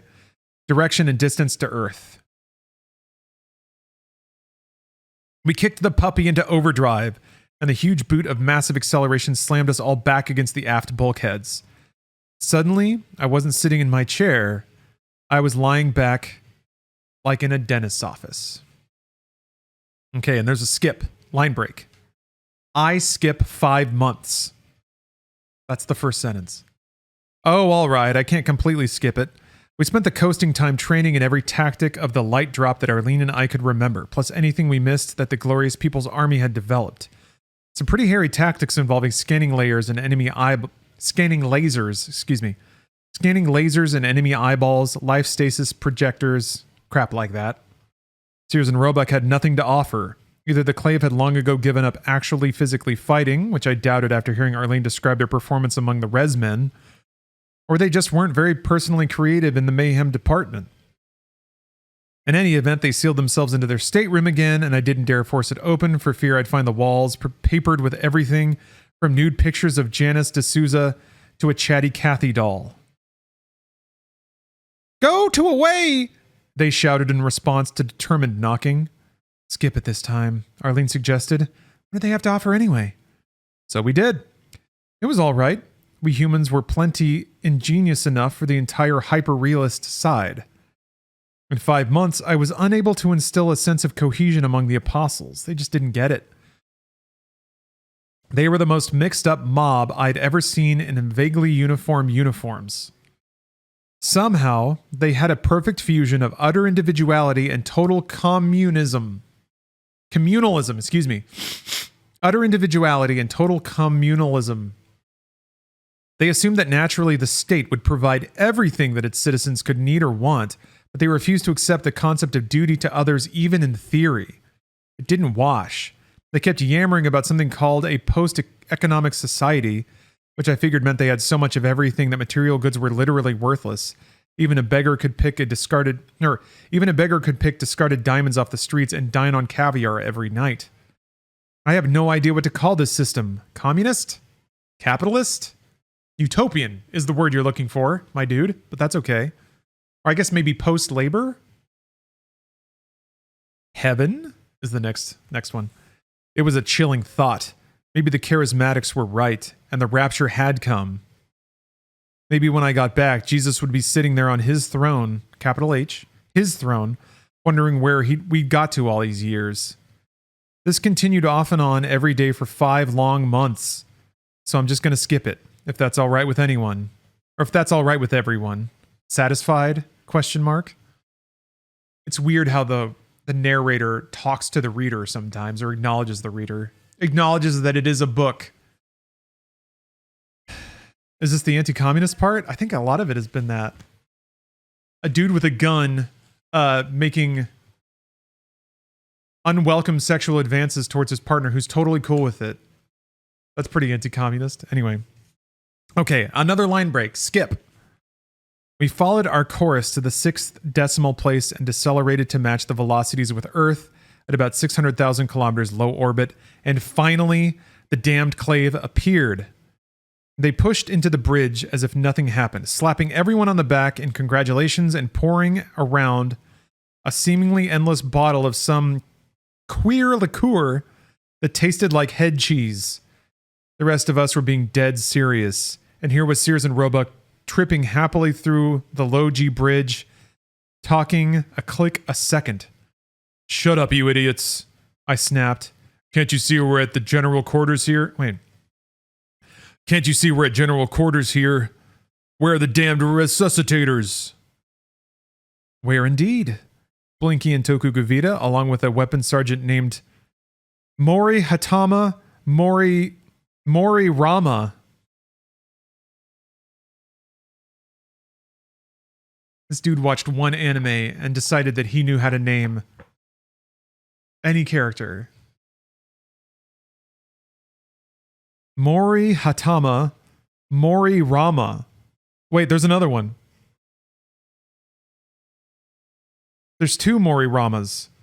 A weapons sergeant named Morihatama Morirama had figured out how to work the particle beam cannons, which basically were human versions of the Fred ray. They sat, one in each cockpit, waiting tensely for first sight of the resuscitator ship, the disrespect to death-bringing deconstructionists. Jay Borden, thanks for the sub and Happy New Year. They waited a long time. Arlene and I sweated a liter each standing in the control room with the artificial gravity set to 0.3 G. 0.1 G in the crawlways, just enough to avoid total vertigo, but still allow for rapid movement across the ship using our special low-grav combat tactics. We waited a long time too. After 17 orbits, radiation detection sweeps of the stratosphere, infrared examination, every damn thing we could think of, we were faced with the stunning truth. There was no Resman ship. Not in orbit, not on the surface. The disrespect had not made it yet. We were alone orbiting Earth, and there wasn't a trace of our spacefaring technological civilization. We were home, but nobody had bothered leaving the lights on. Okay, that's the end of chapter 19. There are 3 more chapters to go to somehow end this narrative, this stupid narrative. So I guess that means that Digifly and DigiArlene, their copies are still stuck playing Doom. They're just abandoned. Their souls, their copied souls, are forever trapped, running through the hallways on Digiphobos. But they went through the crack in the portal and just like evaporate. I don't know, whatever. All right, I'm gonna take a food break. It's time for dinner. All this Doom reading's got me hungry, I guess. Thank you all very much for watching so far. Thank you very much for all the generosity and gifting subs. Really appreciate that. And I'm excited to finish this stupid book. But like I said, I'm gonna take a quick break. I'm gonna eat this chicken, and then I'm gonna come back and we'll get more PSP games going. What could possibly follow personal utility disc? We'll find out. I'll see you guys soon. More like Shroom. It was getting that way for a while when they were in a simulation of the first book, but apparently none of that shit mattered. Or maybe it will matter. Maybe they're still in the simulation? That's all I can figure. Is that fucking... It's weird that no one thought of that. Fly never once considered when he just woke up outside that he might actually still be in a simulation.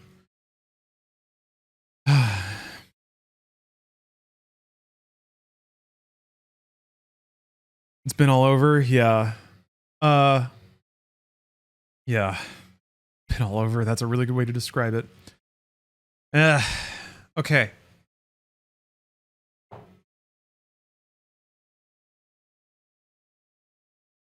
Chapter 20. Oh, wait, there's 3 more chapters. My bad. Including the last one, yeah. So, chapter 20. What happens when you finish the book? I've got another book queued up. This book I'm going to give away. I'm going to give this away to somebody who's watching. I like giving things away. I like getting physical props for the stream and then giving them away when I'm done. So this is going to get mailed out to somebody, some lucky recipient. And then I'm going to start reading another book, Trigger Warning, which is fun. I've read like the first couple of chapters in it, and it's a ride. Okay. You should sign the book. Oh, I mean, that's up to whoever wins it. Some people request that, other people don't care, so it's up to whoever. Also, I don't know, I didn't write this, so it feels weird to sign it. I'm so lost on the Doom lore, how do I make the quickest sense of it? Do you mean the books or the games? If you want the games, just play Doom 2016 and read the lore entries. That'll get you caught up. And it's a fun game and has awesome music. Oh. All right, chapter 20. We broke into the outer layers of atmosphere. So, quick catch up. They're back on Earth. They got a spaceship and flew back to Earth. So now we're back on Earth. They were trying to beat another alien race from making it to Earth and conquering them again. Even though the demon invasion, the Fred demon invasion had basically already done it. That had more or less decimated the human race. And Fly and Arlene never really checked in with the human race again after that, so I have my doubts. Are they still in a simulation? Maybe. The game has not, or sorry, the book has not really verified it either way. Chapter 20. We broke into the outer layers of atmosphere. The great descent into maelstrom of solar flare of righteous vengeance against enemies of people's state. My impossibly ugly compromise between the Blinky and Tokugavita. That's the name of the ship, by the way. Awesome background music. This is just the Quake 2 soundtrack.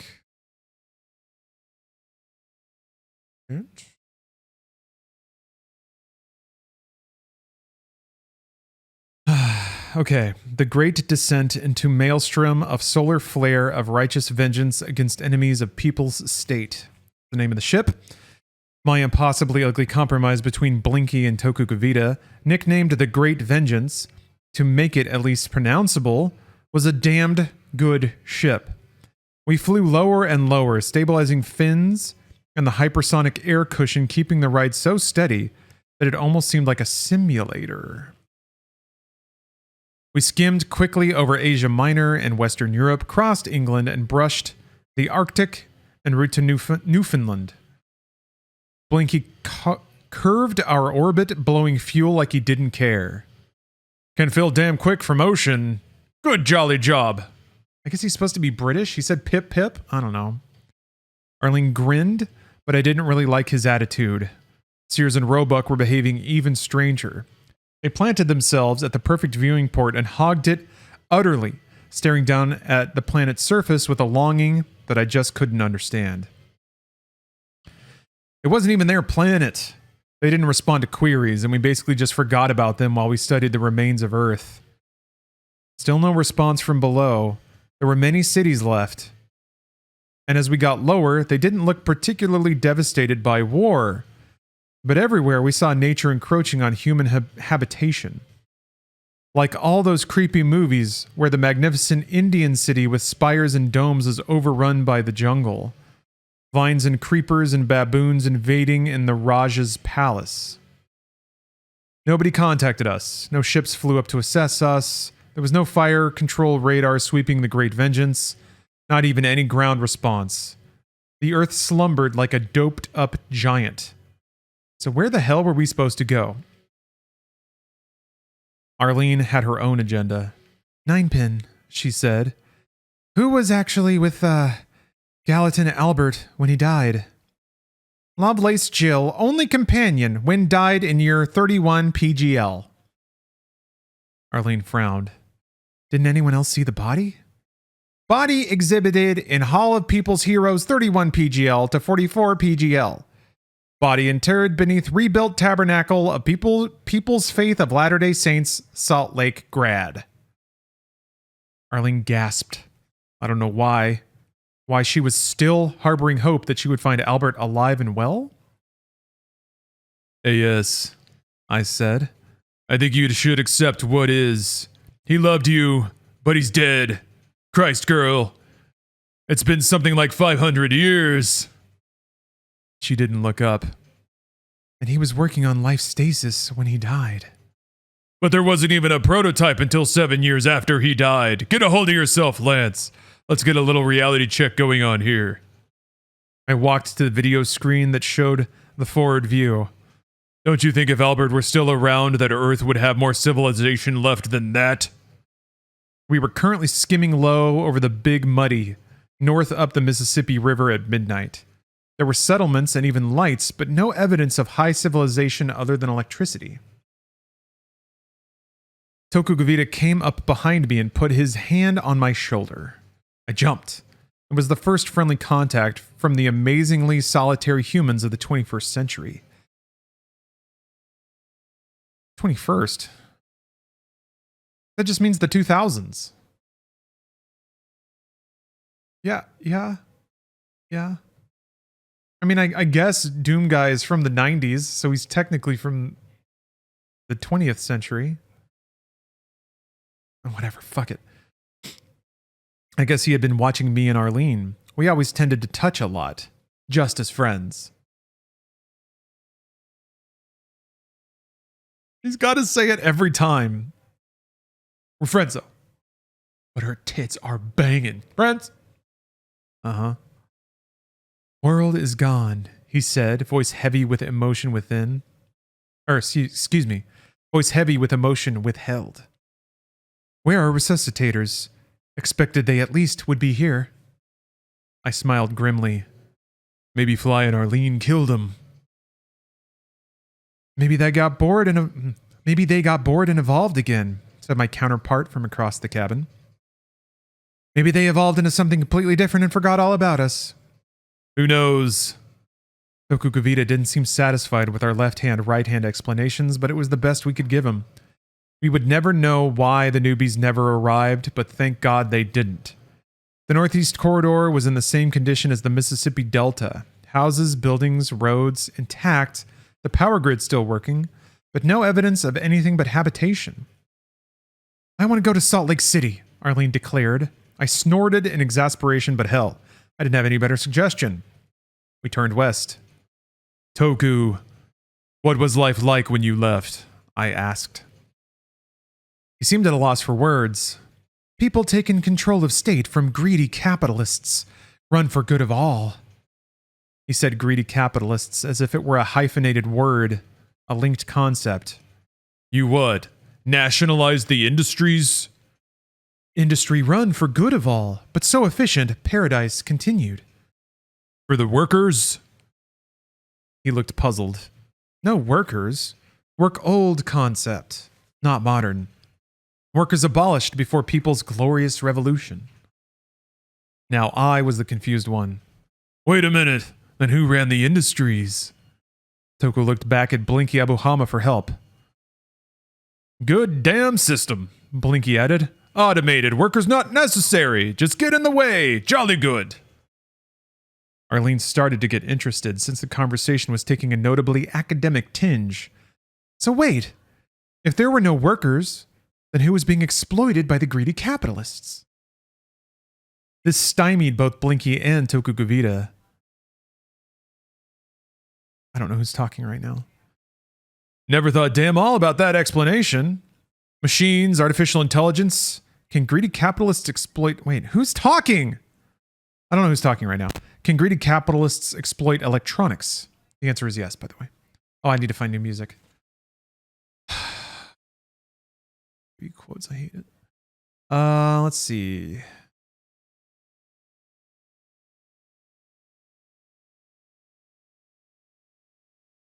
Rise of the Triad. We're just going everywhere now. Okay. I turned away. The conversation had veered way over my head.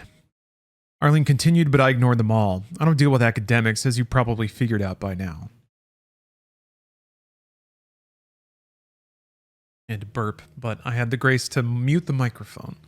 I am a professional voice actor. We were fast approaching Salt Lake City, or Salt Lake Grad, I remember Ninepin calling it. Must have been winter in the northern hemisphere. We kicked through an overcast sky, and suddenly the rebuilt cathedral loomed before us. Jesus freaking Christ! I yelped, freezing the economics lesson behind me.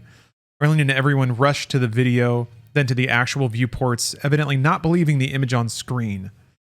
The new cathedral of the People's Faith of Latter-day Saints rose about 600 stories into the Utah sky.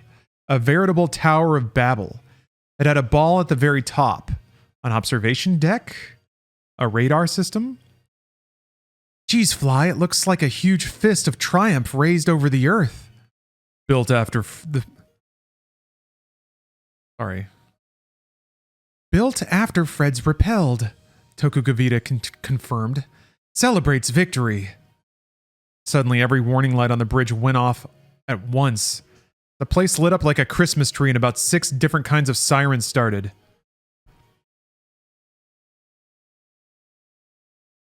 Misses! Blinky swore at the con. What does that mean? He jerked on the stick. It's M-I-S-E-S. Mises? He jerked violently on the stick, and the whole freaking ship swerved violently to the left and up, flinging us all to the deck. I was pressed hard, 9 Gs at least. Then the acceleration let up. I painfully picked myself off the deck, shaking like a pine needle in a strong wind. What the hell was that about? Force field, said our pilot, face pale. Damn jolly strong, almost killed. Crash, crash. We circled Salt Lake Grad for more than 40 minutes, mapping the exact extent of the field. One of the crew was a mathematician, a girl named Suzudira Nesuzuki. She calculated the highest probability that the center of the field was at the tabernacle. My guess was that it all emanated from the bulb at the top of the structure more than a kilometer above ground level. Why? Said my Lance. I can't tell you why, but I must get inside that tabernacle. Criminy, don't you think I know why? Albert's buried there. He spent the last years of his life there. Why shouldn't you want to see it?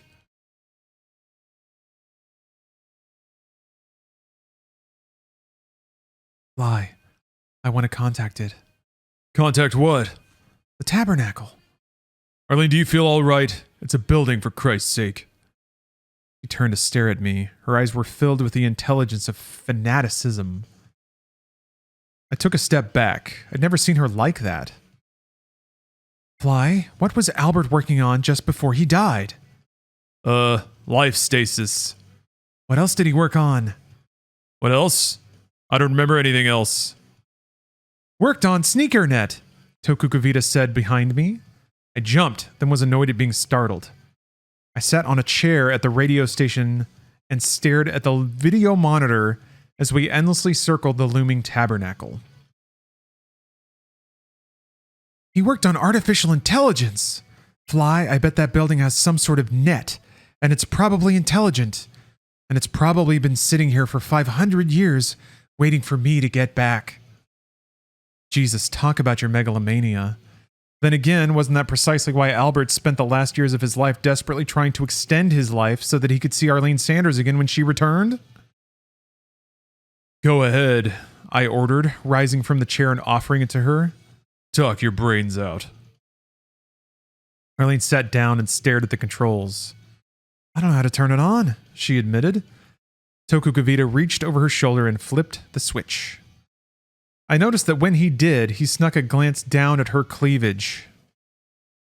Somehow that made me feel better. No matter what weirdo hybrid of communism and capitalism they had developed, they were still, by God, human beings.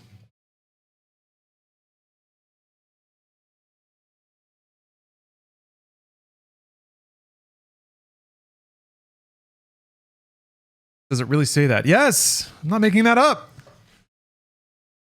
I don't add creepiness to this book. I just yell at it.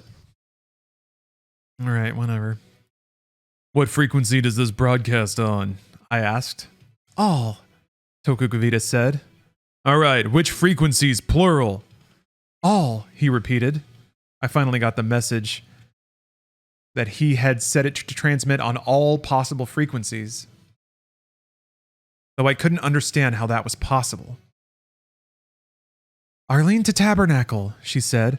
Arlene calling Tabernacle. Come in, Tabernacle. A voice responded instantly. Tabernacle here. But how do I know you're really Arlene? I'm going to assume that this is Albert's voice, so whatever. We're going to fly. Wind, thank you for the sub. Thank you very much. It sounded so damned familiar. Oh, it's Jill. Fuck. It sounded so damned familiar that for a moment I didn't recognize it. Then our video monitor went to snow, and a moment later a face appeared. It was a face I knew very well. It was her face. Jill! I screamed. Hello, person who looks like Fly Taggart. Jill said. I'm not really Jill. I'm an AI program that Jill Lovelace set up. Who are you? And who are those pair of gorillas you brought with you? I glanced behind, honestly confused who she meant. That's how familiarity breeds contentment. Or does it breed? Jill, meet Sears and Roebuck. Don't ask which is which. They won't understand you. The Magilla gorillas simply nodded gravely, impatient for the ground. Her little blonde girl's face simpered a bit, as kids do when you introduce them to a new relative and they're trying to be polite and grown up, but in reality they haven't a clue why they should care who the new person is. They're a clave pair. All right, so here's the problem. Jill grew up, wrote books, created an AI of herself, but for some reason made the AI the 8-year-old version of her, or whatever.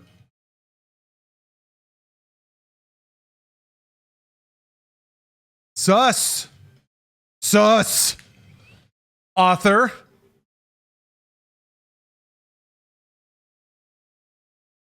Don't like that. Oh, wait. No, she wasn't saying that. I guess Doom Guy's saying that? They keep throwing around unattributed quotes like I'm supposed to know who the fuck is talking. Anyway.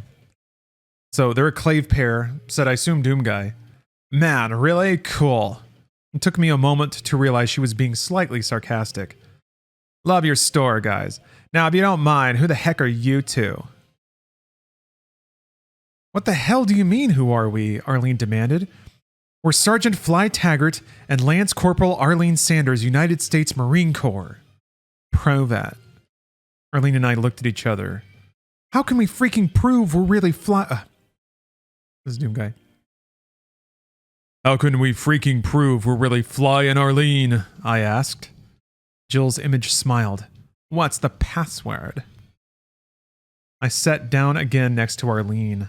A smaller television monitor at the console in front of us showed the same image as the forward video screen. Jill, I said patiently, we didn't set up any password with you. But you know it anyways, dudes. We do. It's something you said to me, something only you two would remember. Jill's face wasn't the aged grandmother she must have been when she died. Instead, it was the Jill we knew from before, just a year or so ago, from our point of view. Still, I became so terribly homesick looking at that 15-year-old's face. She was like a little sister or something, a bratty little sister, but still the closest thing to family I had left besides Arlene. Everyone else I had ever known on Earth was long since dust in the dust.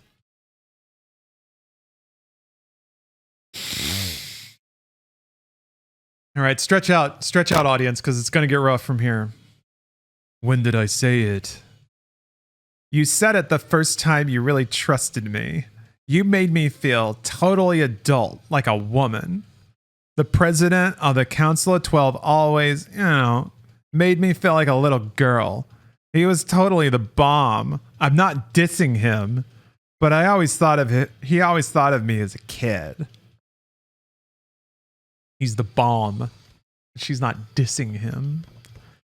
Why would she not only make her AI 15, but would talk 15?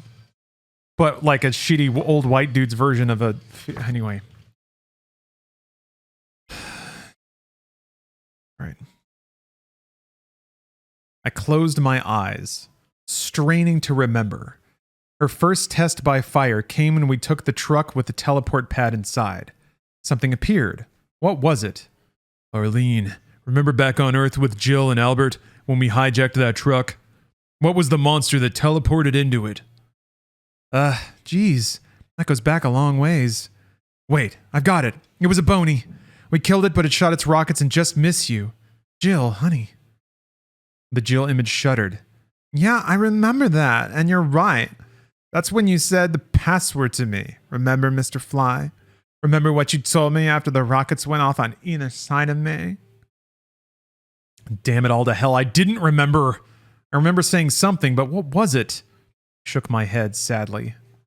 Look, Jill said, let me cheer you up with a little game.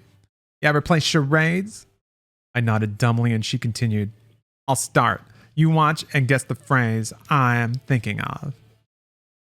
The camera pulled back, or the animated image shrank, and we saw the full body shot of Jill.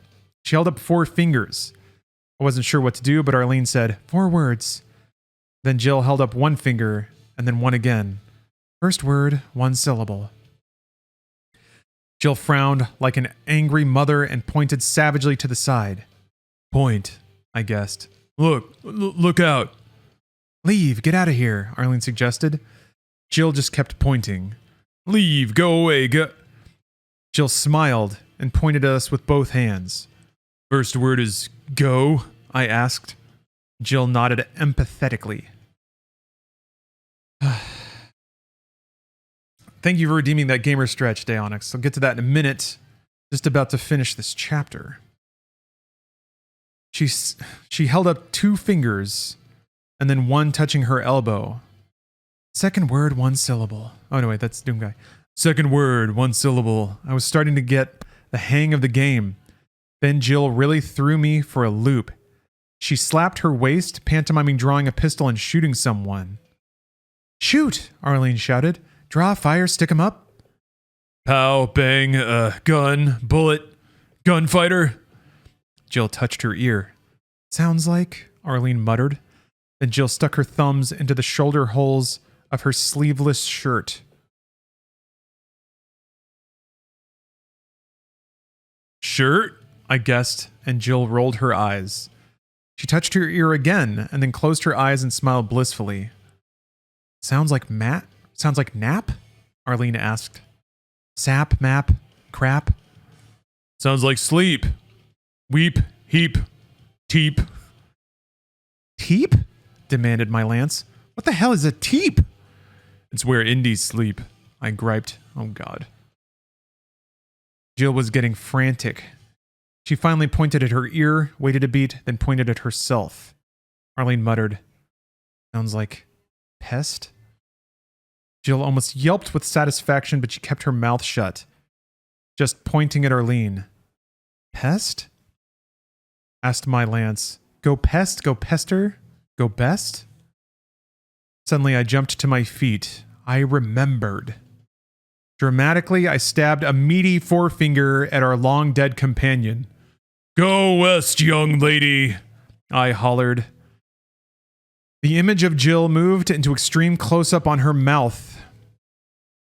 You have spoken the password. You now have infinite power. You may pass, Sahib. I don't know. Okay. Blinky's voice from the back was an anticlimax. Ah! Force field down. Good damn show, that. On to the tabernacle, I suggested. Put her down on that bulby thing, if there's enough room, that is, if you don't mind, Blinky. I really hated this new Jack command and control system.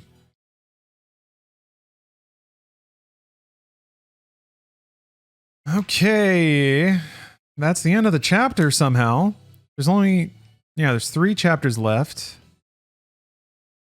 3 chapters left, about 30 pages. And somehow this story's going to end. Somehow. Yeah, huh. Huh. Huh. Good reaction. Huh. Huh. All right, I'm going to stretch. I'm going to take a break, use the restroom, stretch. I'll be back in a couple minutes with God of War, Chains of Olympus on the PlayStation Portable. See y'all soon, and thanks for watching so far. Yeah, after being treated that way for a long time as an independent contractor, just not getting paid and stuff, that was one of that was honestly one of my main motivations in going independent. Was to not only like change my work setup and hopefully take a little more control of my compensation, but create work for other people and treat them humanely and pay them well. And I think I've done that over the past couple of years. But yeah, after just getting horribly shit on, both as a contractor and an employee, nothing more. No, I got to do my little part to put some goodness back out into the universe. Yeah, they're daring you to take them to court, and they can not pay for as long as they want to, and then you serve them with papers, and then they pay. Easy. And they got to like not pay for 6 months and use that money on something else. Yeah, I remember at Machinima, I mean, they went 3 months without paying me, I think. No, 2 months. Which I had a contract. They had to pay me like 45 days after invoice. They just didn't. Somebody told me, I think it might have been Bruce, that there was an accountant at Machinima that just didn't pay people. The checks would be run and they'd just sit on his desk and he just wouldn't mail them. Because he said, yeah, that's just business. It was his dick move, but people are dicks. Dad ran his own small businesses for his whole life. And it just meant we were in poverty and always on the edge. So it's not for everybody. If I had a family, that might be a bit of another story. But really, I just I cover myself. I try to treat Steph nice. There's been some familial costs and some medical costs and stuff. And that stings, but okay. Chapter 21. The story continues. 3 more chapters to go. Blinky Abu Hama continued to circle the tabernacle, fearsomely eyeing the bulbous tip. Ah, he said. Not sure, sir, is too damn good idea on the top. I really hate that those dudes speak in broken English. Anyway. Arlene and I exchanged a glance back and forth, then we both turned the withering glare on Abu Hama. Can I fly? She asked. I gallantly gestured her forward. Blinky, don't take this the wrong way, honey, but to quote Major Kong in Dr. Strangelove, I've been to a World's Fair, a picnic, and a rodeo, and that's the stupidest damn thing I ever heard. The pilot looked simultaneously relieved and chagrined. Not serious, just jolly joke. Oh, terrible fun. Ho ho! He sounded genuine in the laughter, but seemingly unsure what he was laughing at. I'm unsure about everything right now. Just put us down a quarter click away, I clarified. We'll, walk the rest of the way. We landed with much ceremony, a celebration that continued well past the first moment Arlene and I and Sears and Roebuck could squirm free. The Clave, having already had their celebration when we made orbit, disdained the party. Can you use that word like that?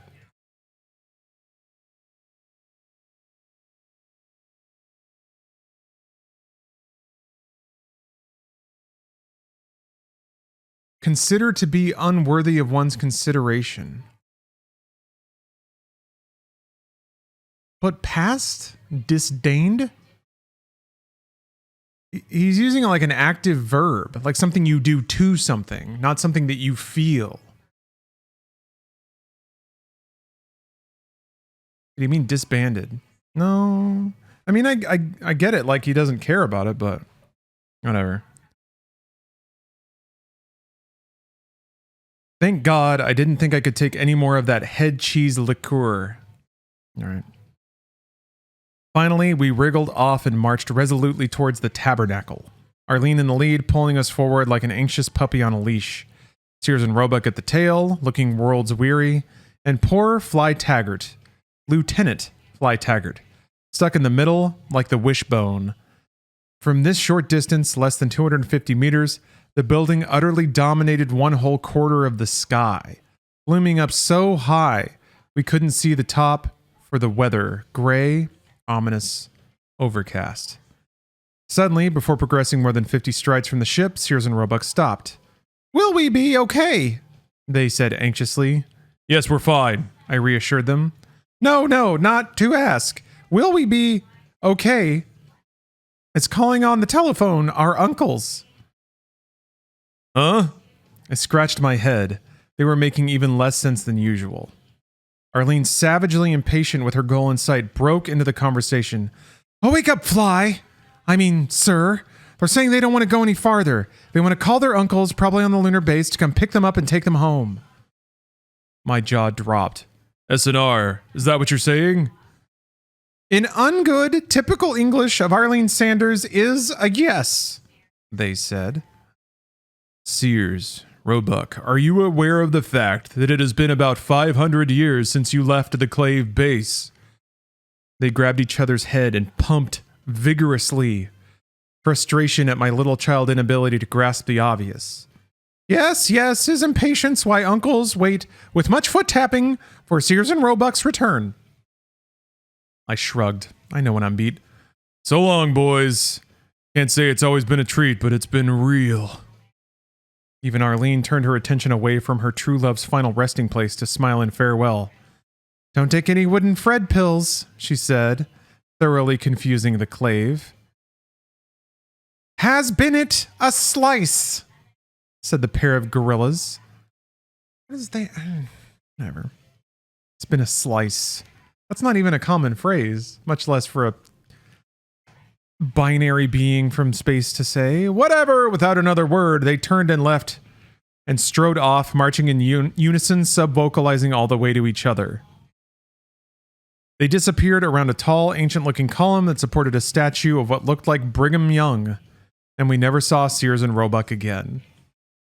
That's how they walk out of the book. We're gonna leave now. All right, bye. And they're gone. It's been a slice. It's a good phrase. I'm trying to remember. There was some animated show where somebody said that. Been a real slice. I'm trying to remember. Anyway.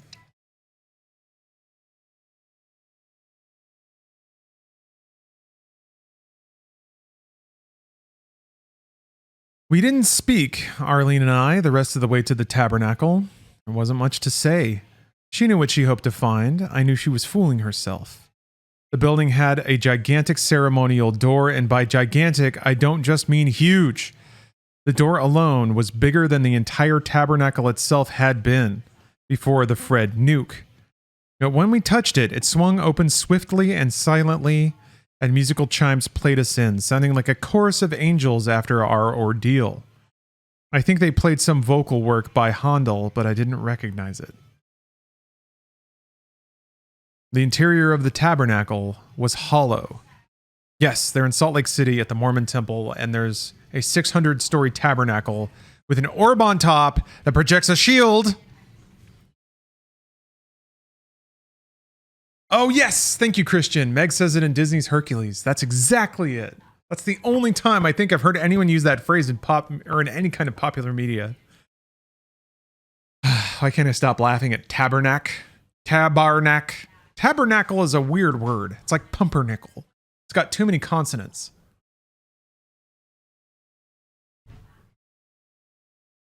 Too many like hard cuz. Pumpernickel. Tabernacle. When every syllable is like you're like a boulder rolling downhill. It's great.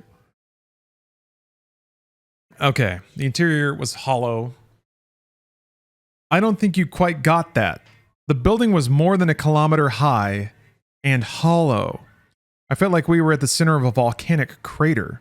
Oh, tabernacle is a Quebec insult. Eh? Okay.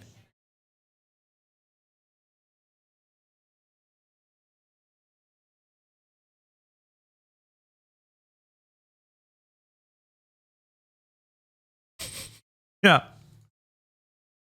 From Quebec. An expletive and intensifier for all purposes. Huh. So it's like fucking. You can say it. Can you exclaim it by itself if you stub your toe? But you can also like throw it in front of something else. Oh my gosh, Pop-Tart. I saw the preview. Oh, it's like a church square. Or a church swear. Okay. Bracken?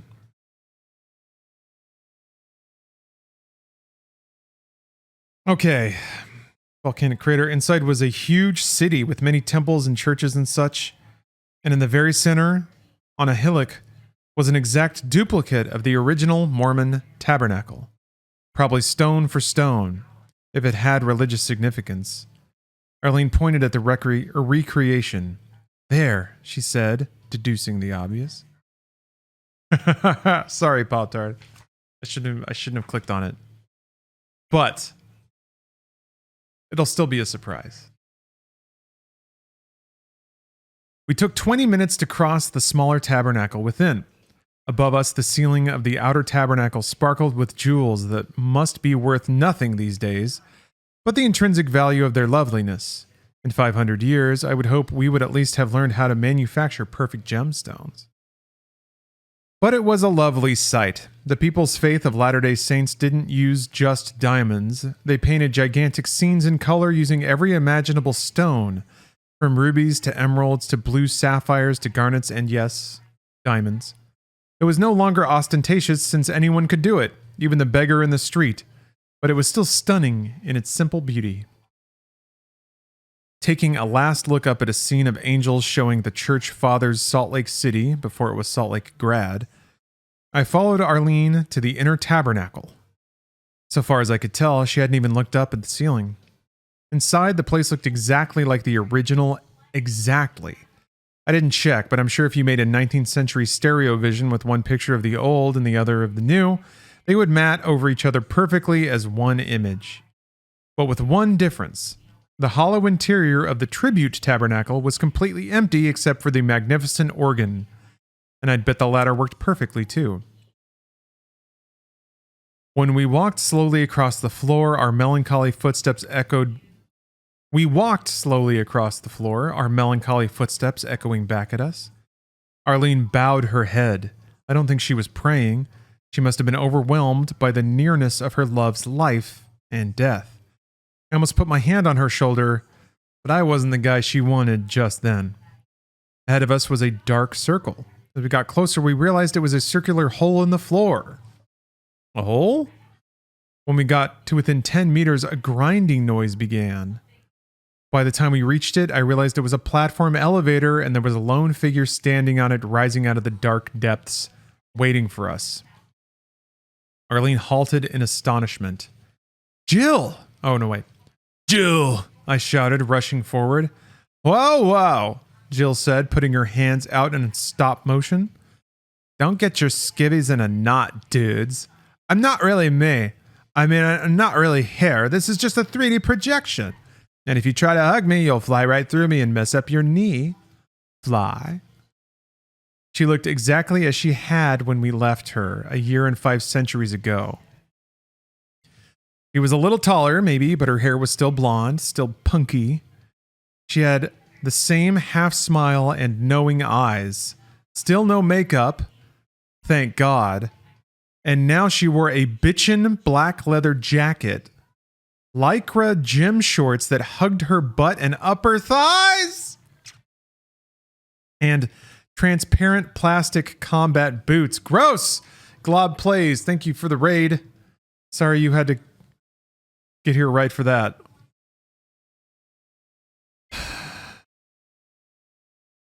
I stood and stared, and blow me down if you couldn't have bet me 2 months' pay that it was the real Jill, and I'd have taken you up on it.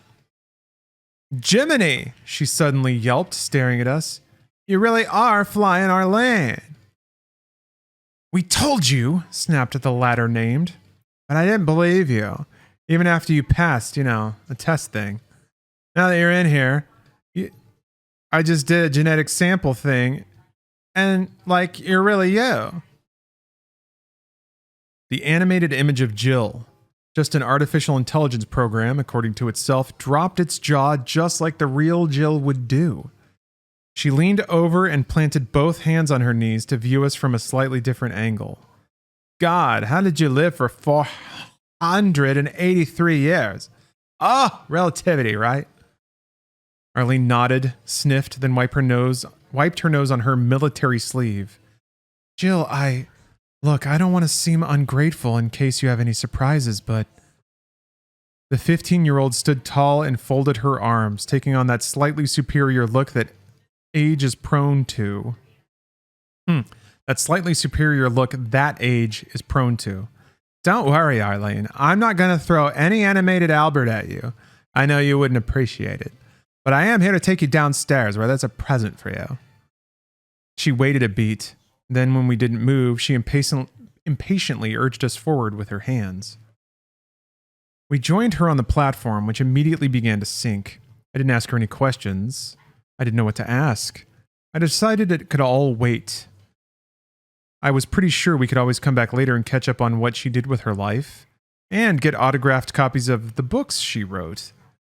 If she didn't save a pair for us, I'd kill her, except that she was already long dead and buried, or whatever they did nowadays.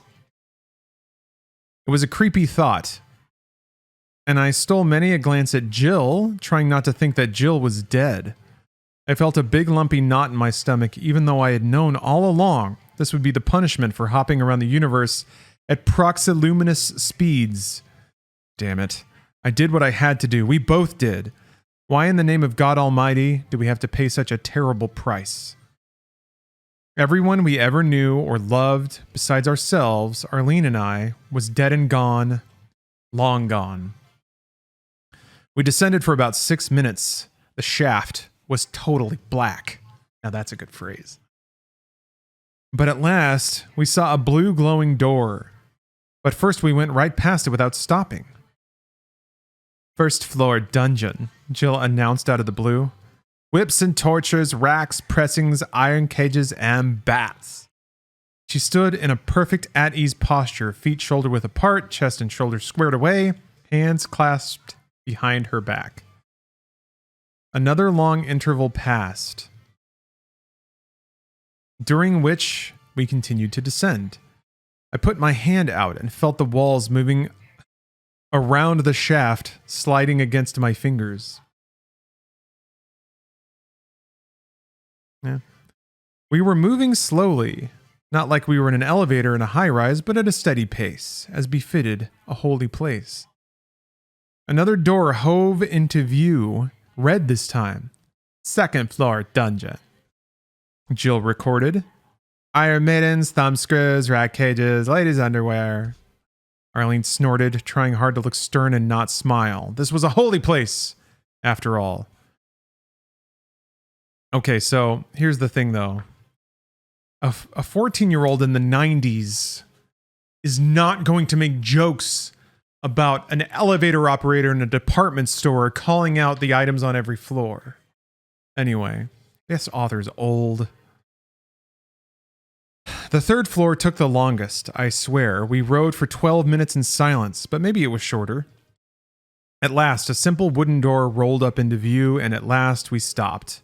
The door opened, showing us a nice, comfortable hallway. Third floor dungeon, Jill impressively told. Everybody out! Arlene and I stepped through, and I paused, waiting for Jill to join us. She shook her head sadly. Sorry, Corporal. I mean, Sergeant. Lieutenant, corrected my ever-so-helpful friend.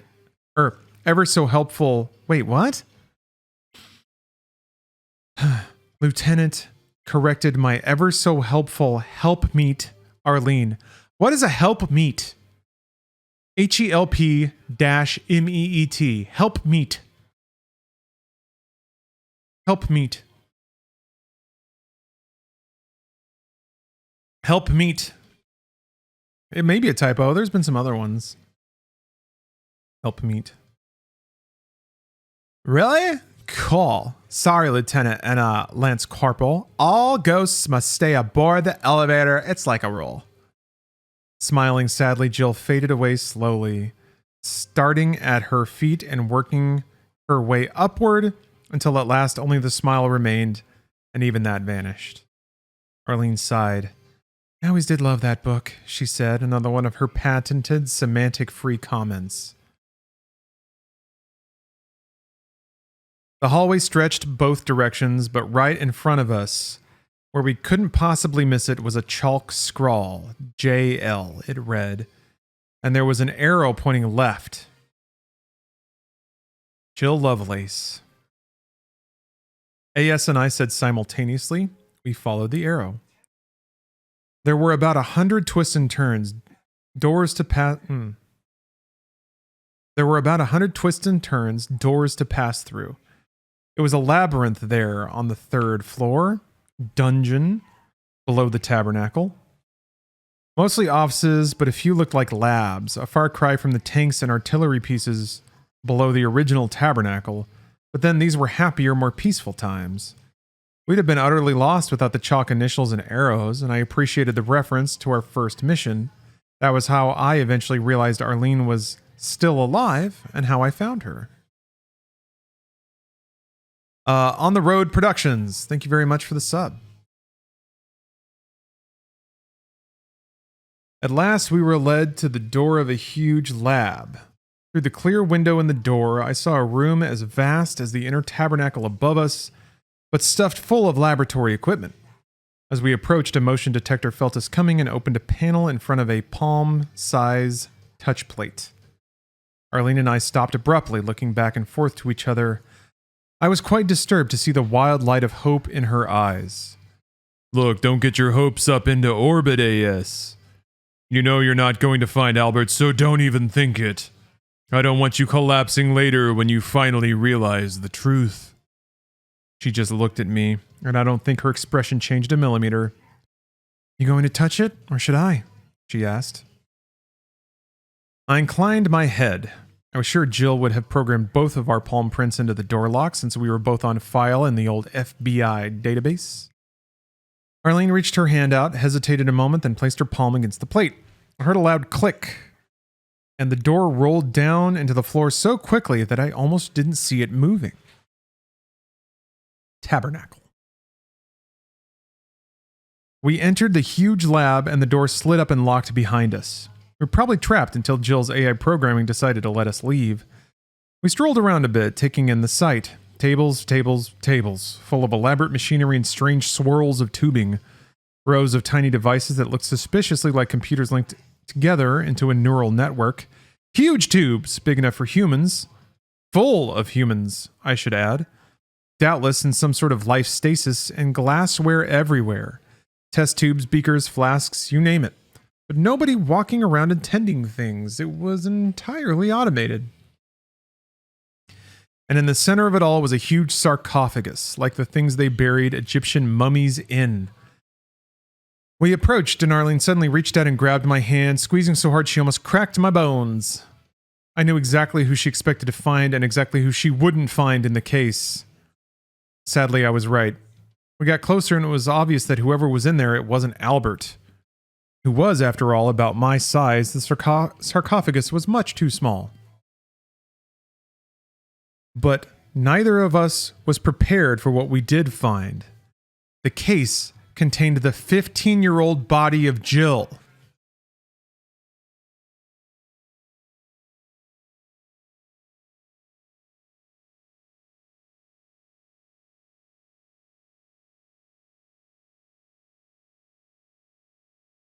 What? Was it not bad enough that there was a 15-year-old hologram of Jill? No, it's a real body now. Great. Just can't let it go. Can't let it go, can we? She looked like she was just sleeping. Nude and serene. But I couldn't see her breasts rise and fall as I would have expected if she were breathing.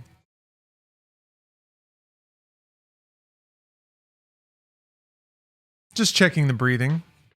That's all. We were so close to the end of the book, man. Almost made it out.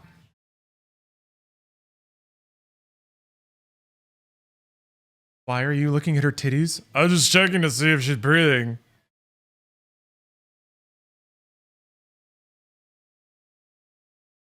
Fuck, alright. Hopefully that's it, right? Hopefully that's it. There's only 20 more pages. That's it. That's it. That's the worst part, and we're done. And it won't get weirder, even though there's a comatose 15-year-old and Fly is staring at her. Why ain't her tits moving? This teen's busted. Her tits ain't moving. Ugh.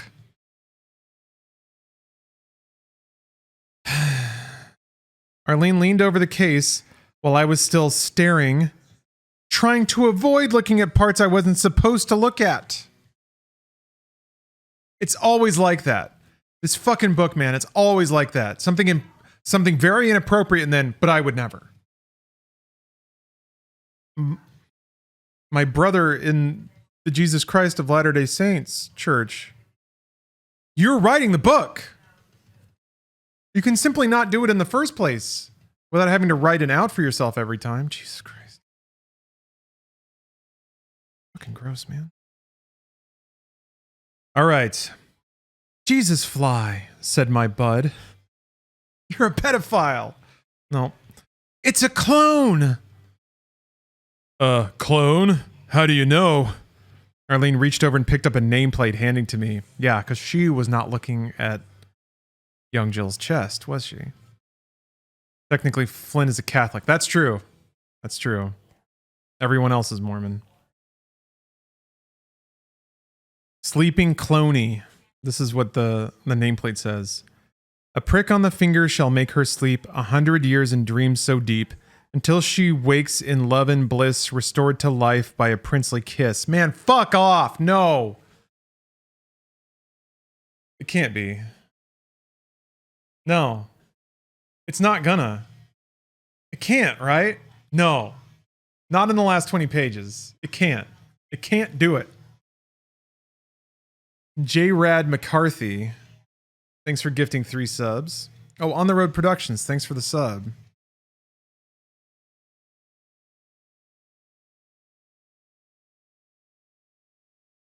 I gotta take a break.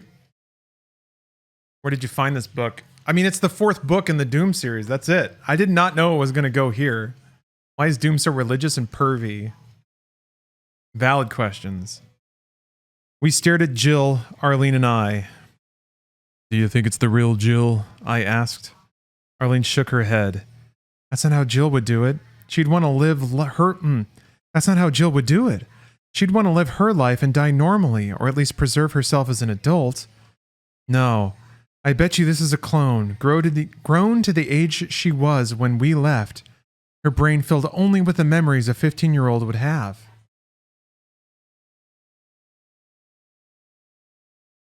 Does she remember us? Why not? Jill isn't cruel. She wouldn't put that torture on us, Fly. To know the new Jill, but not be known? To see her as sullen and withdrawn as she was before, after the monsters killed her parents? Arlene reached out and gently touched the glass cover of the sarcophagus. Hang tight, honey. We'll come back as soon as we've seen the present you left us. Maybe that's it, I said, nodding at Jill.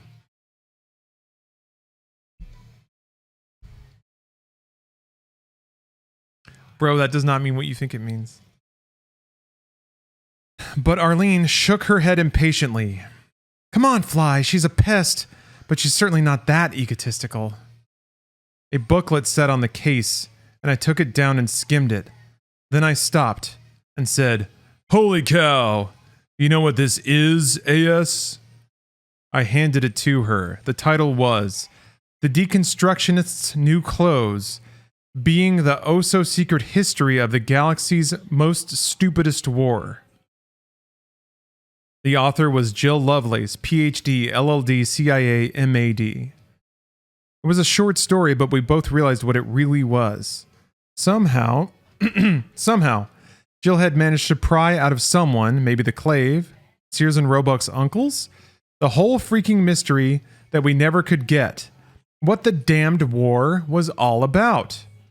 Yeah, right. The 6 million year war that resulted eventually in a strategic chess move by the Freds of House Deconstructionists to invade Earth and kill us by the millions.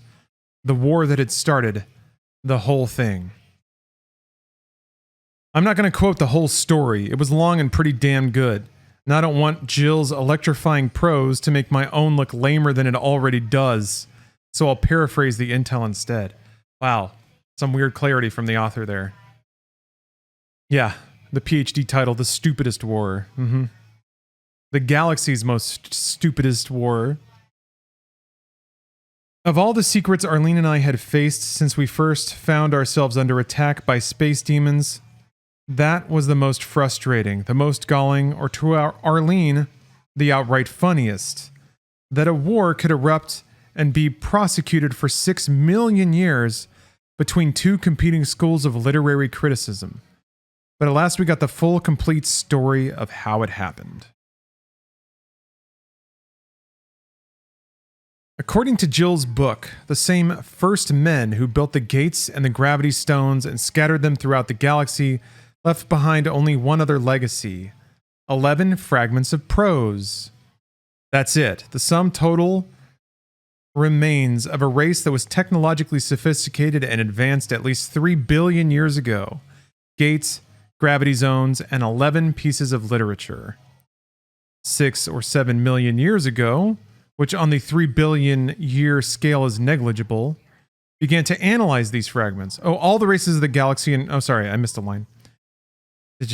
All the races of the galaxy in roughly our own time, 6 or 7 million years ago, which on a 3 billion year scale is negligible, began to analyze these fragments. Each used its own most highly refined theories of literary criticism, but because literary criticism is at its core nothing much but a projected map of whatever weird cobwebs infest the mind of the critic,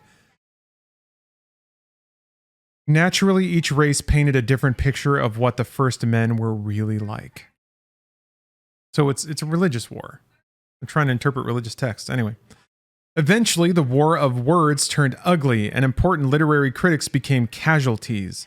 Not that anyone cared much. But when one coalition, the deconstructionists, decided to end the argument by deconstructing the clave homeworld, and they failed, the Great Divide became law and eventually custom, which is 1 billion times stronger than law. For 6 million years, give or take a month, the deconstructionists and the hyperrealists had been duking it out for control of the literary forms of the galaxy and for the right to reconstruct the past. And that was it, Arlene said when she finished reading, quoting some sci-fi book she loved in 1984.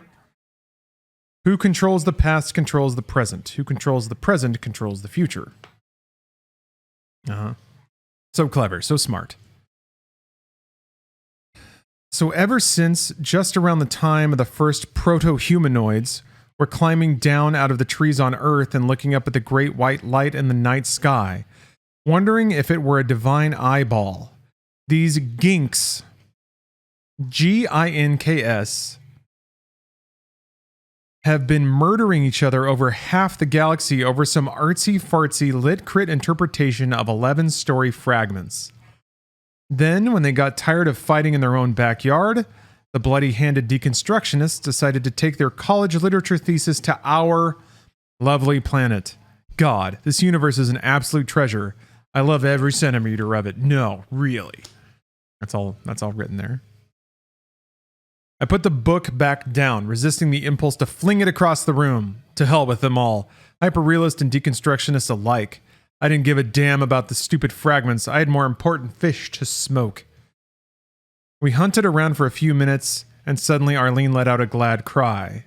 Another arrow! JL, it read, and pointed at a small room. The room had a regular door with a good old-fashioned handle. I turned it and opened her up. The room was bare, save for a single card table, dust-free. On the table was a small black box with a single orange light showing unwinking on the other side. We crossed the space together, my lance and I, and together we saw the single sign left on the box. It was hand-lettered, and I realized Jill's atrocious handwriting. There was a single word. Albert. We stared. Arlene fell to the ground on her butt, but she didn't take her eyes off the black box with the bright, glowing eye. Albert! Albert? I didn't know just what to say, so goddammit, I decided to just shut up and be a Marine. Semper Fi, Mac. I know when I'm beat. And that's the end of chapter 21. Jeez. Oh, so here's the thing, though. All right, so you found this picture of the author. That's a smaller part of a larger picture where he's standing behind a card table with copies of the Doom novel on it. I've had that picture saved on my computer forever, and I never knew, like, it's just weird that, I swear I saved it like 20 years ago, and now I'm reading those books. It comes up on my wallpaper once in a blue moon. I wonder if I can... God, I wonder if it's... Yeah, here it is. Perfect.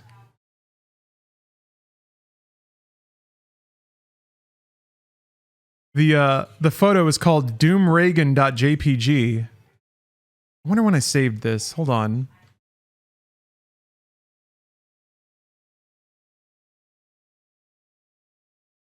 Monday, April 7th, 2008. The 2008 would make me suspicious, but it's not January 1st, so. Actually, okay, so that's the copy of Infernal Sky that I have. Never really looked much more closely at this photo. There's an empty martini glass. I'm gonna guess like a little like thing of creamer? Coffee creamer? God, if I could only imagine what he's saying right now. Oh, you guys can't see this. I'm so sorry. 1 second. Bang. All right, that's the full photo.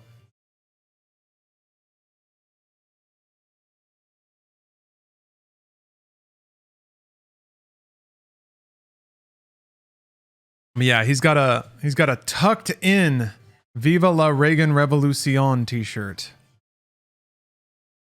And then like it looks like a canvas belt with the way it's just kind of. I know those chairs, those are like in the wood panel behind him. It looks like he's in like a civic center or something like that. Damn, I wish I could just see what's over here and here. But yeah, here it is. How many people do you know have written 4 books? Anyway, it's a good thing he never got pervy with a young child. That would be weird. Oh, are those sweatpants? You think? Yeah, maybe. The color looks a bit off. Christ almighty. Lord above. All right, so we got 30 minutes to go.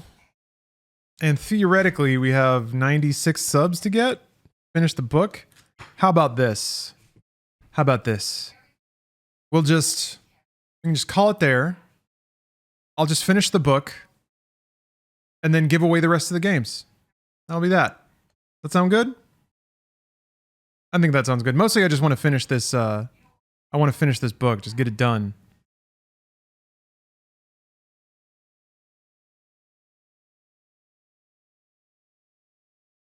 Sounds good? Alright, sounds good. I will, here, I need to take a quick break, though.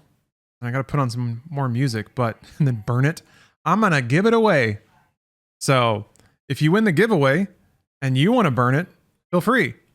I will be right back.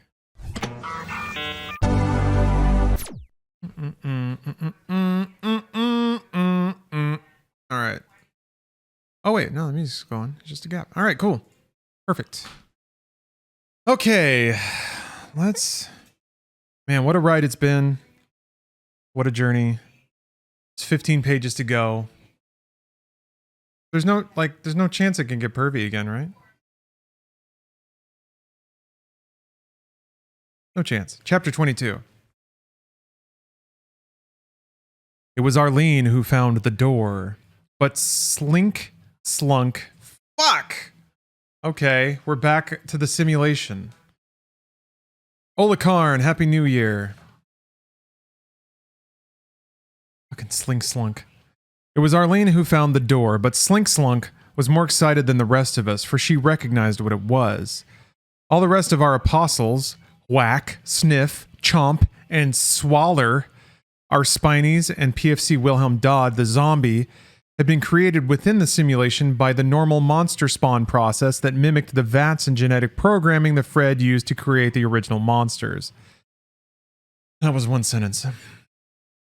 But Slink was the prototype Spiny. She was the first and only, as she put it, generated specially by the newbies inside their program environment before the rest of the simulation was even running. And Slink remembered her existence before the rest of the simulation was built. The newbies were better artists than they realized. They hadn't intended to give freaking free will to their program demons, but they sure as hell didn't want the code to remember its own creation. We had searched the immediate vicinity of the star-shaped chamber after ducking out of Arlene's... Hold on. We had searched the immediate vicinity of the star-shaped chamber after ducking out Arlene's crack, but we didn't find anywhere else to go but the huge gate. It's me, she said, crestfallen. I still remember the last time, and I searched for almost a whole day before giving up and heading through the gate. The ground was jagged with sharp broken pieces of dead plant life, and the stench of sulfur almost knocked me out. The Spinies seemed to love it, though. And even Dodd looked a little less tormented. The sky overhead was inverted, white with black stars. I tried to not look at it, since it gave me vertigo like I'd never felt before, not even in zero G. Fly, said my partner. I'm trying to remember how Alestrodamus managed to escape his doom. At the claws of the Hell Princes. He survived, didn't he? He's out there somewhere, waiting for us? I tried to remember it that way with her, but Alestrodamus' death was too vivid. In the end, we both had to give it up. The poor pumpkin would have to remain our first martyr. Damn it, I thought. What's the use of lucid dreaming if you can't actually control everything? I didn't have a good answer, so I pointed wordlessly at the gate. Holding hands, we shot through, then we fairly flew through the Deimos base, avoiding traps we remembered, converting a few more monsters, and killing what we couldn't convert. We picked up a Clyde. Another Pac-Man ghost. Despite my objections that I didn't remember the genetically engineered human with the machine gun until we got back to Earth, 3 more Spinies, and a passel of zombie buddies for Dodd. We even managed to convert a fatty, but the planet-shaped critter with the fireball shooters where his hands should have been, Bats Jacko, he called himself, was so overweight that he just couldn't keep up. Bats Jacko. In the end, I dubbed him our first missionary and sent him off at his own pace to convert the rest of Monsterland. There's already a Blinky. We need an Inky. I don't remember the other ghost. Stinky? Anyway. Pinky, that was it, thank you. Wait, yeah, there are Pinkies. Wait a minute. So yeah. Inky is the only one we don't have. Oh, Fatty Jacko! Oh my gosh. But before we got to the nasty spider mind at the bottom of Deimos, Arlene finally managed to find the door. Oh. She first started looking for the door when she remembered the 3 courses in program design that she took during her brief stint at college. Fly, she whispered while we crouched in the hand-shaped gully where Arlene had killed the Dodd zombie the last time. Whenever we wrote a program, we always used to stick in what we called back doors. Maybe the newbies did too. What the hell is a back door? So we got stars, we got cracks, and now we got back doors. All right. She licked her lips, sighting along her .45 rifle at a lumbering Pinky. So far, it hadn't smelled us. We weren't worried about it hearing us. They made so much noise just walking around and breathing that they probably wouldn't hear a freight train coming up behind them on the railroad tracks. But there were other creatures with acute hearing. Silence was best.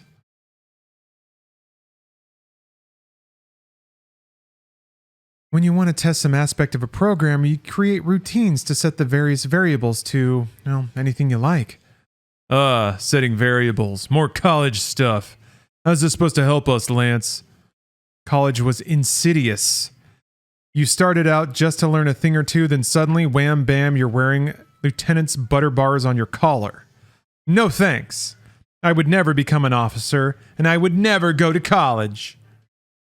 You need a combination, Arlene answered. A password to access these procedures. But if you have it, you can move around the software like a ghost in a haunted house, passing right through walls and doors like they weren't even there. Are they about to no-clip? What is it, IDKFA?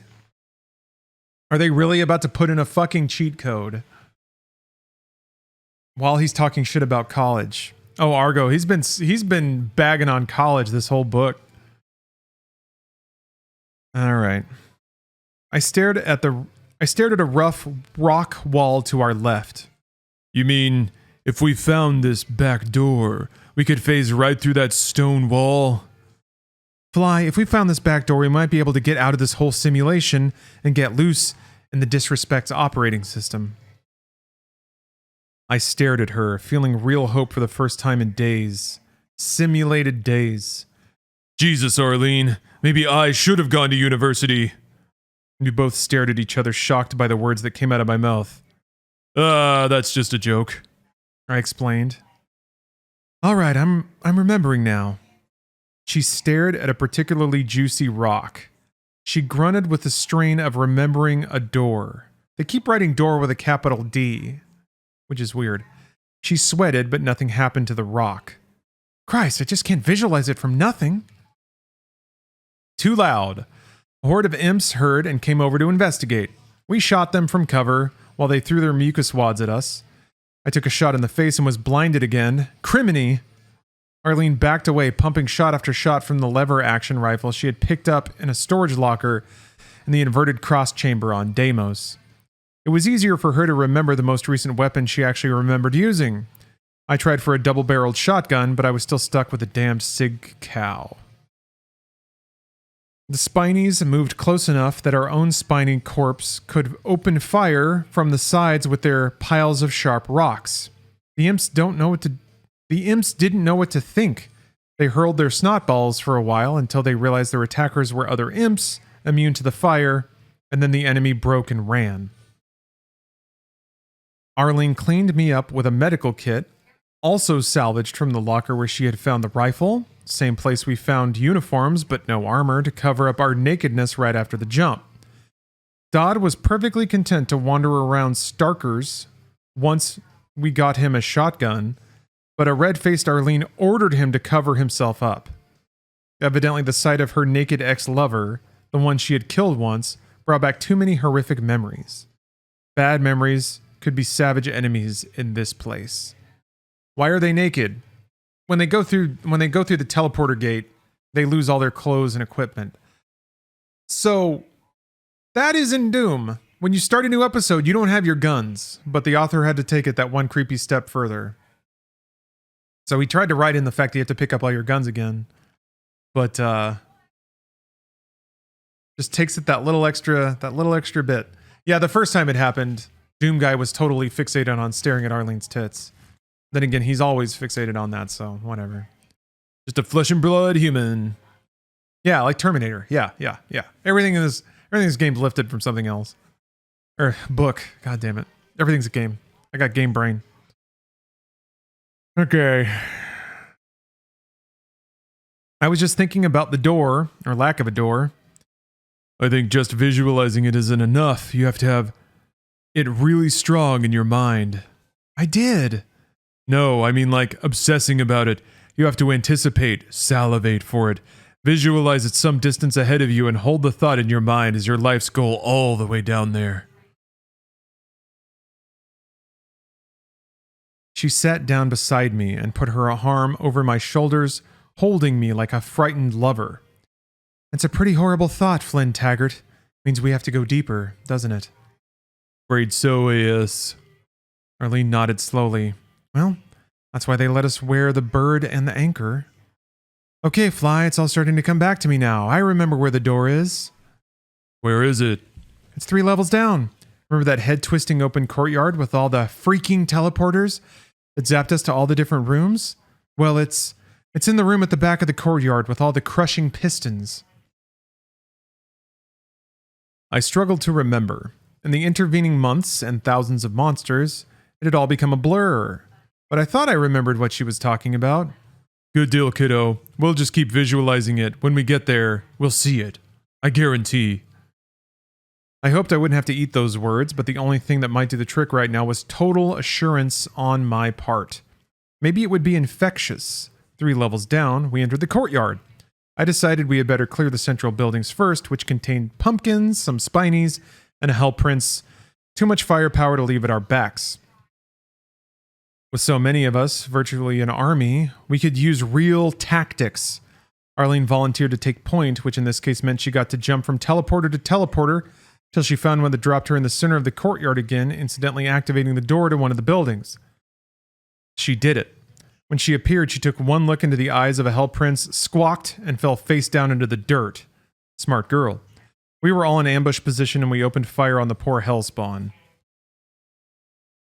The Minotaur never knew what hit it. 9 flaming snot balls, a machine gun, shotguns, and my own M14 bar. I'd found one at last, and the Hell Prince staggered back against the rear wall of his building, unable to even muster a lightning ball from his wrist launcher. We repeated the process with the other 3 buildings, and when we finished, we had 4 empty bunkers and 1 very dizzy female Marine. I picked her up off the ground and held her under her... I picked her up off the ground and held her under her arms while we approached the chamber at the rear of the courtyard. That was where we both clearly remembered we would find the door. The front door was locked. I was about to waste a few rounds when Slink stepped forward. Why no S's? It's just THIS. All the other S's have like 4 or 5 S's on them when it comes to Slink. Anyway. This one, May? She asked, and before I could answer, she shoved her iron fingers behind the latch, splintering the wood, and ripped the entire mechanism off the door. The unbound wood swung slowly open, creaking like the cry of a banshee. Inside were 3 zombies waiting for any visitors. PFC Dodd staggered forward, pushed past us, and entered the room. He strode up to his zombie brothers, 2 brothers and a sister, and began to talk in swine-like grunts and moans of the recently undead. The female zombie raised her rifle and fired a single shot. It hit Dodd in his mouth, taking out his entire lower jaw. We stood in shock for a moment. Arlene recovered faster than yours truly. He did it! One last time, one last ride. Yours truly, capital Y, capital T. She pumped the lever on her .45 rifle, firing 6 quick shots. 6. Arlene killed all 3 zombies before the rest of us fired a shot. She killed them before she even had an instant to think. Then she dropped her gun and ran forward to Dodd, who was flopping disorientedly. She cradled the head and upper body of the rotting corpse in her lap, cooing to it softly. "I'm sorry," she said. I don't think she even realized the rest of us were there. "I'm sorry, I didn't mean to shoot you. I had to. Oh, please forgive me. I'm so sorry." I knew who she was really apologizing to. The real Dodd was dead and long past caring, but Arlene was alive, and she needed forgiveness. I don't know how it happened. Her memory of the original Dodd must have been strong, but just for a moment, the zombie PFC Dodd reached up and stroked Arlene's cheek. No zombie would have done that, I reckoned. A moment later, he died, again. I turned away, leading the rest of the crew deeper into the building. Behind me, the crying lasted another couple of minutes. Then it stopped as if cut off like a faucet. Arlene the lover was finally buried. Lance Corporal Sanders returned to the group and announced, "We'll find the door behind the rear right piston. Careful to not get crushed." It was Arlene who found the door, but Slink Slunk was more excited than the rest of us, for she recognized what it was. "His bridge!" she cried, capering and gibbering, swinging her hands so violently she tore a hole in one of the building walls. "His bridge connects other place." "The other place?" I asked. Arlene sounds strangely detached, a stranger inhabiting the body of my buddy. "She's right, Fly. It's a bridge connecting us to the main operating system of the Disrespect." "How do you know that?" Arlene smiled apologetically and shrugged. Her eyes were red from something she must have got on them. "As I remember it, of course." I approached. The door looked like a bank vault, solid steel with a combination lock in the very center. The lock comprised 11 wheels, each lettered from A to Z with a space tag between the last and first. The mechanics were obvious. Line up the wheels so that they spelled out the password and turn the huge handle to open the door. The only fly in the ointment was guessing the right sequence of letters. So what's the big deal, I wondered. There can't be more than about 150 million combinations. "Well," I said, sighing, "I guess we better get busy. What should we try first?" I looked around, but nobody spoke. Wait, I have something. Let's try this one. Smiling, I set the wheels to spell password, space, space, space, space. I turned the handle. The door clicked and opened. I stood in the doorway, staring like a total doofus. If there had been a snake, it would have bit me. If there had been a boar or a bear, it would have hugged me to death. A password spelled password? That was the stupidest damn password I ever saw. When I was in the Applied Crypto Advanced Training Facility in Monterey, that was the standard joke among the students. The idiot was so stupid that his password literally was that very word. But I had never believed until that moment that anyone could really be so brain dead. No, I agree. It should have been IDDQD or something like that. But that requires deeper knowledge of the games than this author seems to have. I feel like the author might have watched somebody play and wrote down a lot of notes and then just decided to write all that into the story. That feels like maybe what happened.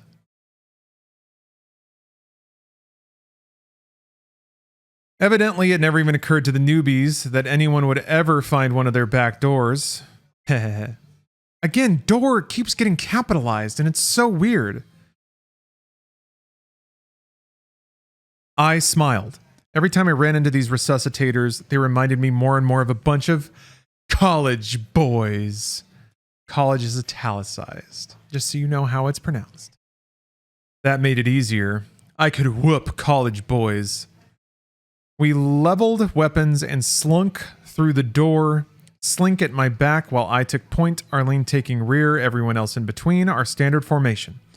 The door led to a long corridor. I mean, a long corridor, 6 clicks at least, and arrow straight the whole way. At the end was another door, just like the first, except this one had no combination lock.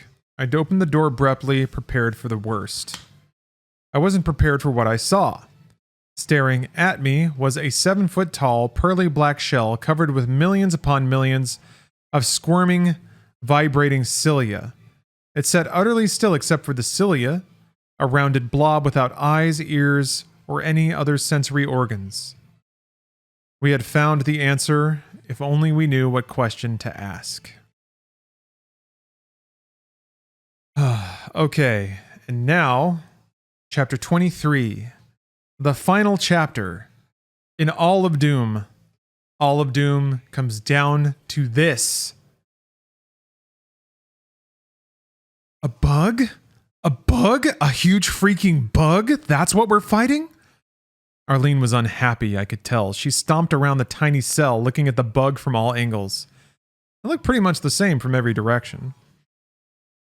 I don't think it's an insect, I rumbled. It's a bug! Who cares what kind?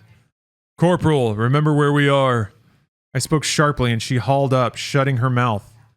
What did we just pass through? What was that doorway you remembered, AS? I don't know, Sarge, a back door.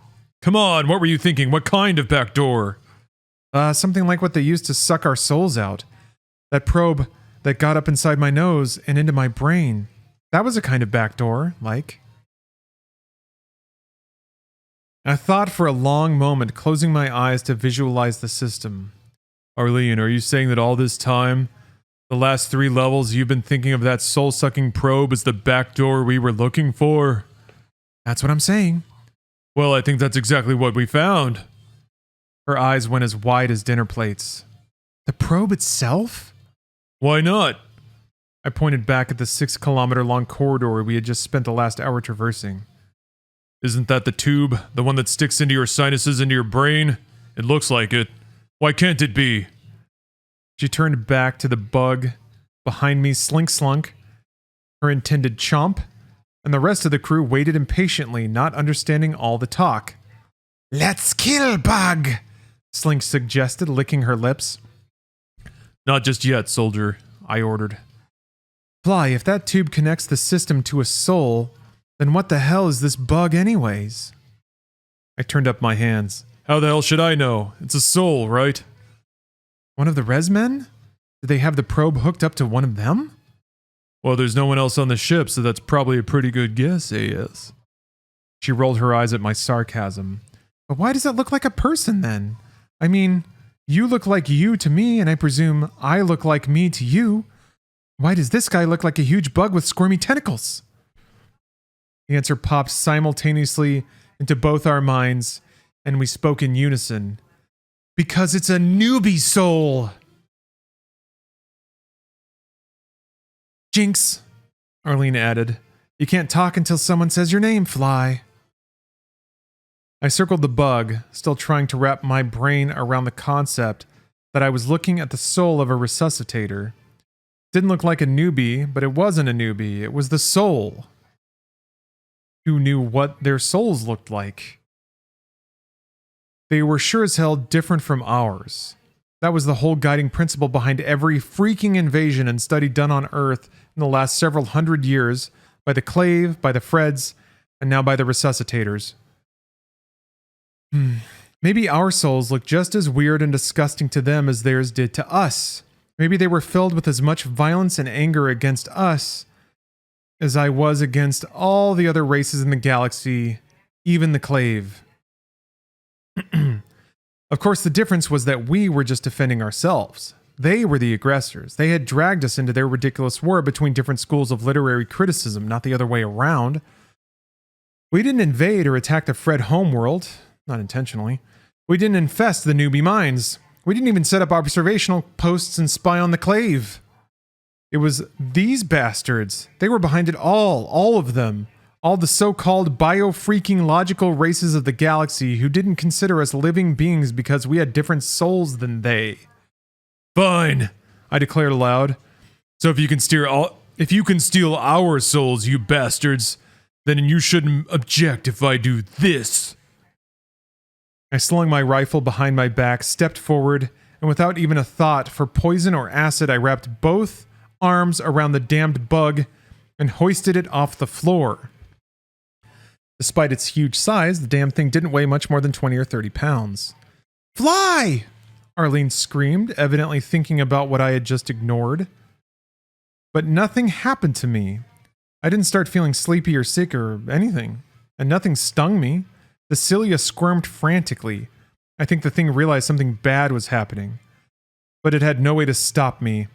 The newbies had long since evolved beyond the need for things like arms and legs. Fly, put that down! No way, AS. We're taking a prisoner of war back with us. Back where? She hovered around me like a mother hen, clucking and poking at the thing with her lever action. Hey, maybe that's what it looks like. You got somewhere else in mind? Back into the simulation, of course. This is a dead-end back door you found. This is as far as it goes into the head of a res man. Suddenly, the room shook violently. Outside the door, the corridor detached and started pulling away. Arlene, jump! I shouted. It wasn't altruism on my part to get her to go first. She was in my way. Arlene didn't waste time asking who, what, where. Like a civilian would, she was a Marine, and Marines act first and ask stupid questions afterward. She dove through the door, and I piled through right on top of her. Behind us, the little room, the brain of a res man, pulled away, vanishing into the distance. Outside our door was only emptiness now, a void of non-existence that turned my stomach when I looked at it. Oh, I didn't look at it. They must have figured out we'd gotten up to the probe, Arlene said, and they yanked it out. But we're so speeded up compared to them that they couldn't yank it out fast enough.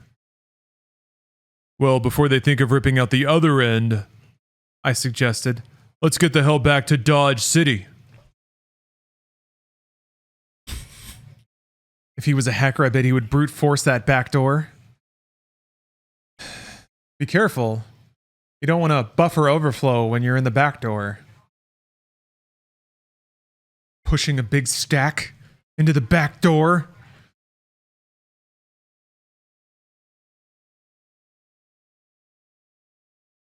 The newbie soul was like a giant sponge. I discovered I could wad it up into a more manageable ball and tuck it under my arm. We ran the entire 6 kilometers back to the Deimos lab. The monster apostles never seemed to get tired, and Arlene and I were in marine shape. Still, it took us 20 minutes to hoof it back. Why didn't the resuscitators destroy the machine? I guess they couldn't believe we had done what we did, or else they were afraid of destroying the soul. Oh, a minute. Destroying the soul of their own guy. Was it that the late lamented Sears and Roebuck? Well, what was it that the late lamented Sears and Roebuck said? Something about the greatest crime in all the galaxy being the deliberate destruction of a living soul. A crime so horrific for them to contemplate that there wasn't even a word for it. Even in a pure hive culture, an interesting bit of intel, potentially useful in war. Too bad the creatures that made the observation were no longer among the living. We burst through the door back into the room with all the pumping pistons in the corners. A new pumpkin had decided to invade the place and set up shop. While Slink Slunk and the boys fought with it and shouted a conversation, trying to convert the thing, they told it about the great martyr Alestradamus. Arlene and I laid out the soul of the newbie on the floor. A lightning ball brushed over my head, sizzling the ends of my hair and making all my muscles jerk. The newbie soul expanded from its wadded up shape. Now it looked totally different, short and fat, and the cilia were absorbing into a fabric-like coating covering the damned thing's hide. I stared at what used to be a bug.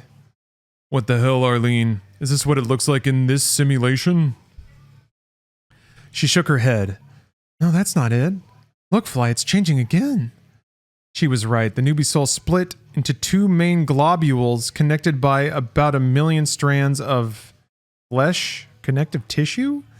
Like pulling apart 2 lumps of slimy, pre-chewed bubblegum. It changed color from black to dark purple. Then it changed again. The connections widened, flattened, and now they were spatula-shaped.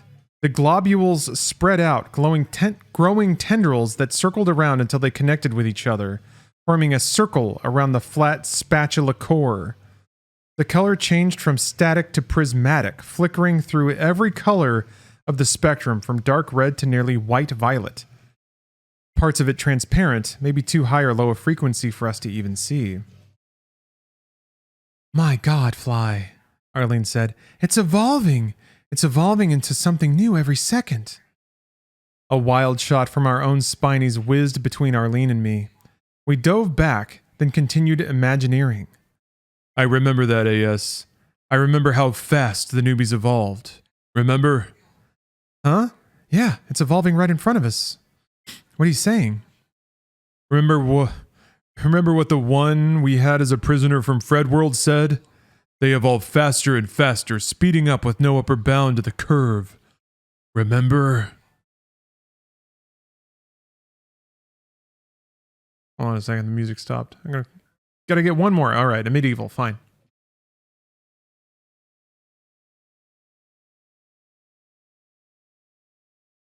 Arlene stared at me. Sorry, voice is starting to crack. Arlene stared at me, a true college kid. Then she finally got it. Yeah, I do remember that. And they're evolving farther and farther away from being a threat to us, remember? Arlene, all this time, and they've been evolving farther away from even physical beings. Look, see how fast it's changing now? I wasn't joking. The newbie was flickering through its different forms so quickly now that it was impossible to fully grasp what one version was before it subsumed into another. Yeah, hydrating is a good idea.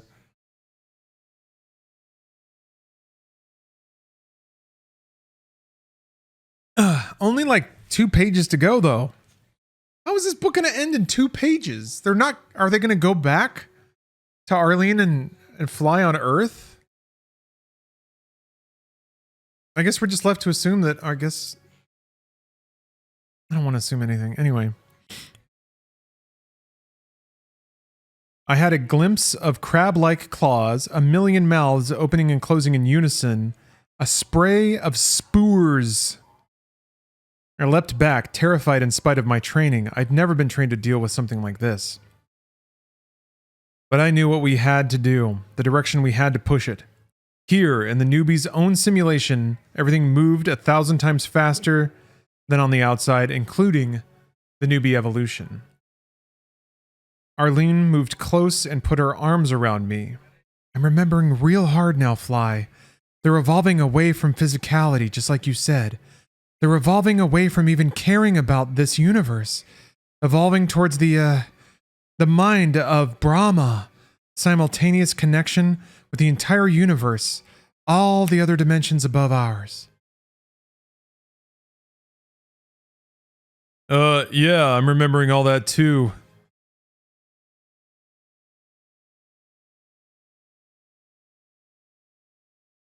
I thought I pretty much grasped what she was saying, enough to get a really, really good mental image anyway. We stood and remembered. The newbie, definitely no longer a resuscitator, contracted to a pinprick, then without warning, it exploded in a burst of white light and soundless energy. The light flooded through us, illuminating us from the inside out, but continued to expand, not pausing even a nanosecond, at me or Arlene or Slink Slunk, or the other apostles or the monsters or anyone else in the world from the simulation. The newbie was gone. Arlene didn't let go. See, she said, I always said there was some use to the science fiction. I didn't say a word. I was just damn glad she hadn't attributed her brilliant idea, the one that had saved all humanity, to a college philosophy course. That I would have a very hard time swallowing down. I looked back at our crew and saw that the fight had ended. The pumpkin was sitting on the ground, receiving instruction from Chomp, the most articulate of the imps, on the new quest, hunting down the false one Freds and butchering them. Arlene didn't let go of me.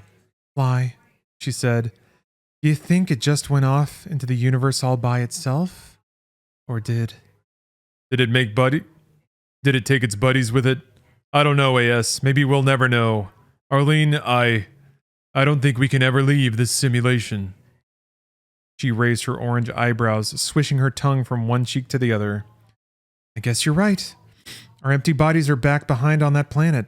If the newbies are gone, I doubt the former resmen know how to pull us out of here and stick us back into our bodies anyway. But something occurs to me. There's no reason the simulation should end unless they turn off the power. If they do that, then we're dead, and we won't even know it. But if the resmen keep it on, Fly, she scowled at me. You saying we can live in here? This simulation? I cleared my throat. I don't see as we have much choice, Arlene. You've got an appointment somewhere else, soldier? I softened the tone. Look, it's not so bad. We're getting pretty good at remembering things the way they ought to be, rather than the way they happened to happen the first time. It's like casting magical spells. We don't have to remember a horrible world where monsters are trying to kill us every second. I pointed at the pumpkin, bouncing slowly into the air and settling back down again, listening to Chomp and Slink take turns proselytizing. They held each other's hand. How touching. We can remember a world where the damned monsters just go away to live in monasteries. We can remember how we returned to Earth, but we can remember how we stopped the entire invasion this time and turned them back without the millions of dead civilians. Arlene looked up at me, blinking a tear out of her eye. Must have been a dust mote. Marines don't cry. You think I can ever forget Albert's death? Arlene, given enough time and energy, maybe some of that hypnosis, I bet anyone can forget anything. I detached her arms and sat down, suddenly so tired I could barely keep my eyes open. At least, we'll go to our graves trying to forget. He's in here somewhere, Arlene.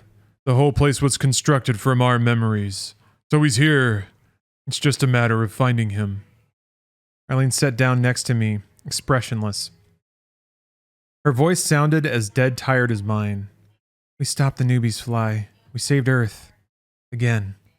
That ought to count for something, right? Counts for a lot, AS. So if your somebody is up there, maybe he'll let us find Albert.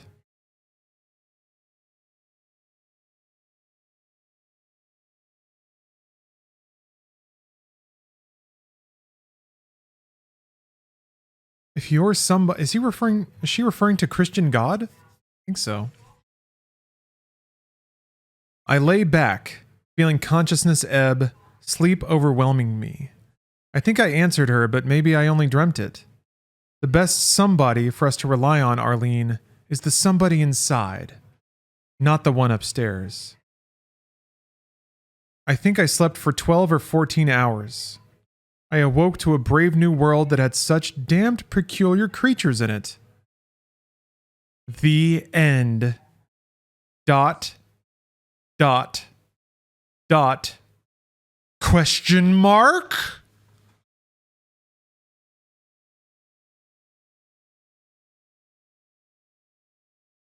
And that's it. The book is over. 4 books to get there. Both storylines ended in a cliffhanger.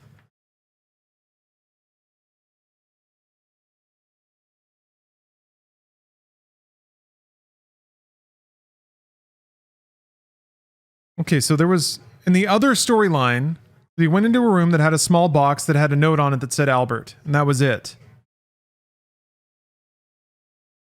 That was it.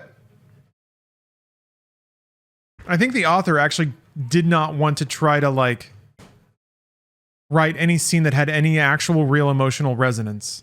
Like Arlene actually finding the remains of Albert or anything.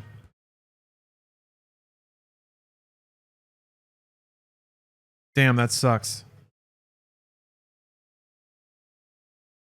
Yeah, nobody's mad. Nobody's mad about any of this. Okay, well, there you go. There you go. I think the 5th book was going to involve Reagan and save everybody. Yeah. They would imagine a Digi-Reagan who then, like, transcends out of the cyber realm.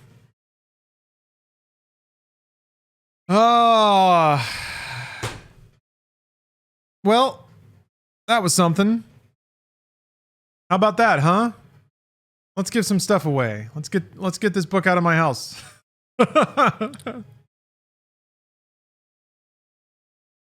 This music is intense. All right. Here. Don't worry about that. Don't look at that. Don't look at it. Gosh. All right. If you want to win, this.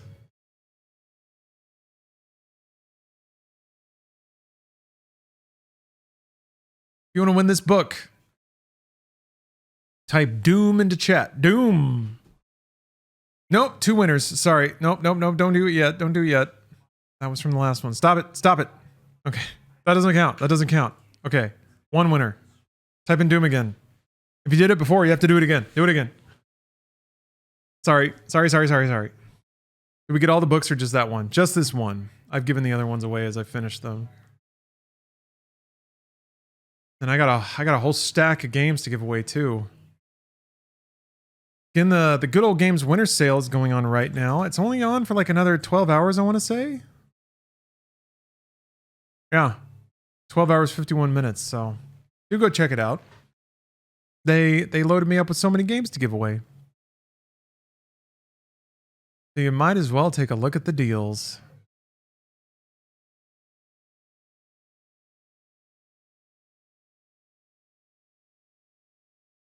By when I'm encasing the book and leaving it in a time capsule? Yes. Future generations need to know about this thing. Damn. So when I start reading Trigger Warning, though, I wonder what the visuals should be. I need to find, like, some really low-budget conservative films and just, like, run them while I'm reading it.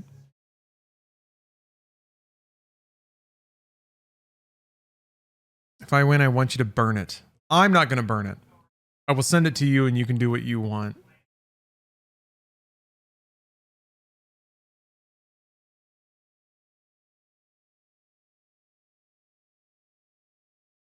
And I'll let this run for another 30 seconds or so. But yeah, I guess let me try to summarize my thoughts about this series. I don't mind the conversational tone and almost rambling nature of the prose. I think you can use that to like be funny and talk to the reader directly. but it wasn't used hyper effectively nearly any time. Like, it largely just meant there were huge run-on sentences with like a personal expression crammed in the middle of an otherwise important sentence. It should have just been separate sentences. It was just like very, very informal writing. A lot of grammar either not adhered to or just completely messed with. It was written like somebody thinks, not written like writing should be written for the reader. I will say though, even though you can kind of link a lot of the bigger ideas to other more popular works of science fiction, some of it was pretty genuinely original. I'll say that. Some ideas and some very small ideas I thought were kind of neat. I thought as the series went on, it got a little more psychedelic. I actually like the idea of a million-year space war about philosophical differences in media, because honestly, like, the internet can get that way. People get very militant about their particular take on media types. So I was like, you know what? That's actually a pretty cool idea. It wasn't linked thematically to anything. Like, imagine a book where those themes are actually explored and linked properly to the personal conflicts of the characters too. Holy cow. That would be neat. But again, it's a Doom novel, so, you know, whatever. Yeah, misunderstood masterpiece, that's what I'm saying. And then yeah, just the creepy Reaganism of it, don't need it. Even though it's like it's a story about a Marine that shoots a bunch of demons and saves the world. So that, I feel like it's kind of like a weird conservative gun fantasy. And you can have a lot of fun with that without cramming your hatred of higher education and traditional gender values in there. And yeah, we can leave the underage stuff in another fucking time zone. Kick it out the airlock, man. Jettison that shit. It make like something about the book every time doing it and then trying to like back off of it explicitly every time. It's just like loudly proclaiming you're not a pedophile over and over. People keep asking questions that my shirt that says I am not a pedo clearly answers. One of those kinds of things. Anyway, let's see who wins this terrible thing. Ooh, Vaku. Congratulations on this thing.